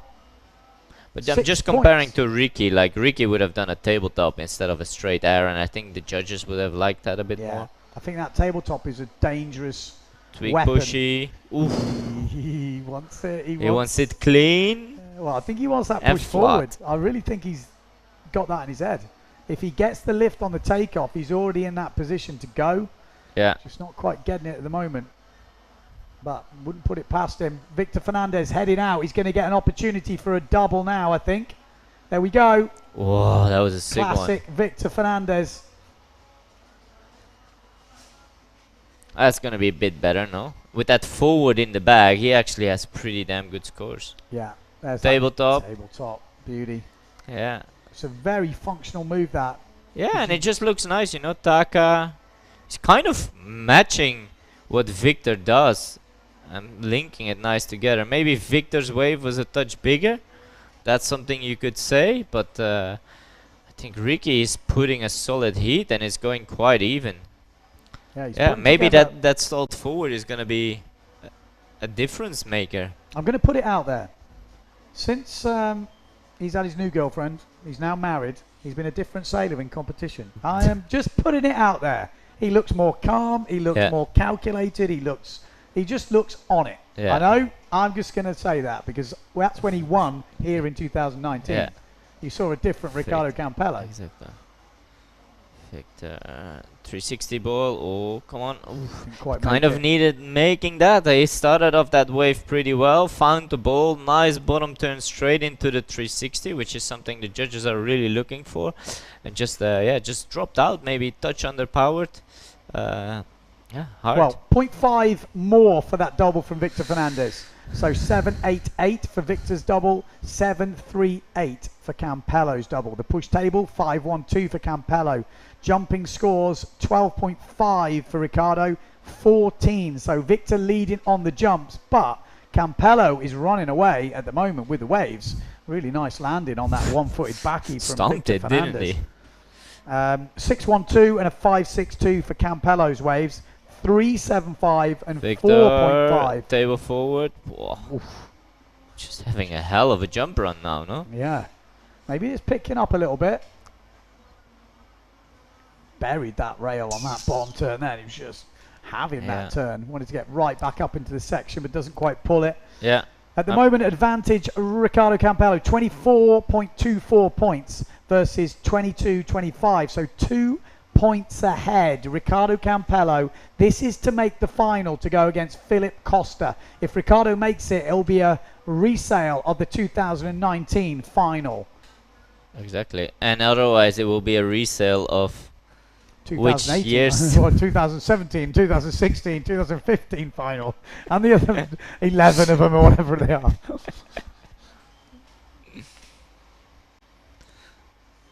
Yeah, all to play for though. Definitely. 2 points in it. Where can Victor find those points? Wave riding. It's wave riding, yeah. He's Isn't got a 3.75. He just needs a 5.75. For Victor Fernandez, you would feel, given the opportunity, that's a gimme. But that's providing this guy doesn't up his score, which all bets are off that. That's for Although sure. we have seen that getting the jump scores is actually harder than it is to get the wave rides. And like with the standings now, Victor just has to concentrate on what he's doing the best, wave riding. He's sitting out of the back. He can choose any wave he wants because Ricky is going to be just looking for jumps. So he has a free window to kind of choose. And let's see, are we going to get a goiter in? Ooh, struggling. It's high tide, you know. Yeah. So we have heard they will maybe take a break after this and review the conditions for the finals and the runners-up final. They want to have optimum conditions for those heats. So is it going to get better with the dropping tide, though?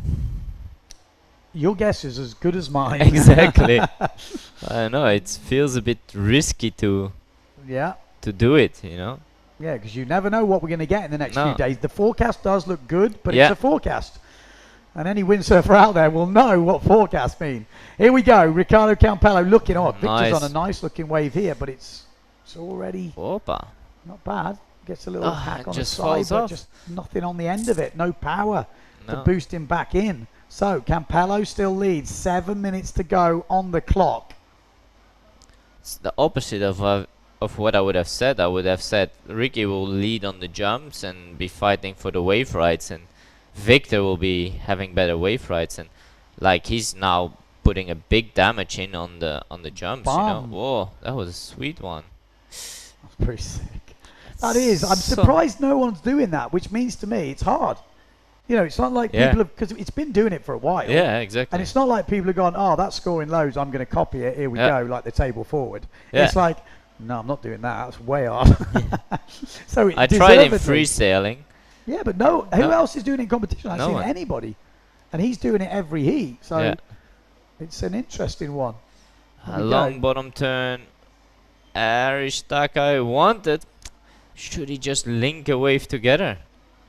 Well, we're about What to is find so out. I good. think it's hard with the way the wave is at the moment. Yeah. Ricardo Campo's getting frustrated.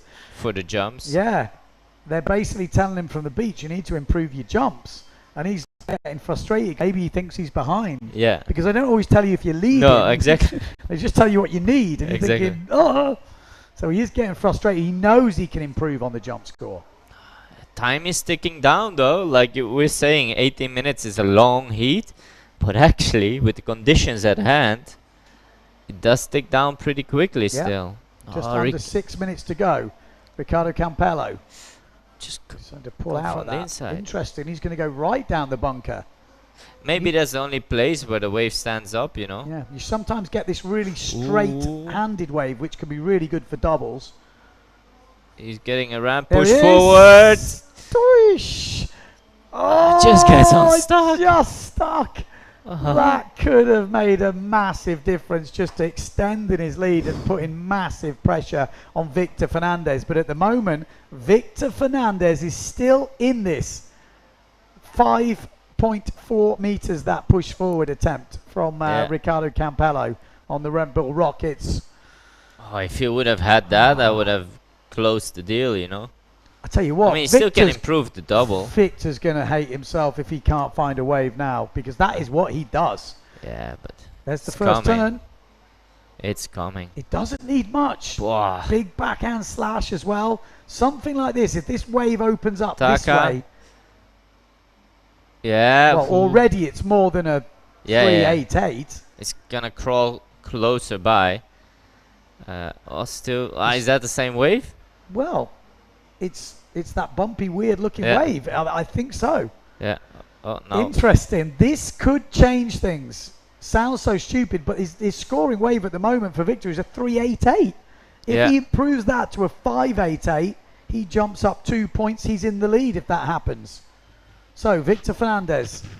Oof. Oh, and there's the classic catapult Frustration. from Ricardo. Just took his eyes off the road. Easy to do when you sail so on the edge as he does.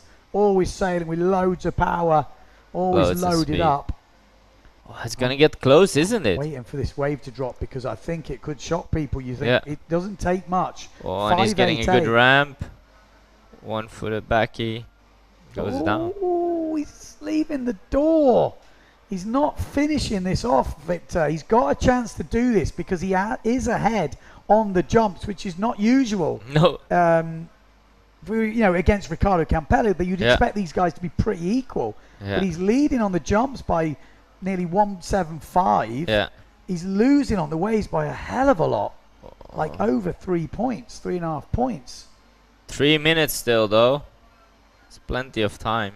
Waiting for that score to drop. This is not all over. No. This is not all over. Don't go anywhere because this is far from over. One score can change this heat very drastically. And we know Victor in the wave riding, he can just copy what he just did before, and what he did before got him a 5.38, but he is still trailing by just under half a point. It is so close now. He needs to improve on a 4.5 wave. If he was to drop a 5, he goes into the lead. Victor Fernandez needing a 5-point wave as we tick down. 2 minutes 30 to go. We're going to have a 20-minute break at the end of this heat. Yeah. Well, obviously we need a 20-minute Exactly. break, so they're not having a break. Okay. No. It's just a break because these guys need a rest. Exactly. Because one of them will be in the final. Here we go on the outside. He's gone for the Red Bull Rockets. You know he has. And it's a 5.4. I don't think that's going to take him into the lead. No. He's trying to secure that 2.5 grand. He needs a 6.7. Liam Dunkerbeck with a 6.7. He's drunk a lot of Red Bull when he was young, I guess. In all the headlines at the moment, Liam. He won the under-20s at the moment. leading the Red Bull Rockets. He's Yeah. got all the way to 5th place in the single. Yeah. And his dad's organised the event. 5-3. What's Victor looking for? A 5-point wave? Victor has got 1 minute 30 to improve his score by 0.5. Just needs a 5-point wave. 5-point wave. Or a 7-point jump. Both are possible. Victor looks like he's sticking for the waves. Just needs a 5-point wave. That's easier said than done as we tick through to high tide. Ricardo And it's the Campello last could improve minute. his score though. Just needs more than a 6-point forward. Oh no, he's improved his score. That forward coming in at a 6. But he was only scoring Yeah. a 5.38 on Yeah. the push table. Yeah. A 6-point forward. I mean, that's a big points for a forward, but that's what. Victor on a wave, gets the ball, Oh, gets that's the a wave. 360. That is a wave, and Ricardo has just seen. You see him looking over his shoulder. He is worried right now. He is worried. He only needs a 5-point wave, but he doesn't need a 5-point wave now. Finish. He needs more than a 5-point wave. He needs a 5.5 wave. He's going to get a forward, mate. Oh, Ooh. we've lost We the camera. Lost Victor for a moment. Oh my God, 30 seconds to go. We're just gonna have to wait for the scores, won't we? Oh my God, yeah. That 6-point forward might have just squeezed it too much ahead. Point. He needs a 5-5 for that wave. Which is a good 360. Good Had a backside turn. He had a It's turn gonna be already. close. Oh my life, this could be heartbreak for a few people out there because this is going to come right down to the wire. Is that the end of the heat? Last second now, yeah. Last seconds. So I that don't wave think- is still gonna count. But that's not going to change anything. It's going No. to come down to the last wave from Victor Fernandez. No, it's not enough. It's dropped in at a 4.62. It is not enough. It is not enough. Would it have been enough if he hadn't have got that forward? No, No. he needed a He 5. needed a 5. So it wouldn't have been enough. It's pretty decent 360 and stuff. Yeah. But it's not enough. Ricardo Campello on the live scoring is through to the final going against Philip Costa in a rematch of the 2019 PWA Gran Canaria World Cup. Yeah. Wow. I think Victor, like, he had the 360, and actually, if he would have wanted, I mean, he was pretty much on dry rock, so don't take it away from him. He could have had a frontside turn behind it. Maybe the judges saw that. Maybe they were like, he could have made a bit more out of it. Maybe they wanted to see a backside air before it, but, you know, it's such a tight thing to do. I have just seen the last score from Victor Fernandez as a 6.38. Am I seeing Maybe things? that was the... Maybe the wave I saw before was not that. Of Because the, it does happen if they're the eye- still working on the scores, I mean, so we'll have to work. It was a big 360. It with was a turn. big I was surprised at the Yeah. 4. Yeah. I thought it was definitely in the 5s. Yeah. High Wow. 5s. Could double. If that's the case, we might have seen. Well, That's gonna be... Yeah, let's wait, but he might just have sneaked it in. okay, we will wait for an update of the scores because from what we've just seen, might have just seen a different guy making the final. Victor Fernandez with that last wave, with the 360. I mean, there's no way it was a 4. I was No. trying not to go too No, crazy, exactly. but there was no way it was in the Whoa. 4s. Actually, the table forward was pretty sick as well. The table forward, yeah, scored big. So was that table. Wow. Okay, so I don't want to say anything yet. We'll wait for the official ruling. But it looks to me like Victor Fernandez with that last wave with Ricardo Campello looking over his shoulder might have just snatched the victory and books his place in the final against Philip Costa. I'm sure the internet is going crazy right now because Fernandez might have just stole this. Ricardo Exactly. Whoa. will be gutted.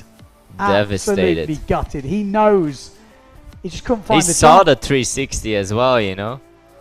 I mean, that scored a 6. Yeah. Which is a high score for a forward. Yeah. So, you know, I don't think there's any complaints about the scoring. No. I think Exactly. drama, Hello. drama. From what we're seeing on the live scoring, you guys are seeing it at home.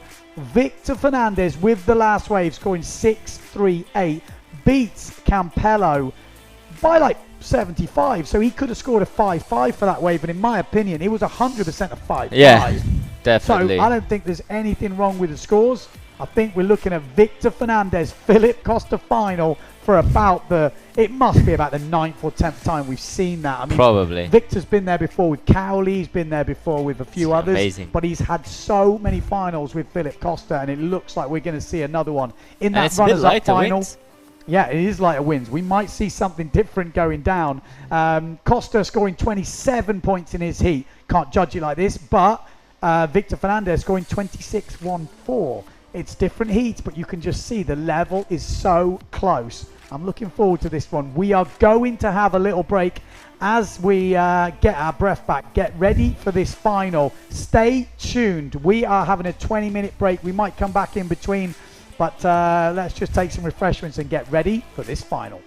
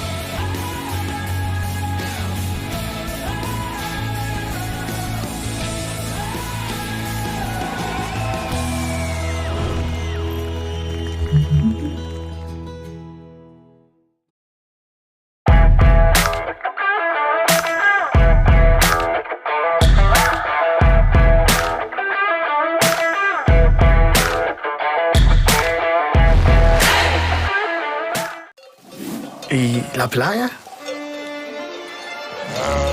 ¿Cuándo fue la última vez que probaste algo nuevo? ¿Puedo hacer esto todos los días? Sí, ¿Puedo cruzar la isla caminando? claro. O cabalgando si quieres. ¿En qué puedo ayudarle, señor? Bonjour madame, ¿es posible cancelar mi vuelo? ¿Qué es esto? Esto es nuestra flora autóctona. Oh. Y hay más. Mucho más. ¿Será por esto que sonreímos tanto? ¿O será por esto? Porque cada día es un nuevo descubrimiento. Dale un giro a tu vida.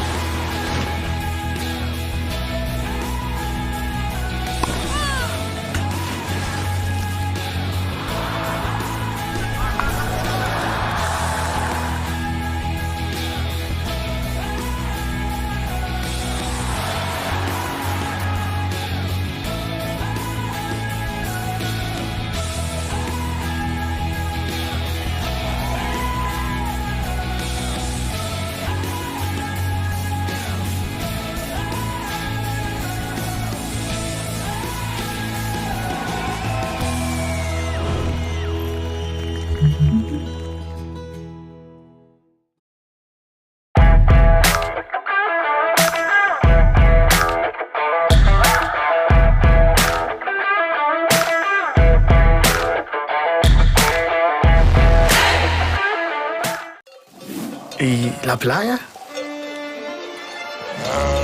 ¿Cuándo fue la última vez que probaste algo nuevo? ¿Puedo hacer esto todos los días? Sí, ¿Puedo cruzar la isla caminando? claro. O cabalgando si quieres. ¿En qué puedo ayudarle, señor? Bonjour, madame. ¿Es posible cancelar mi vuelo? ¿Qué es esto? Esto es nuestra flora autóctona. Oh. Y hay más. Mucho más. ¿Será por esto que sonreímos tanto? ¿O será por esto? Porque cada día es un nuevo descubrimiento. Dale un giro a tu vida.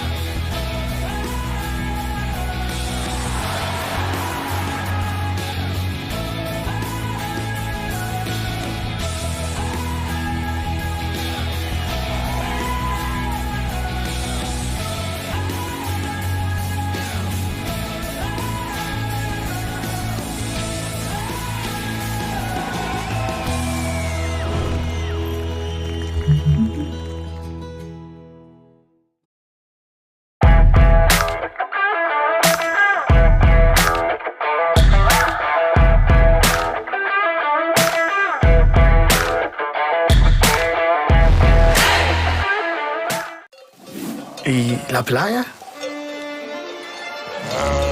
¿Cuándo fue la última vez que probaste algo nuevo? ¿Puedo hacer esto todos los días? Sí, puedo cruzar la isla caminando. Claro, o cabalgando si quieres. ¿En qué puedo ayudarle, señor? Bonjour madame, ¿es posible cancelar mi vuelo? ¿Qué es esto? Esto es nuestra flora autóctona. Oh. Y hay más. Mucho más. ¿Será por esto que sonreímos tanto? ¿O será por esto? Porque cada día es un nuevo descubrimiento. Dale un giro a tu vida.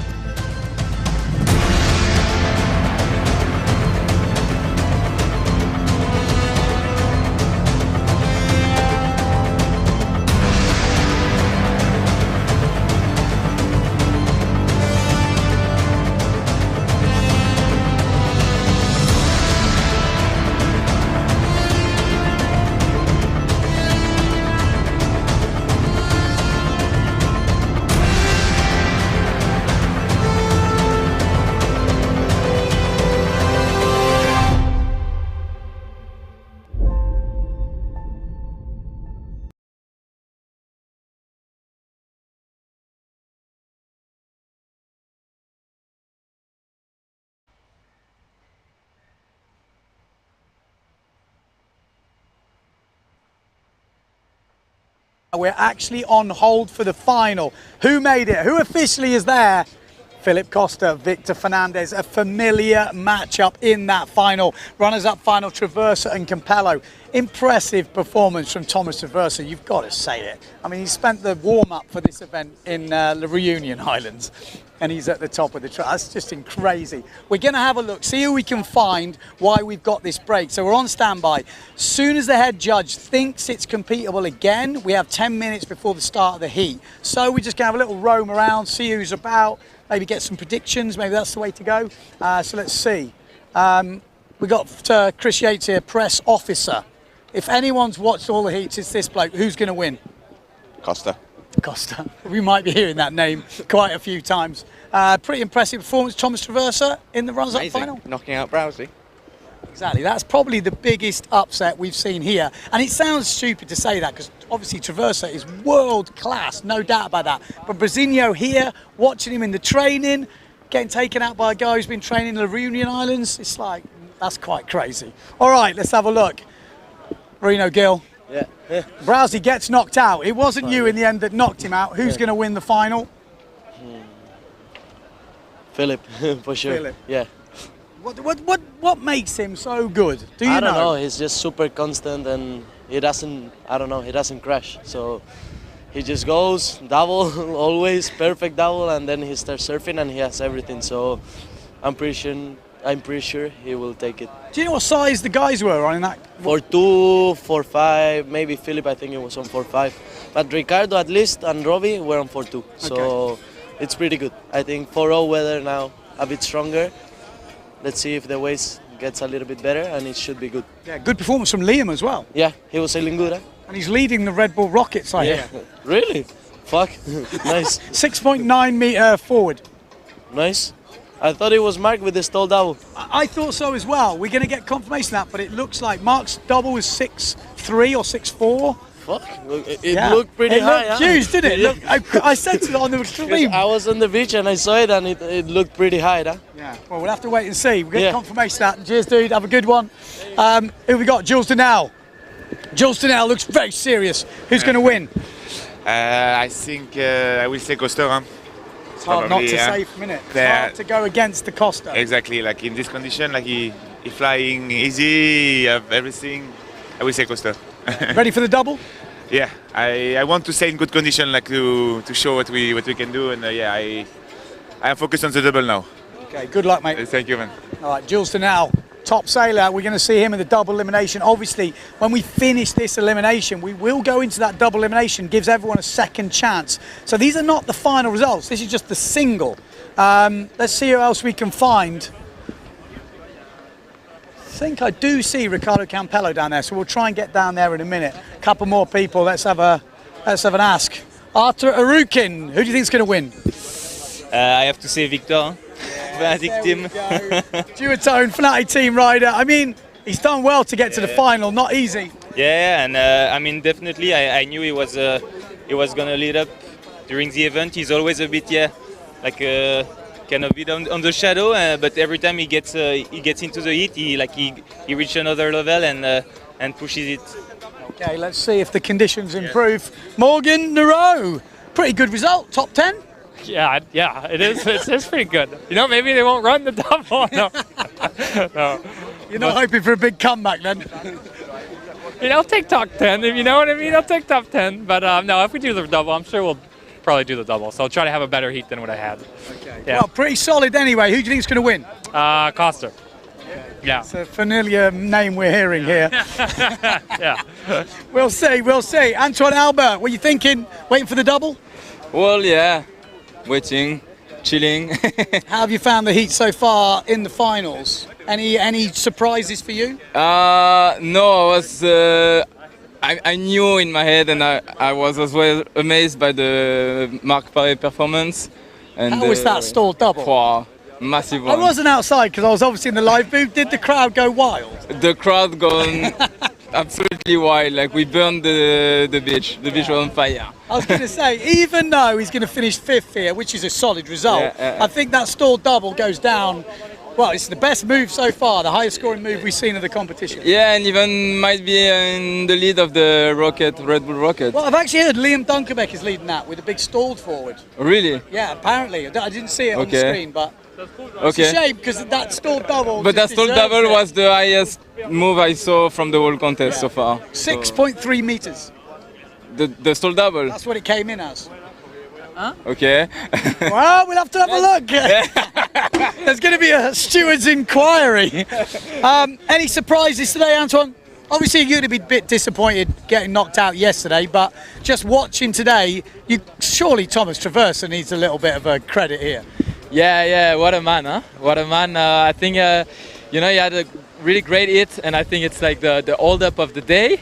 I'm super impressed by Mark, I think he deserved it, like a spot into the final, but that's how it is, and amazing performance by anyone. Just a little bit disappointed for Brauzinho, because, I haven't seen him doing anything bad during the training. Literally you would watch him for 15 minutes, say, oh, let me look at, Brauzinho for 15 minutes, he would do everything. And it just didn't pull off the right hit, So I'm stoked for Thomas because it's it's he showed that we can still make, some good results without, being the best at doubles and stall doubles, Well, you know what? In the heat against Costa, he had a chance on the last wave. A good double would have put him through. Yeah, that's what we told him, We're like, Good hey, double, a nice one or kind of a stall one, it would have been the one. But yeah, amazing performance by the guys. Hopefully we get better conditions because I'm really excited, to go back on the water and try to come back, It's going to be interesting, man. Cheers for that. Yeah, cool. Good to see. Let's have a chat. I know he's busy, Dunkerbeck, but we're going to have a quick chat. Obviously live. It's Yes, working out quite how's it nice for you, the family Dunkerbeck. The event's going well. Liam Dunkerbeck's killing it. Yeah, thank you very much, Ben. Finally, the hot weather's gone and the wind is kicking back in, and the next days are going to be even better than today. Okay, what do you think of the finals? The finals, well, let's let it tide drop a bit, but obviously it's going to be a pretty Spanish final, huh? I was going to say, you want to make any predictions? Obviously, we've seen that match-up. I don't know how many times before. It must be probably 8 times before. Many times, in yes. The final, many going times. against each other head-to-head. Can Victor do it? A lot of people saying Costa's got it, but it's not over yet. It ain't over until that heat is over, and Victor can really connect the waves well. And we're scoring 2 jumps and 2 waves today, so it's going to be really up to who finds the nicest, longest and best waves to connect all the maneuvers. Okay, you want to stop sitting on the fence and tell me who you think's going to win? Well, I do favor Philip because he's been practicing a lot in the last 2 years. But also Victor has been here a lot of times, and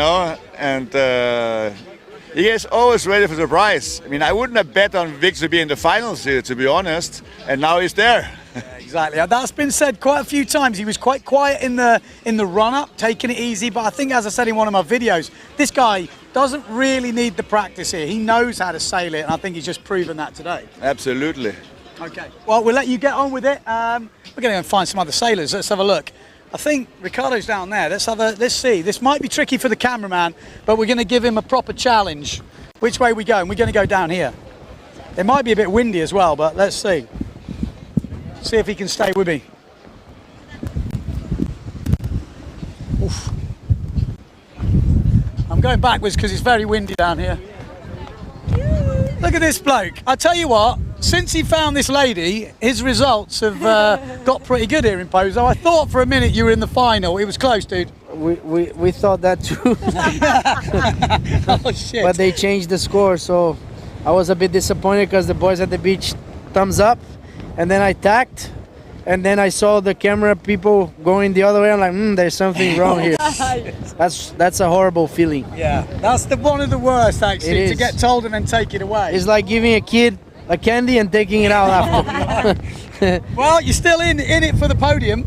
I know, but yeah, let's hope for the tide to go down a bit and hopefully fight for the 3rd place and hopefully come back for the higher spots on the double. What are you saying to him? Because you definitely had an influence. I saw this in 2019. He looked like a different person competing, and today I thought when he was in the final, something's going on here.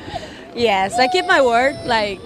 keep calm, breathe, don't think about it, just go and watch what are you doing, and this is what I do. It's working. It's Yes, working. it's working. Sign her up. She could make a business out of this. He's like, no, she's mine. And and the lucky kiss. And the lucky kiss. That's no business. Okay, lucky kiss. How much for a lucky kiss? Yeah. All right, let's have a go. Liam Dunkerbeck, we'll get out of the wind because it's a bit windy here. Let's go up here. We have a chat. Ooh. I'm putting the cameraman through a hell of a trip here. Oof. Off. Sorry about it, there's a lot of running around, but it's so windy down there. I don't know if you're affecting the mic. Good day today so far. Yeah, pretty happy with the results. So winning the under-20s, that's a good start. I think you're leading the Red Bull Rockets the last time I looked. Yeah, 6.7 meters, stalled forward. Pretty solid.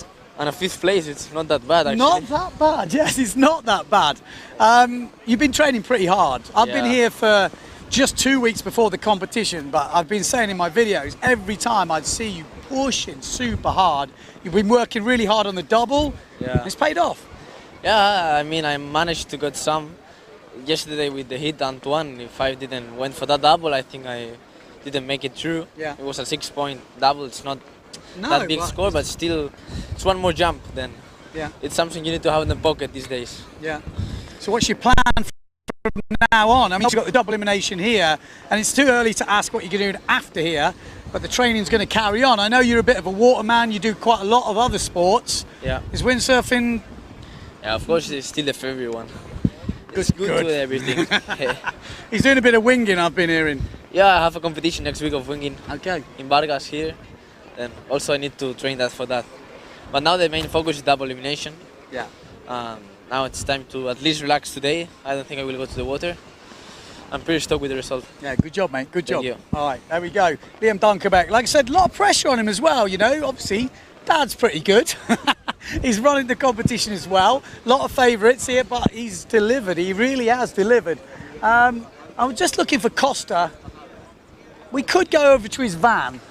I don't see him. Let's have a little look. I don't know how long this is going to work, how far our wireless camera is going to go. But it'd be really good to have a word with Victor and Costa, but they are hiding at the moment. So this run could end in nothing. So just bear with me. Oh, there we go. We got Thomas Traversa. See, if we walk around, we find people. Thomas. I mean, let's go behind here. There's a bit less wind. Let me just get out of the wind. I gotta say, dude, that wasn't expected. From me, I apologise for saying that because you've been on the podium here before, so it's not like you've never done it before. But was that a surprise to you? Yeah, for sure. Like already to pass the first round was like could have gone like easily the other way. Well, you had Baptiste. Yeah. Baptiste Claret, young French ripper. Yes, exactly. No, I mean, I'm not. I've never been sailing good here, and I'm still not sailing good here. So. I always come with like zero expectations. I just don't want to look too ridiculous. And yeah, I mean, this is kind of my condition also. It's not super strong, tricky to pick the good waves. And I think this is like something people tend to forget. It's a wave riding contest also. And if you want to get good wave score, you have to get the good waves. And I think I'm kind of good at this. Like, so I know that's my strength, so I just focus on this, like getting the best waves. Like this, I don't need to ride better than the other guys, but I can still get better scores. Yeah. And then I was lucky because I was against Pons on the second round. He should beat me in Pozo, and he didn't because the conditions were not so good, and I did what I had to do. And then same thing happened with Brausinho. And yeah, actually against Philippe, I felt like I was sailing well. I was happy with my sailing. I'm talking a lot, sorry. No, but I totally agree. No, but I'm like, I was like, for sure. For me, I was expecting probably to maybe pass one heat. But like you in say, the Costa heat, you could have done that last double. Yeah, I know. If you'd have landed it, you literally 7.5 would have put you through. Yeah, I know. That's why, like you say, I've been on the podium here. I've been in the semi-final even already before. Yeah. Like I've made it 2 times before already. So I know it's possible. Yeah. And It's actually quite a consistent event for you. You do know that. Yeah, it's true in the end, yeah. But like, I'm actually, back in the day, I always had like a lot of pressure because I always felt like this is why I was gonna lose like my overall ranking, and I was putting a lot of pressure.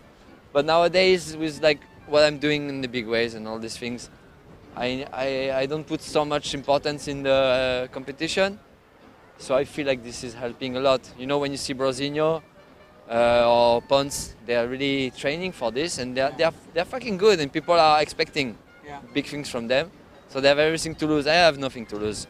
So, and you have to always remember there is like a part of like whatever, you can call it how you want, but you have to take the opportunity when they are there. You have to do the job, but you know, there are like some windows where things can happen your way or not. Yeah, for sure. And I think I'm good at like taking the opportunity when it's there. Well, interesting. I mean, amazing sailing for me. You're in the top 4. I think we have to cut at the moment. No, we're good. We're good. No, I think we're good. It's all right. No, I was just going to say, you're training before here. Yeah, my training. Tell people at home. Well, I thought, okay, I have 2 possibilities. Or I come to Pozo and like realize that I'm like sailing like really bad compared to all the rest, or I go somewhere else in good waves and have an amazing week. So I went to Réunion Island and scored like logo to mass and half wave every day, perfect, point break, getting turns and airs like one wave after the other. So I arrived here like 2 days before the event, like feeling really happy, and it's working, obviously. It's definitely working. I think we're going to have to do it, but cheers for that, man. Good luck. Well, you're still going. Yeah. So good luck in the runners-up final. Thank you. And we'll see you. We'll see him on the live stream. Okay, we're going to go back to the studio. Like I said, I'm going to try and find Costa at some point. Stay tuned.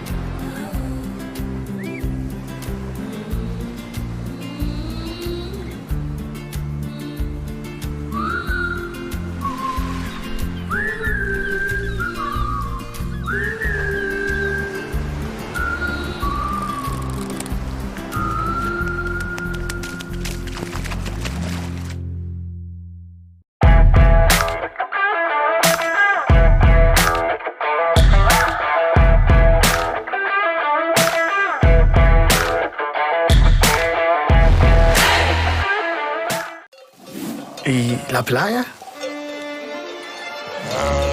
¿Cuándo fue la última vez que probaste algo nuevo? ¿Puedo hacer esto todos los días? Sí, ¿Puedo cruzar la isla caminando? claro. O cabalgando si quieres. ¿En qué puedo ayudarle, señor? Bonjour madame, ¿es posible cancelar mi vuelo? ¿Qué es esto? Esto es nuestra flora autóctona. Oh. Y hay más. Mucho más. ¿Será por esto que sonreímos tanto? ¿O será por esto? Porque cada día es un nuevo descubrimiento. Dale un giro a tu vida.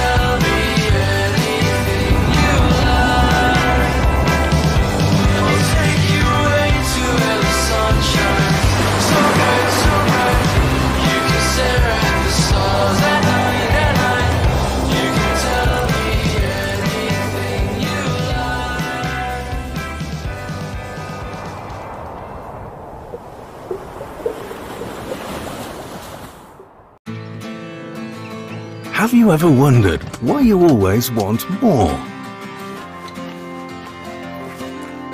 More Mondays without the alarm. More first times. More leaps into the unknown. More breakfasts in bed. More whiffs of the salty sea and the countrified country. More smiles for the camera.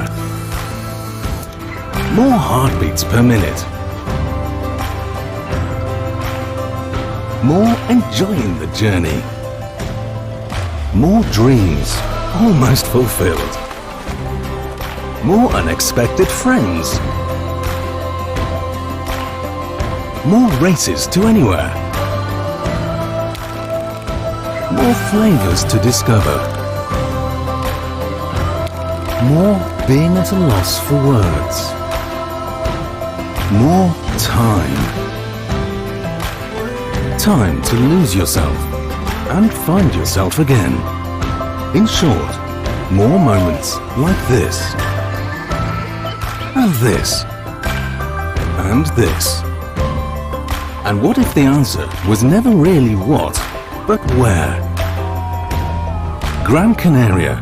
So much to live for.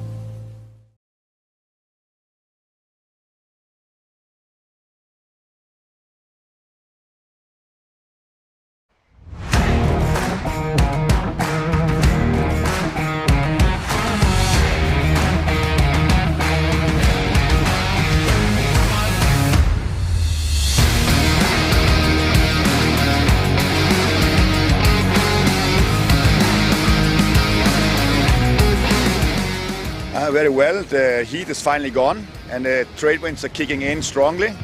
Next 3 days is going to be improving both waves and wind strength, so I guess we're going to finish the singles today and we have 3 days to finish the double elimination as well. Also we're doing the Red Bull Rockets now on the weekend because we're now in the top 16 to see who's going to jump the highest, flying in pose we call it. So my name is Philip Koster. I'm 28 years old. I'm from Gran Canaria, and today has been a really good day. It has been a bit light, but still plenty of good to compete. So I'm really happy to advance to the next round and to compete against Marc Paré. Yeah, so pretty happy to advance my heat against Antoine on the round 2. Now focus to the round 3. The conditions should be much better this afternoon because the hot will go down a bit and the tide also, then focus for it, yeah.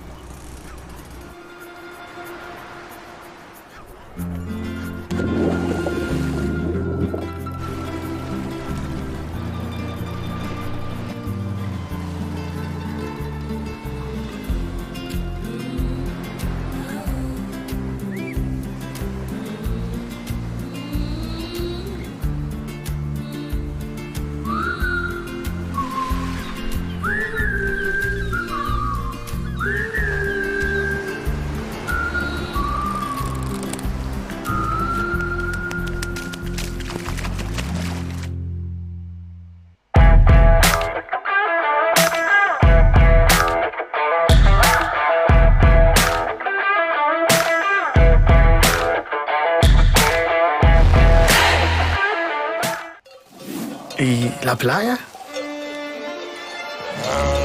¿Cuándo fue la última vez que probaste algo nuevo?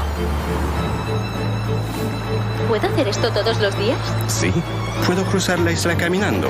claro. O cabalgando si quieres. ¿En qué puedo ayudarle, señor? Bonjour madame, ¿es posible cancelar mi vuelo? ¿Qué es esto? Esto es nuestra flora autóctona. Oh. Y hay más. Mucho más. ¿Será por esto que sonreímos tanto? ¿O será por esto? Porque cada día es un nuevo descubrimiento. Dale un giro a tu vida.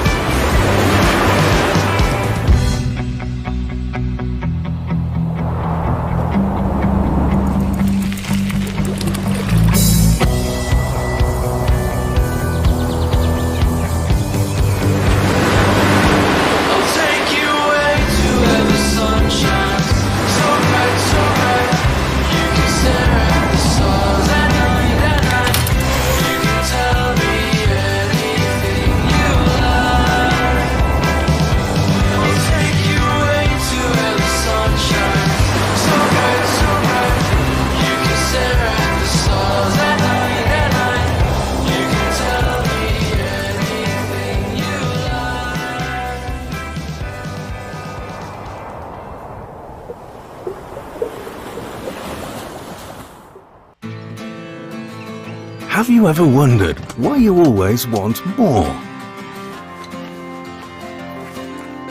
More Mondays without the alarm. More first times. More leaps into the unknown. More breakfasts in bed. More whiffs of the salty sea and the countrified country. More smiles for the camera. More heartbeats per minute. More enjoying the journey. More dreams almost fulfilled. More unexpected friends. More races to anywhere. More flavors to discover. More being at a loss for words. More time. Time to lose yourself and find yourself again. In short, more moments like this. And this. And this. And what if the answer was never really what, but where? Gran Canaria. So much to live for.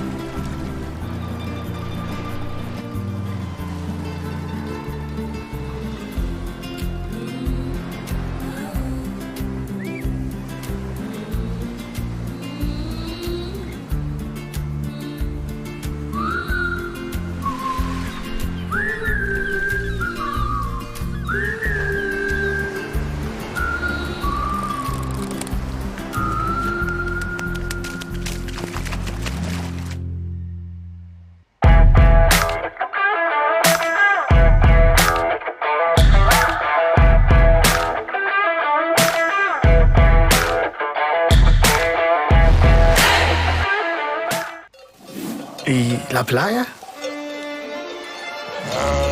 ¿Cuándo fue la última vez que probaste algo nuevo? ¿Puedo hacer esto todos los días? Sí. Puedo cruzar la isla caminando. Claro, o cabalgando si quieres. ¿En qué puedo ayudarle, señor? Bonjour, madame. ¿Es posible cancelar mi vuelo? ¿Qué es esto? Esto es nuestra flora autóctona. Oh. Y hay más. Mucho más. ¿Será por esto que sonreímos tanto? ¿O será por esto? Porque cada día es un nuevo descubrimiento. Dale un giro a tu vida.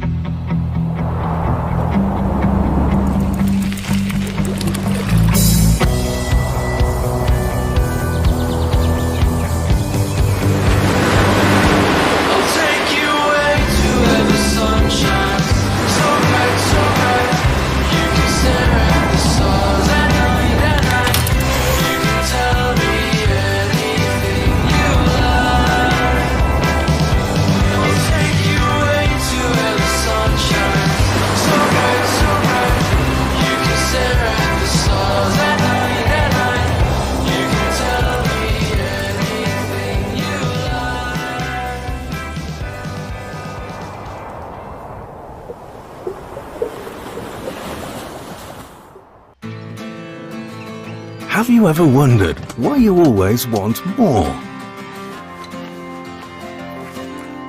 More Mondays without the alarm.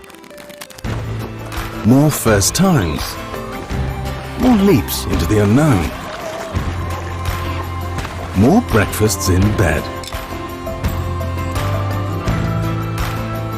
More whiffs of the salty sea and the countrified country. More smiles for the camera. More heartbeats per minute. More enjoying the journey. More dreams almost fulfilled. More unexpected friends. More races to anywhere. More flavors to discover. More being at a loss for words. More time. Time to lose yourself and find yourself again. In short, more moments like this. And this. And this. And what if the answer was never really what, but where? Gran Canaria. So much to live for.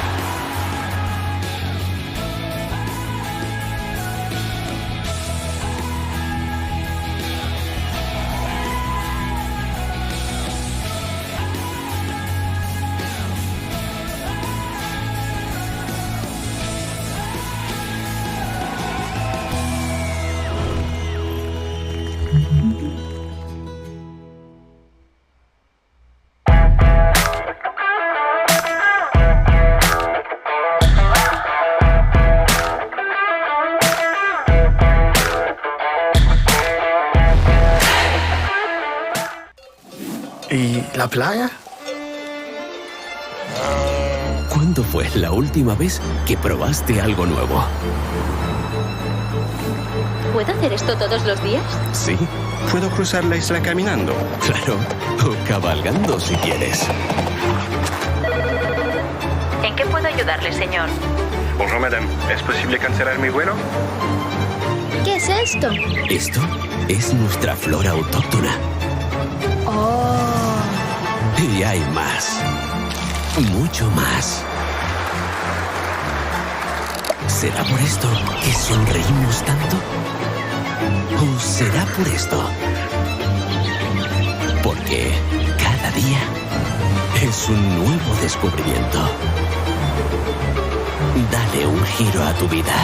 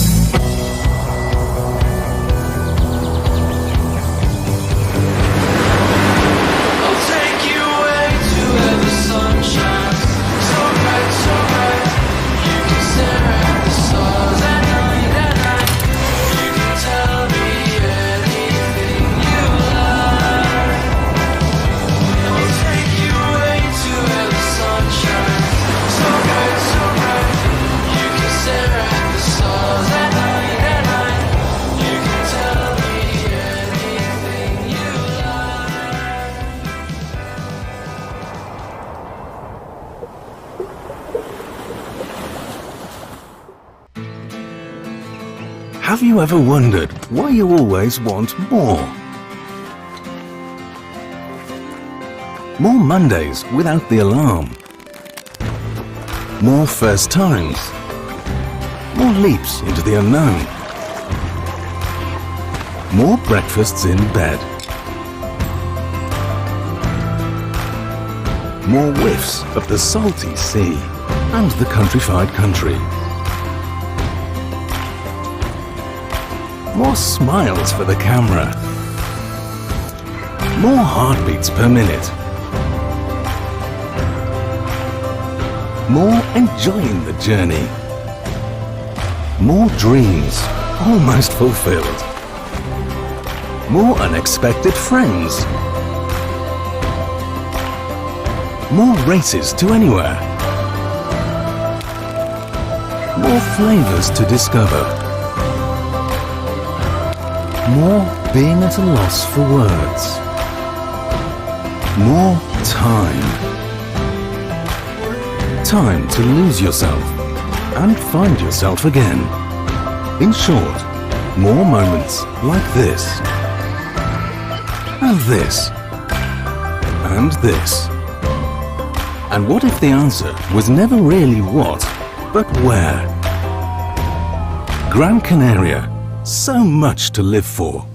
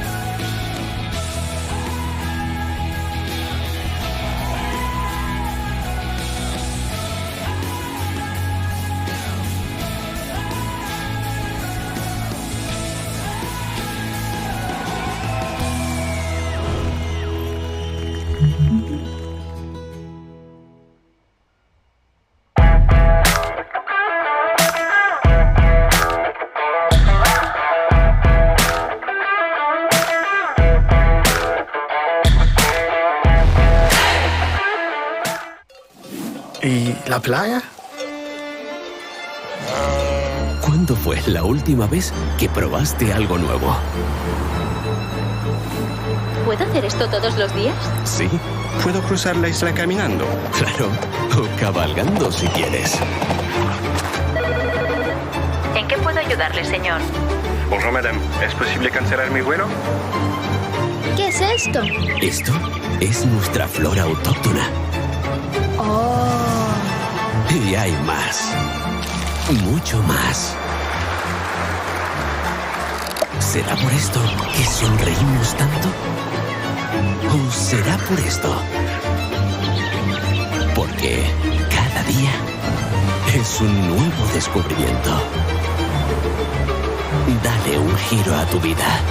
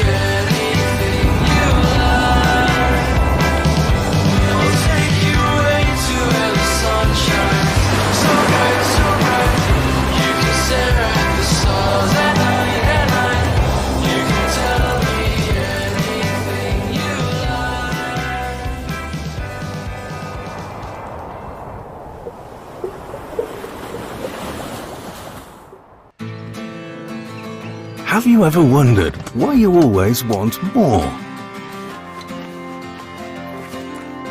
More Mondays without the alarm. More first times. More leaps into the unknown. More breakfasts in bed. More whiffs of the salty sea and the countrified country. More smiles for the camera. More heartbeats per minute.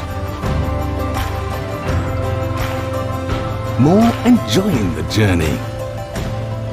More dreams almost fulfilled. More unexpected friends. More races to anywhere. More flavors to discover. More being at a loss for words. More time.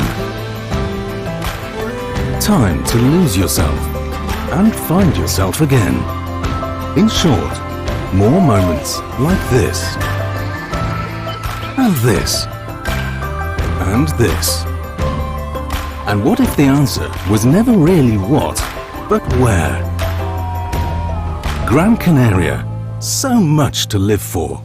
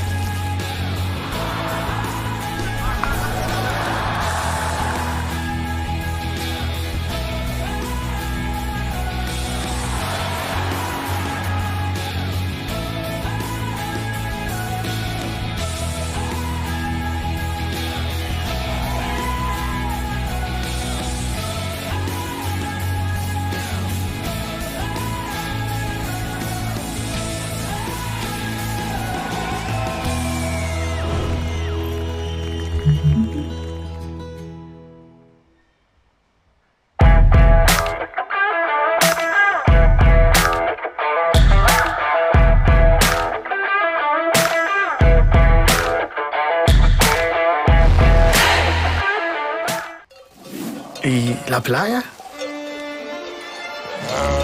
¿Cuándo fue la última vez que probaste algo nuevo? ¿Puedo hacer esto todos los días?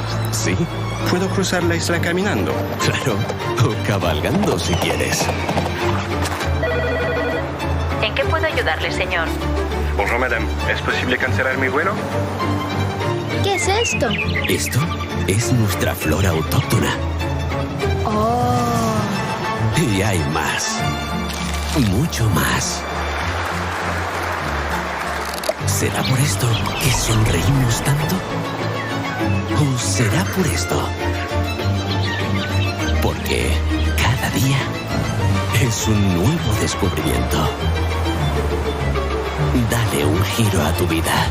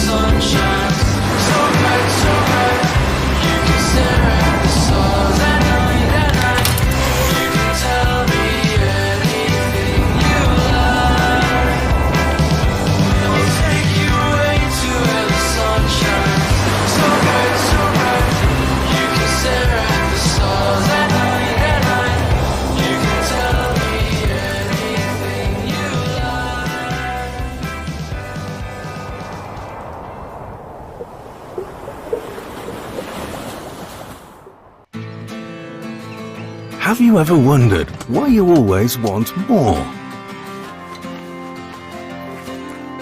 More Mondays without the alarm. More first times. More leaps into the unknown. More breakfasts in bed. More whiffs of the salty sea and the countrified country. More smiles for the camera. More heartbeats per minute. More enjoying the journey. More dreams almost fulfilled. More unexpected friends. More races to anywhere. More flavors to discover. More being at a loss for words. More time. Time to lose yourself and find yourself again. In short, more moments like this. And this. And this. And what if the answer was never really what, but where? Gran Canaria. So much to live for.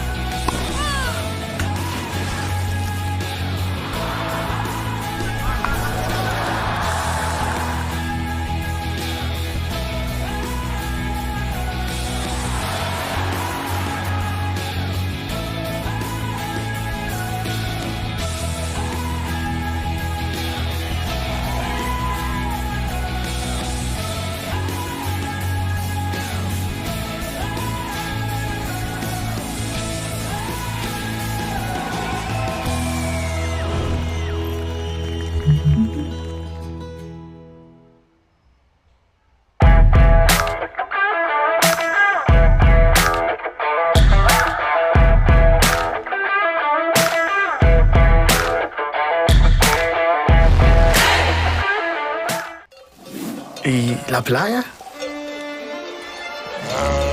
¿Cuándo fue la última vez que probaste algo nuevo? ¿Puedo hacer esto todos los días? Sí, ¿Puedo cruzar la isla caminando? claro. O cabalgando si quieres. ¿En qué puedo ayudarle, señor? Bonjour madame, ¿es posible cancelar mi vuelo? ¿Qué es esto? Esto es nuestra flora autóctona. Oh. Y hay más. Mucho más. ¿Será por esto que sonreímos tanto? ¿O será por esto? Porque cada día es un nuevo descubrimiento. Dale un giro a tu vida.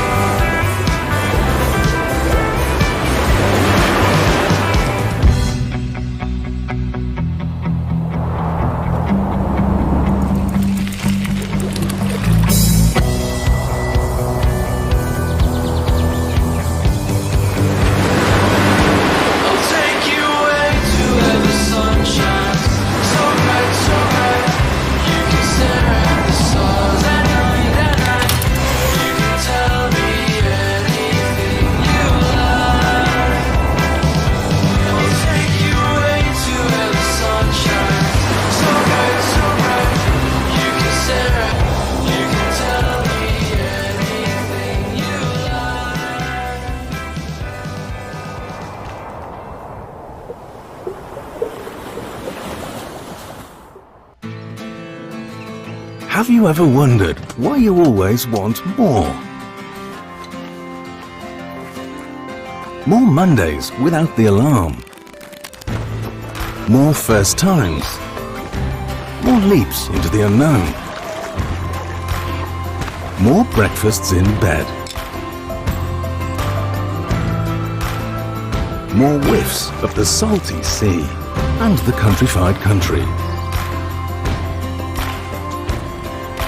More smiles for the camera. More heartbeats per minute. More enjoying the journey. More dreams almost fulfilled. More unexpected friends. More races to anywhere. More flavors to discover. More being at a loss for words. More time. Time to lose yourself and find yourself again. In short, more moments like this. And this. And this. And what if the answer was never really what, but where? Gran Canaria. So much to live for.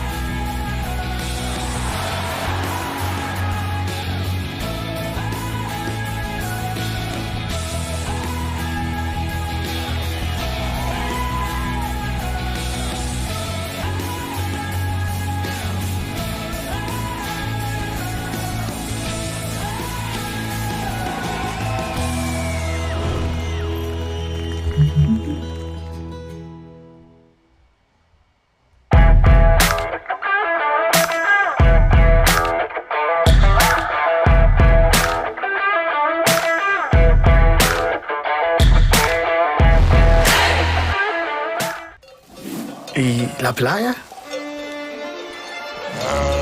¿Cuándo fue la última vez que probaste algo nuevo?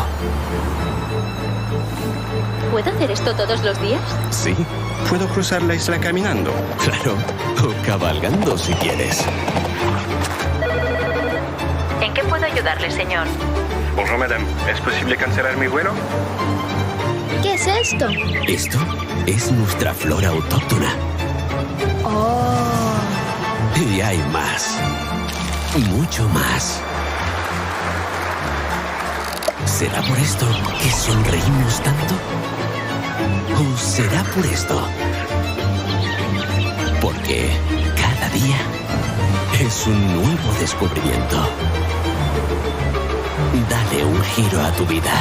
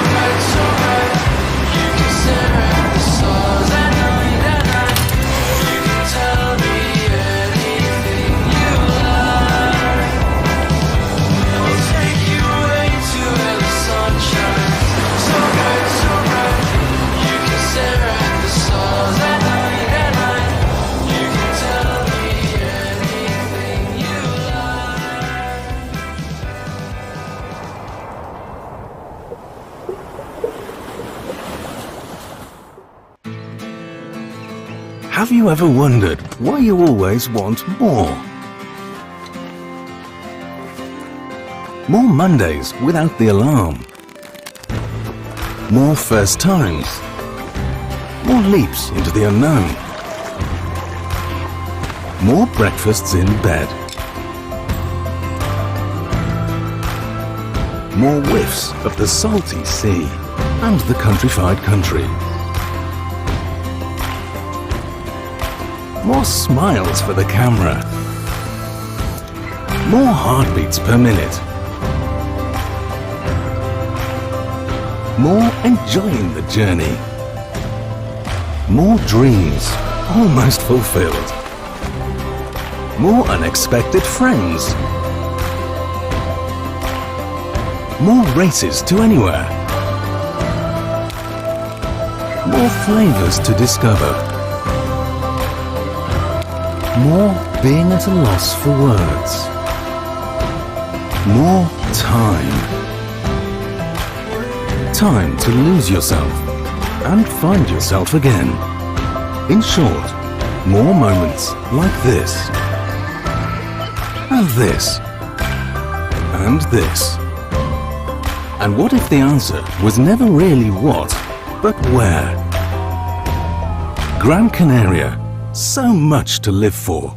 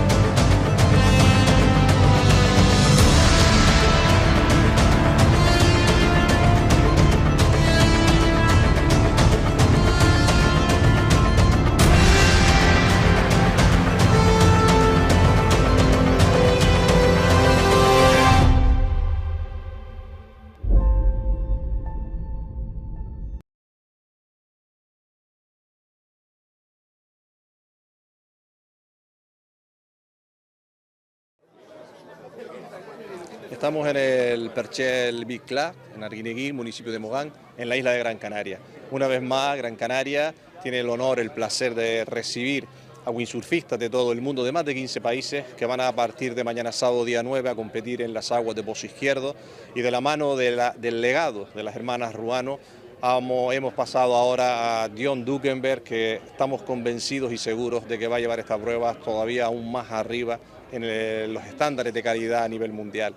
Es todo un orgullo, es todo un honor para esta Consejería de Deportes del Cabildo de Gran Canaria sumarnos, como digo siempre, a la organización de este magnífico campeonato mundial y desearles a todos una feliz estancia, que gane el mejor, como solemos decir en el mundo del deporte, y que sigan visitándonos a lo largo del año y sobre todo a practicar su deporte favorito como es el windsurf en estas magníficas aguas de Gran Canaria.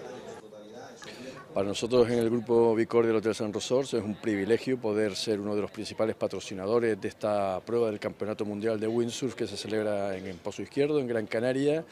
Y estamos encantados de poder hoy celebrar este acto de bienvenida y de arranque del campeonato en nuestras instalaciones, ¿no?, del Perchel Beach Club en el Resort Cordel Santa Águeda. Con el cóctel bienvenida aquí en el Perchel Beach Club en Santa Águeda, quería dar un poquito la otra cara de Gran Canaria, nuestro pequeño continente, que Pozo Izquierdo es ventoso, hoy había fuerza 8 y ahora por la tarde a las 6:30, 7, aquí estamos en un ambiente bastante cálido y sin viento. Y eso es gracias a la isla redonda y la isla viene del noroeste o norte y se queda por la zona este y norte de la isla, y el oeste y el sur pues son de un clima completamente diferente. Y también porque hay muchos competidores que vienen con familia y da la oportunidad de conocer la isla entera y sobre todo el cambio tan drástico y rápido que tenemos. Porque yendo de Pozo Izquierdo hasta Santa Águeda tardas 25 minutos. Ahí está compensado.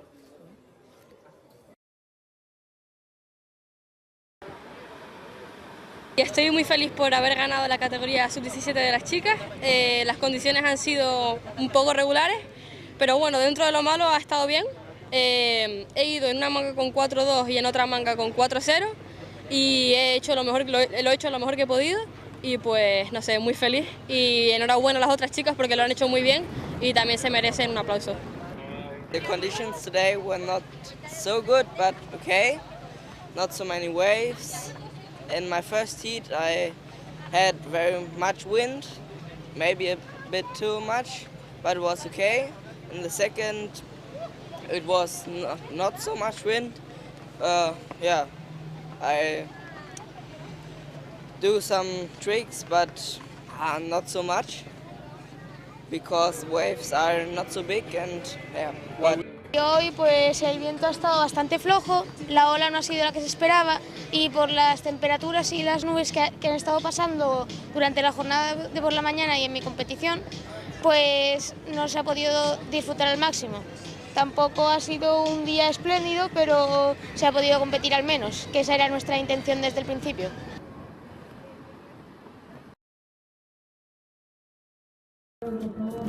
Today was really tough conditions, but I'm really stoked to have a second place together with my sister Ibaya, who definitely sailed much better than me, and she deserved a first place. It's a pity that I couldn't get it, but I'm happy because it was tough conditions and we finally have a result, so just see what happens if we can run the double elimination. If not, then I'm still happy to become second in my home spot. I'm super happy to be back and competing in Gran Canaria, happy to be with my sister Daila in the final. It's been a dream come true to beat her, and yeah, it's only been 2 times in my life I beat Daila in Pozo. She's the queen of Pozo for sure, and the conditions today were by my side, and I was really happy to win. And yeah, we have a result which is great for the event and great for the island of Gran Canaria.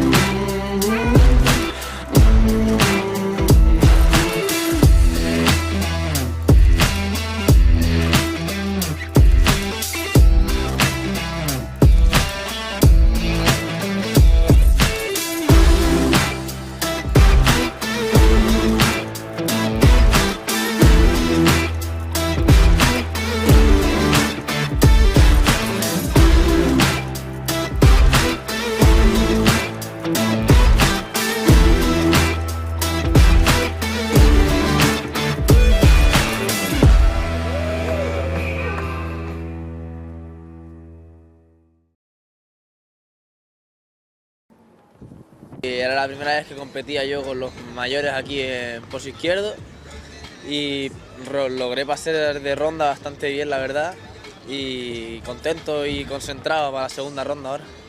sabía que estaba navegando bien, estaba con confianza y las condiciones estaban favorables para mí, así que simplemente entré y hice lo mejor que pude. La verdad que estoy muy contento de haber pasado a la siguiente ronda porque ha sido difícil, ha sido un año complicado para mí porque no he navegado mucho por el tema del trabajo y muy contento porque creo que aquí los de post izquierdo hemos dominado la primera ronda y súper contento.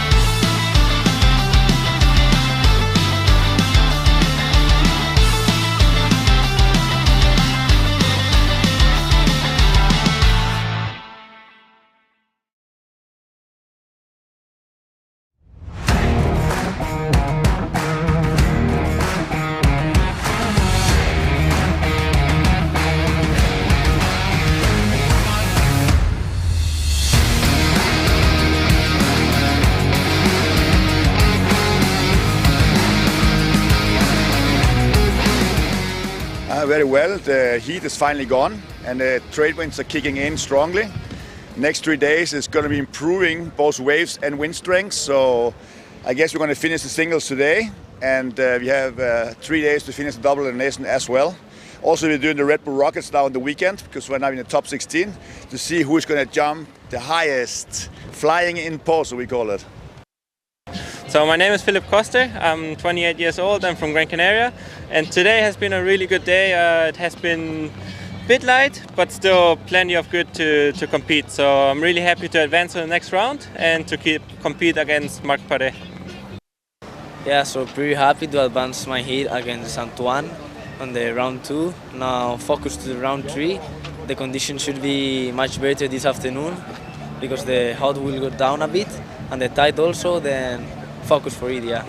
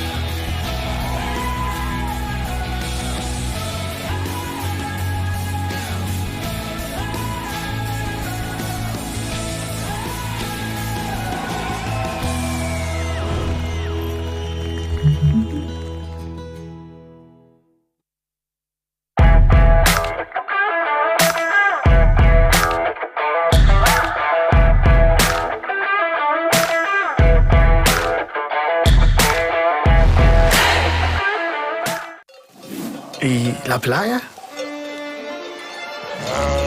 ¿Cuándo fue la última vez que probaste algo nuevo? ¿Puedo hacer esto todos los días? Sí, puedo cruzar la isla caminando. Claro, o cabalgando si quieres.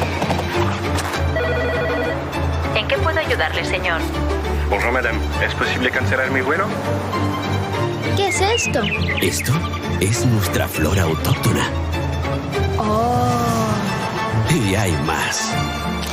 Mucho más.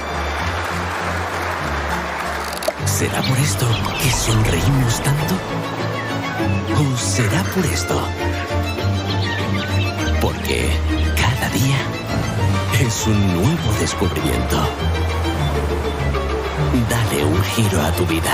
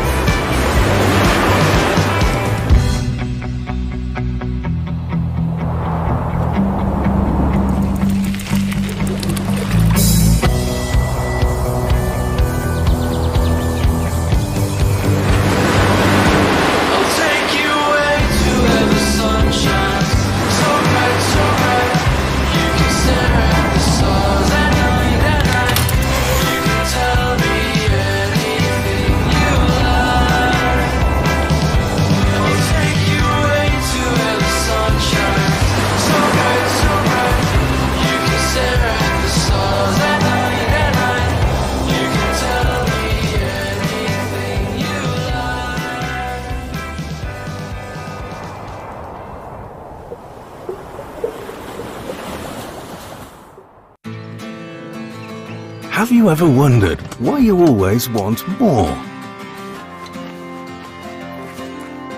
More Mondays without the alarm. More first times. More leaps into the unknown. More breakfasts in bed. More whiffs of the salty sea and the countrified country. More smiles for the camera. More heartbeats per minute. More enjoying the journey. More dreams almost fulfilled. More unexpected friends. More races to anywhere. More flavors to discover. More being at a loss for words. More time. Time to lose yourself and find yourself again. In short, more moments like this. And this. And this. And what if the answer was never really what, but where? Gran Canaria, so much to live for.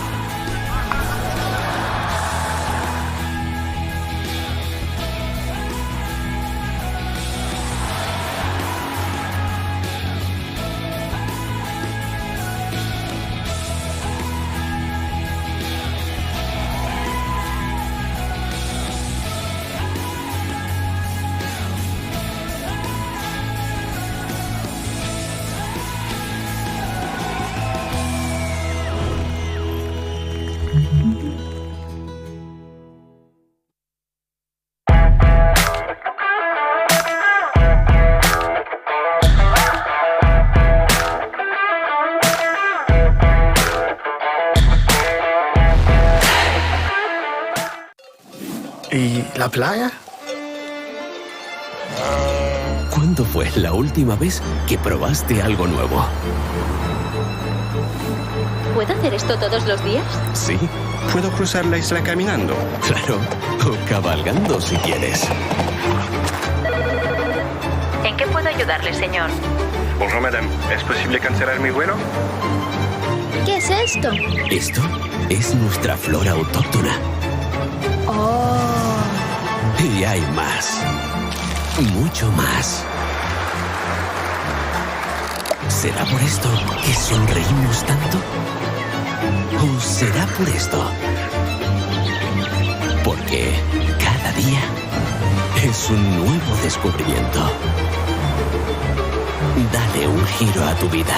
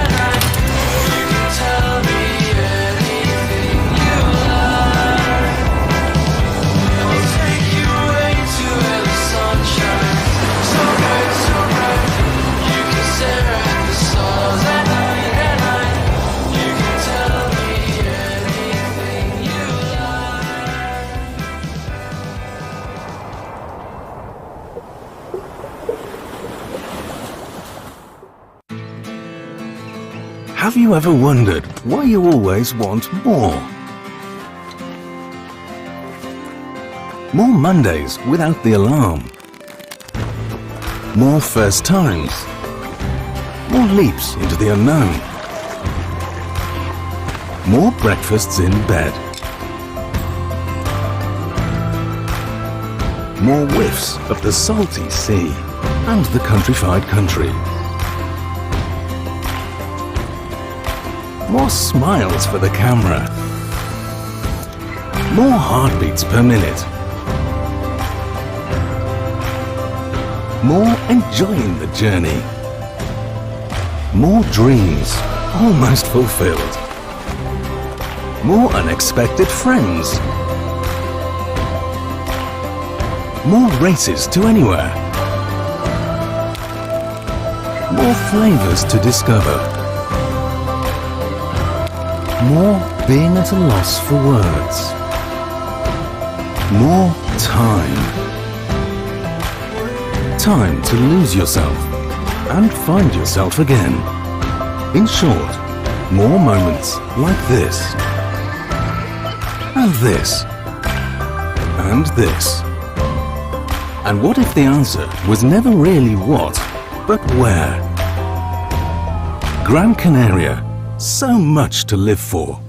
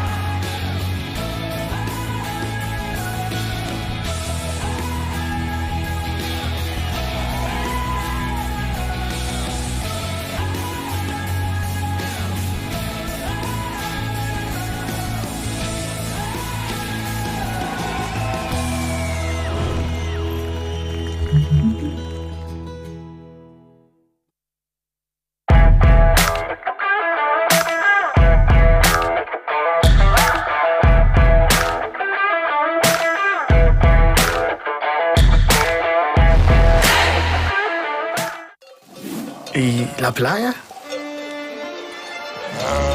¿Cuándo fue la última vez que probaste algo nuevo?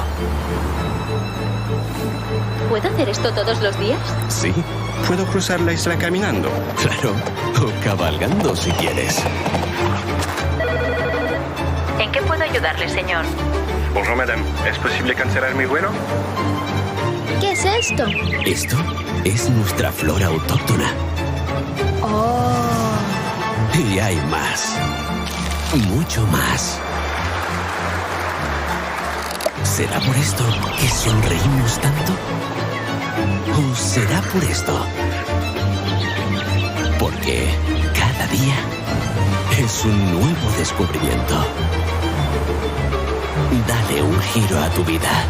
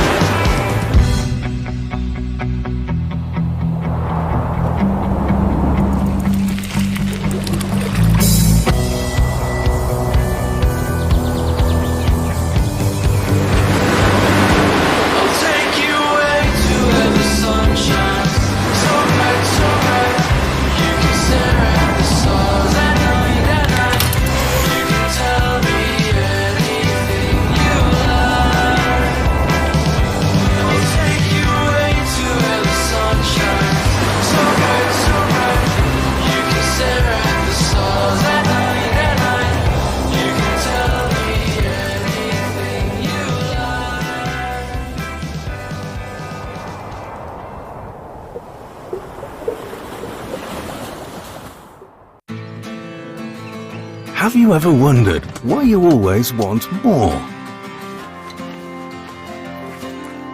More Mondays without the alarm. More first times. More leaps into the unknown. More breakfasts in bed. More whiffs of the salty sea and the countrified country. More smiles for the camera. More heartbeats per minute. More enjoying the journey. More dreams almost fulfilled. More unexpected friends.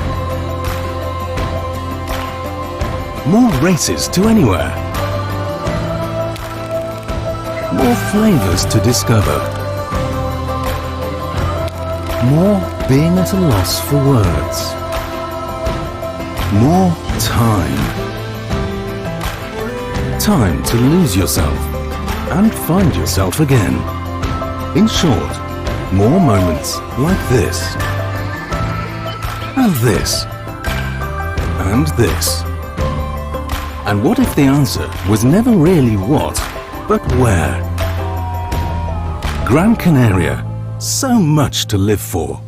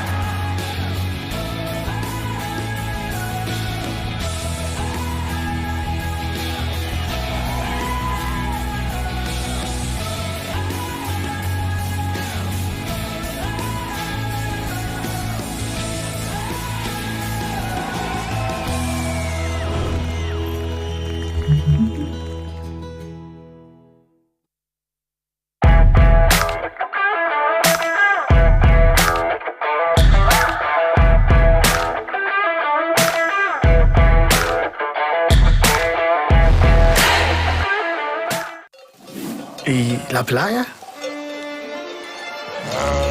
¿Cuándo fue la última vez que probaste algo nuevo? ¿Puedo hacer esto todos los días? Sí, ¿Puedo cruzar la isla caminando? claro. O cabalgando si quieres. ¿En qué puedo ayudarle, señor? Bonjour madame, ¿es posible cancelar mi vuelo? ¿Qué es esto? Esto es nuestra flora autóctona. Oh. Y hay más. Mucho más. ¿Será por esto que sonreímos tanto? ¿O será por esto? Porque cada día es un nuevo descubrimiento. Dale un giro a tu vida.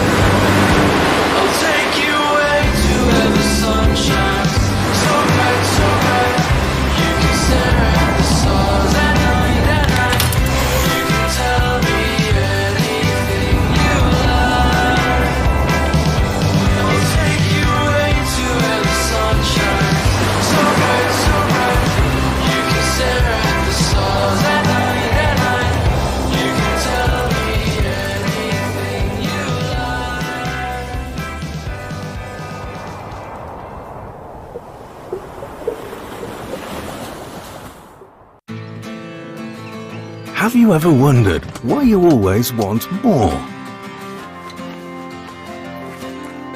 More Mondays without the alarm. More first times. More leaps into the unknown. More breakfasts in bed. More whiffs of the salty sea and the countrified country. More smiles for the camera. More heartbeats per minute. More enjoying the journey. More dreams almost fulfilled. More unexpected friends. More races to anywhere. More flavors to discover. More being at a loss for words. More time. Time to lose yourself and find yourself again. In short, more moments like this. And this. And this. And what if the answer was never really what, but where? Gran Canaria. So much to live for.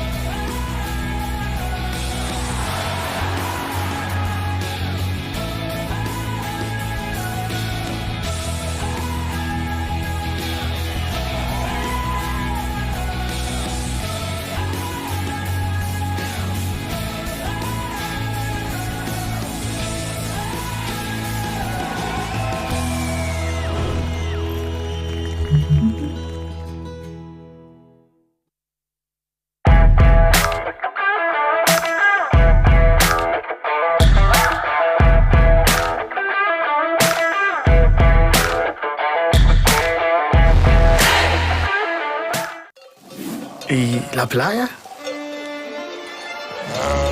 ¿Cuándo fue la última vez que probaste algo nuevo? ¿Puedo hacer esto todos los días? Sí, ¿Puedo cruzar la isla caminando? claro. O cabalgando si quieres. ¿En qué puedo ayudarle, señor? Bonjour madame, ¿es posible cancelar mi vuelo? ¿Qué es esto? Esto es nuestra flora autóctona. Oh. Y hay más. Mucho más. ¿Será por esto que sonreímos tanto? ¿O será por esto? Porque cada día es un nuevo descubrimiento. Dale un giro a tu vida.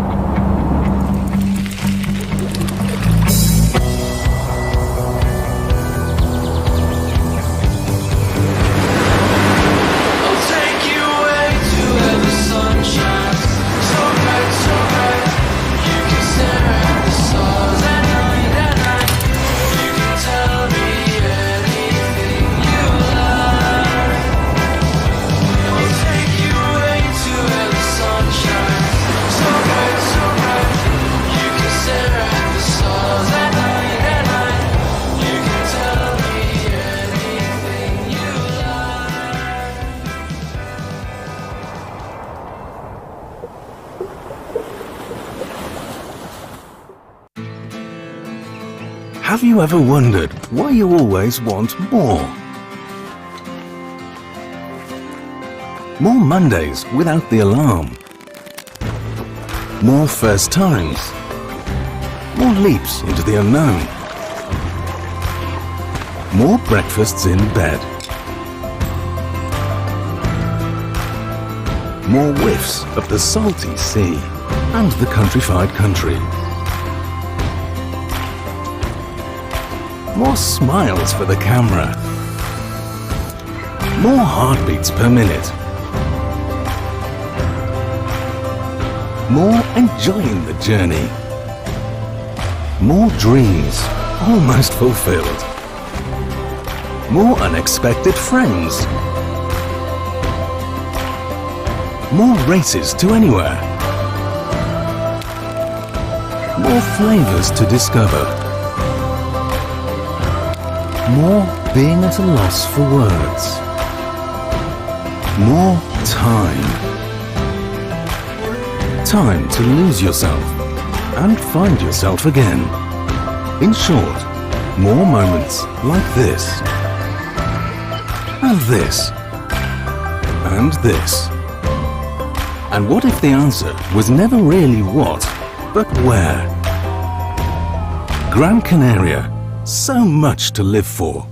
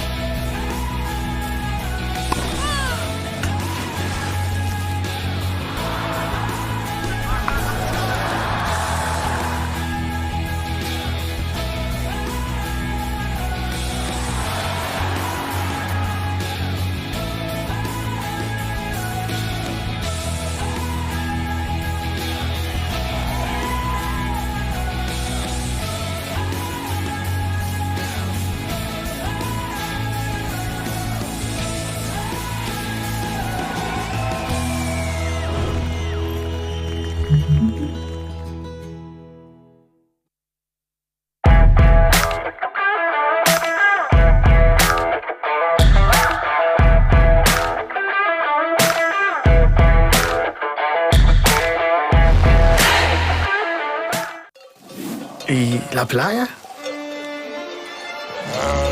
¿Cuándo fue la última vez que probaste algo nuevo? ¿Puedo hacer esto todos los días? Sí, ¿Puedo cruzar la isla caminando? claro. O cabalgando si quieres. ¿En qué puedo ayudarle, señor? Bonjour madame, ¿es posible cancelar mi vuelo? ¿Qué es esto? Esto es nuestra flora autóctona. Oh. Y hay más. Mucho más. ¿Será por esto que sonreímos tanto? ¿O será por esto? Porque cada día es un nuevo descubrimiento. Dale un giro a tu vida.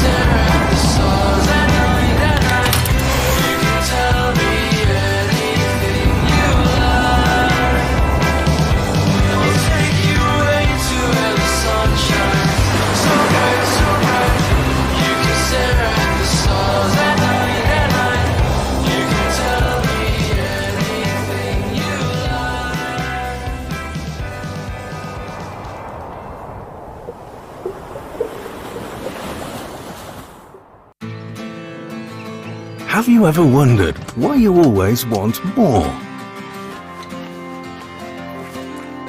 More Mondays without the alarm. More first times. More leaps into the unknown. More breakfasts in bed.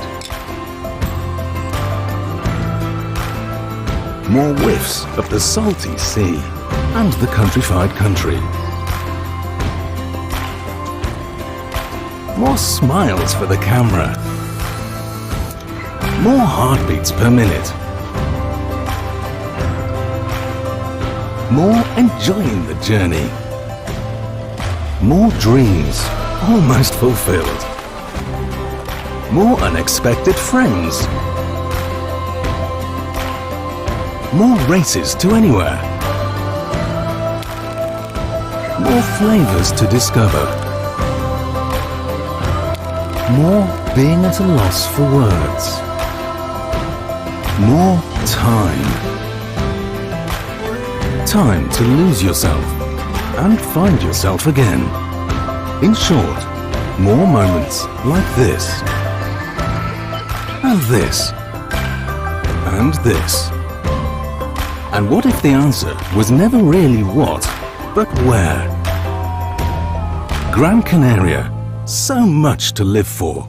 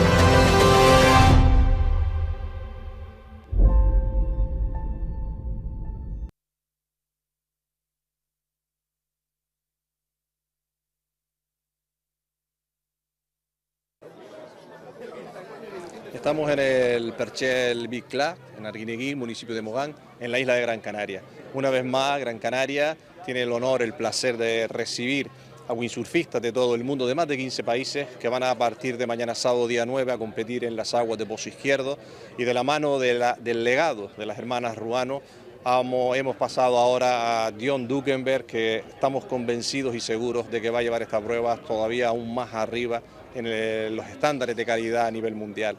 Es todo un orgullo, es todo un honor para esta Consejería de Deportes del Cabildo de Gran Canaria sumarnos, como digo siempre, a la organización de este magnífico campeonato mundial y desearles a todos una feliz estancia, que gane el mejor, como solemos decir en el mundo del deporte, y que sigan visitándonos a lo largo del año y sobre todo a practicar su deporte favorito, como es el windsurf, en estas magníficas aguas de Gran Canaria.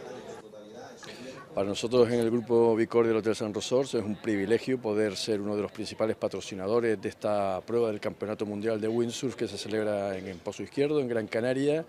Y estamos encantados de poder hoy celebrar este acto de bienvenida y de arranque del campeonato en nuestras instalaciones, ¿no?, del Perchel Beach Club en el Resort Cordial Santa Águeda. Con el cóctel bienvenida aquí en el Perchel Beach Club en Santa Águeda, quería dar un poquito la otra cara de Gran Canaria, nuestro pequeño continente, que Pozo Izquierdo es ventoso, hoy había fuerza 8 y ahora por la tarde a las 6:30, 7, aquí estamos en un ambiente bastante cálido y sin viento. Y eso es gracias a la isla redonda, y la isla viene del noreste o norte y se queda por la zona este y norte de la isla, y el oeste y el sur pues son de un clima completamente diferente. Y también porque hay muchos competidores que vienen con familia y da la oportunidad de conocer la isla entera y sobre todo el cambio tan drástico y rápido que tenemos. Porque yendo de Pozo Izquierdo a Santa Águeda tardas 25 minutos. Ahí está compensado.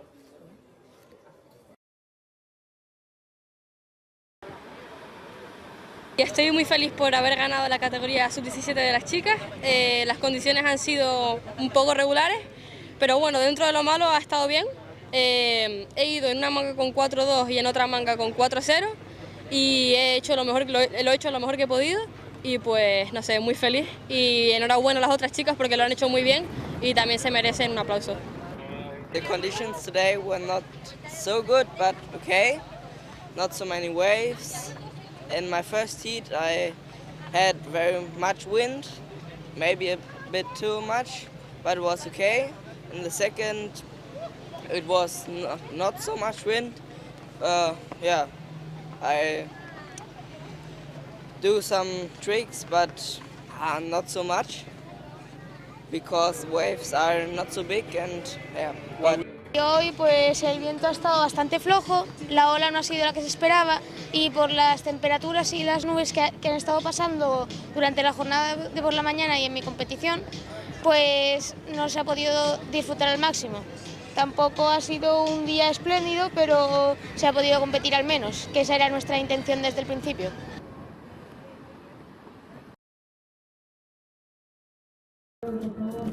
Today was really tough conditions, but I'm really stoked to have a second place together with my sister Ibaya, who definitely sailed much better than me, and she deserved a first place. It's a pity that I couldn't get it, but I'm happy because it was tough conditions and we finally have a result, so just see what happens if we can run the double elimination. If not, then I'm still happy to become second in my home spot. I'm super happy to be back and competing in Gran Canaria, happy to be with my sister Daila in the final. It's been a dream come true to beat her, and yeah, it's only been 2 times in my life I beat Daila in Pozo. She's the queen of Pozo for sure, and the conditions today were by my side, and I was really happy to win. And yeah, we have a result which is great for the event and great for the island of Gran Canaria.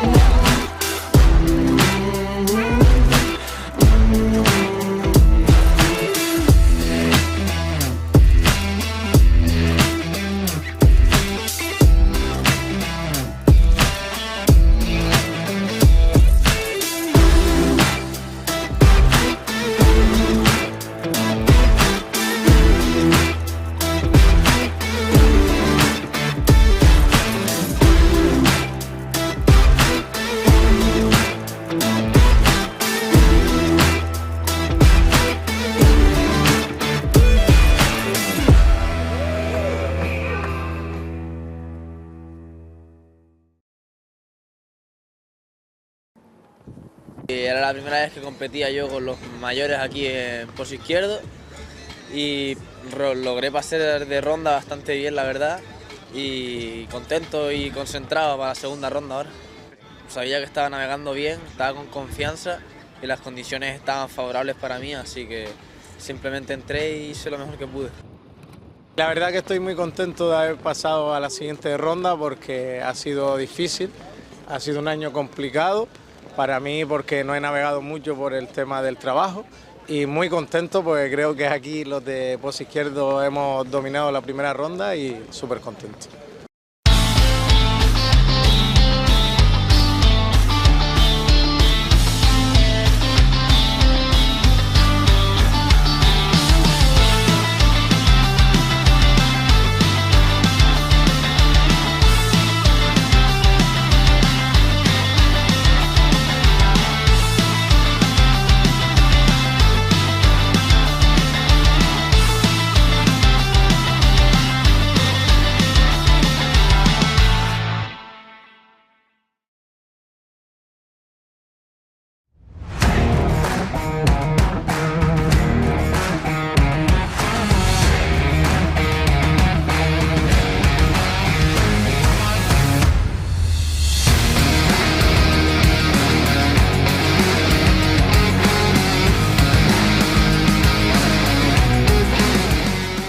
Very well. The heat is finally gone and the trade winds are kicking in strongly. Next 3 days is going to be improving both waves and wind strength, so I guess we're going to finish the singles today and we have 3 days to finish the double elimination as well. Also, we're doing the Red Bull Rockets now on the weekend because we're now in the top 16 to see who's going to jump the highest, flying in pole, so we call it. So my name is Philip Koster, I'm 28 years old, I'm from Gran Canaria, and today has been a really good day. It has been a bit light, but still plenty of good to compete. So I'm really happy to advance to the next round and to compete against Marc Paré. Yeah, so pretty happy to advance my heat against Antoine on the round 2. Now focus to the round 3. The conditions should be much better this afternoon because the hot will go down a bit and the tide also, then focus for it, yeah.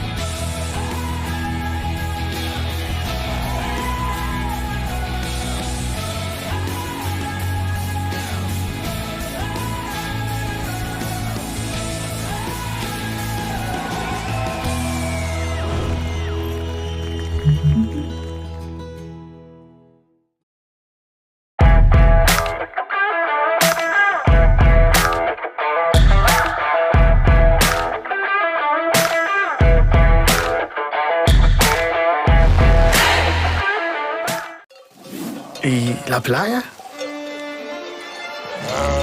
¿Cuándo fue la última vez que probaste algo nuevo? ¿Puedo hacer esto todos los días? Sí, ¿Puedo cruzar la isla caminando? claro. O cabalgando si quieres. ¿En qué puedo ayudarle, señor? Bonjour madame, ¿es posible cancelar mi vuelo? ¿Qué es esto? Esto es nuestra flora autóctona. Oh. Y hay más. Mucho más. ¿Será por esto que sonreímos tanto? ¿O será por esto? Porque cada día es un nuevo descubrimiento. Dale un giro a tu vida.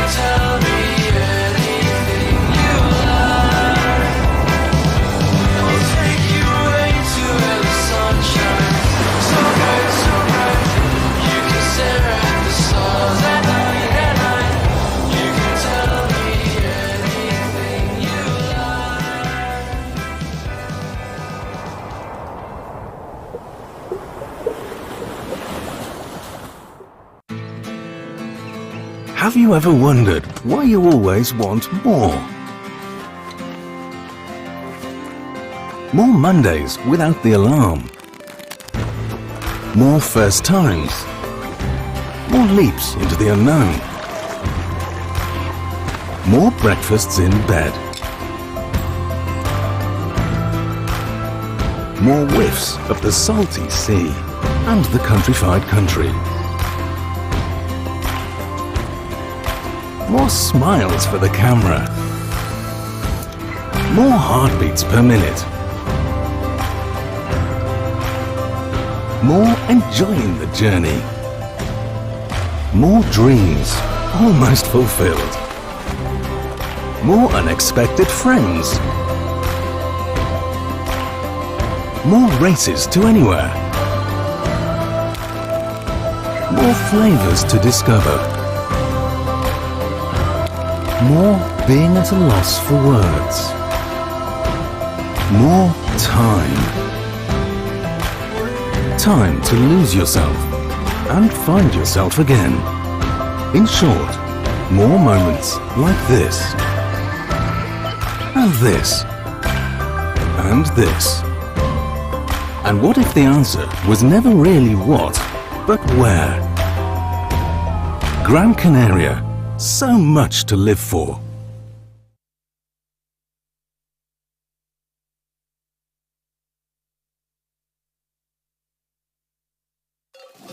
¿Y la playa? ¿Cuándo fue la última vez que probaste algo nuevo? ¿Puedo hacer esto todos los días? Sí, ¿Puedo cruzar la isla caminando? claro. O cabalgando si quieres. ¿En qué puedo ayudarle, señor? Bonjour madame, ¿es posible cancelar mi vuelo? ¿Qué es esto? Esto es nuestra flora autóctona. Oh. Y hay más. Mucho más. ¿Será por esto que sonreímos tanto? ¿O será por esto? Porque cada día es es un nuevo descubrimiento. Dale un giro a tu vida.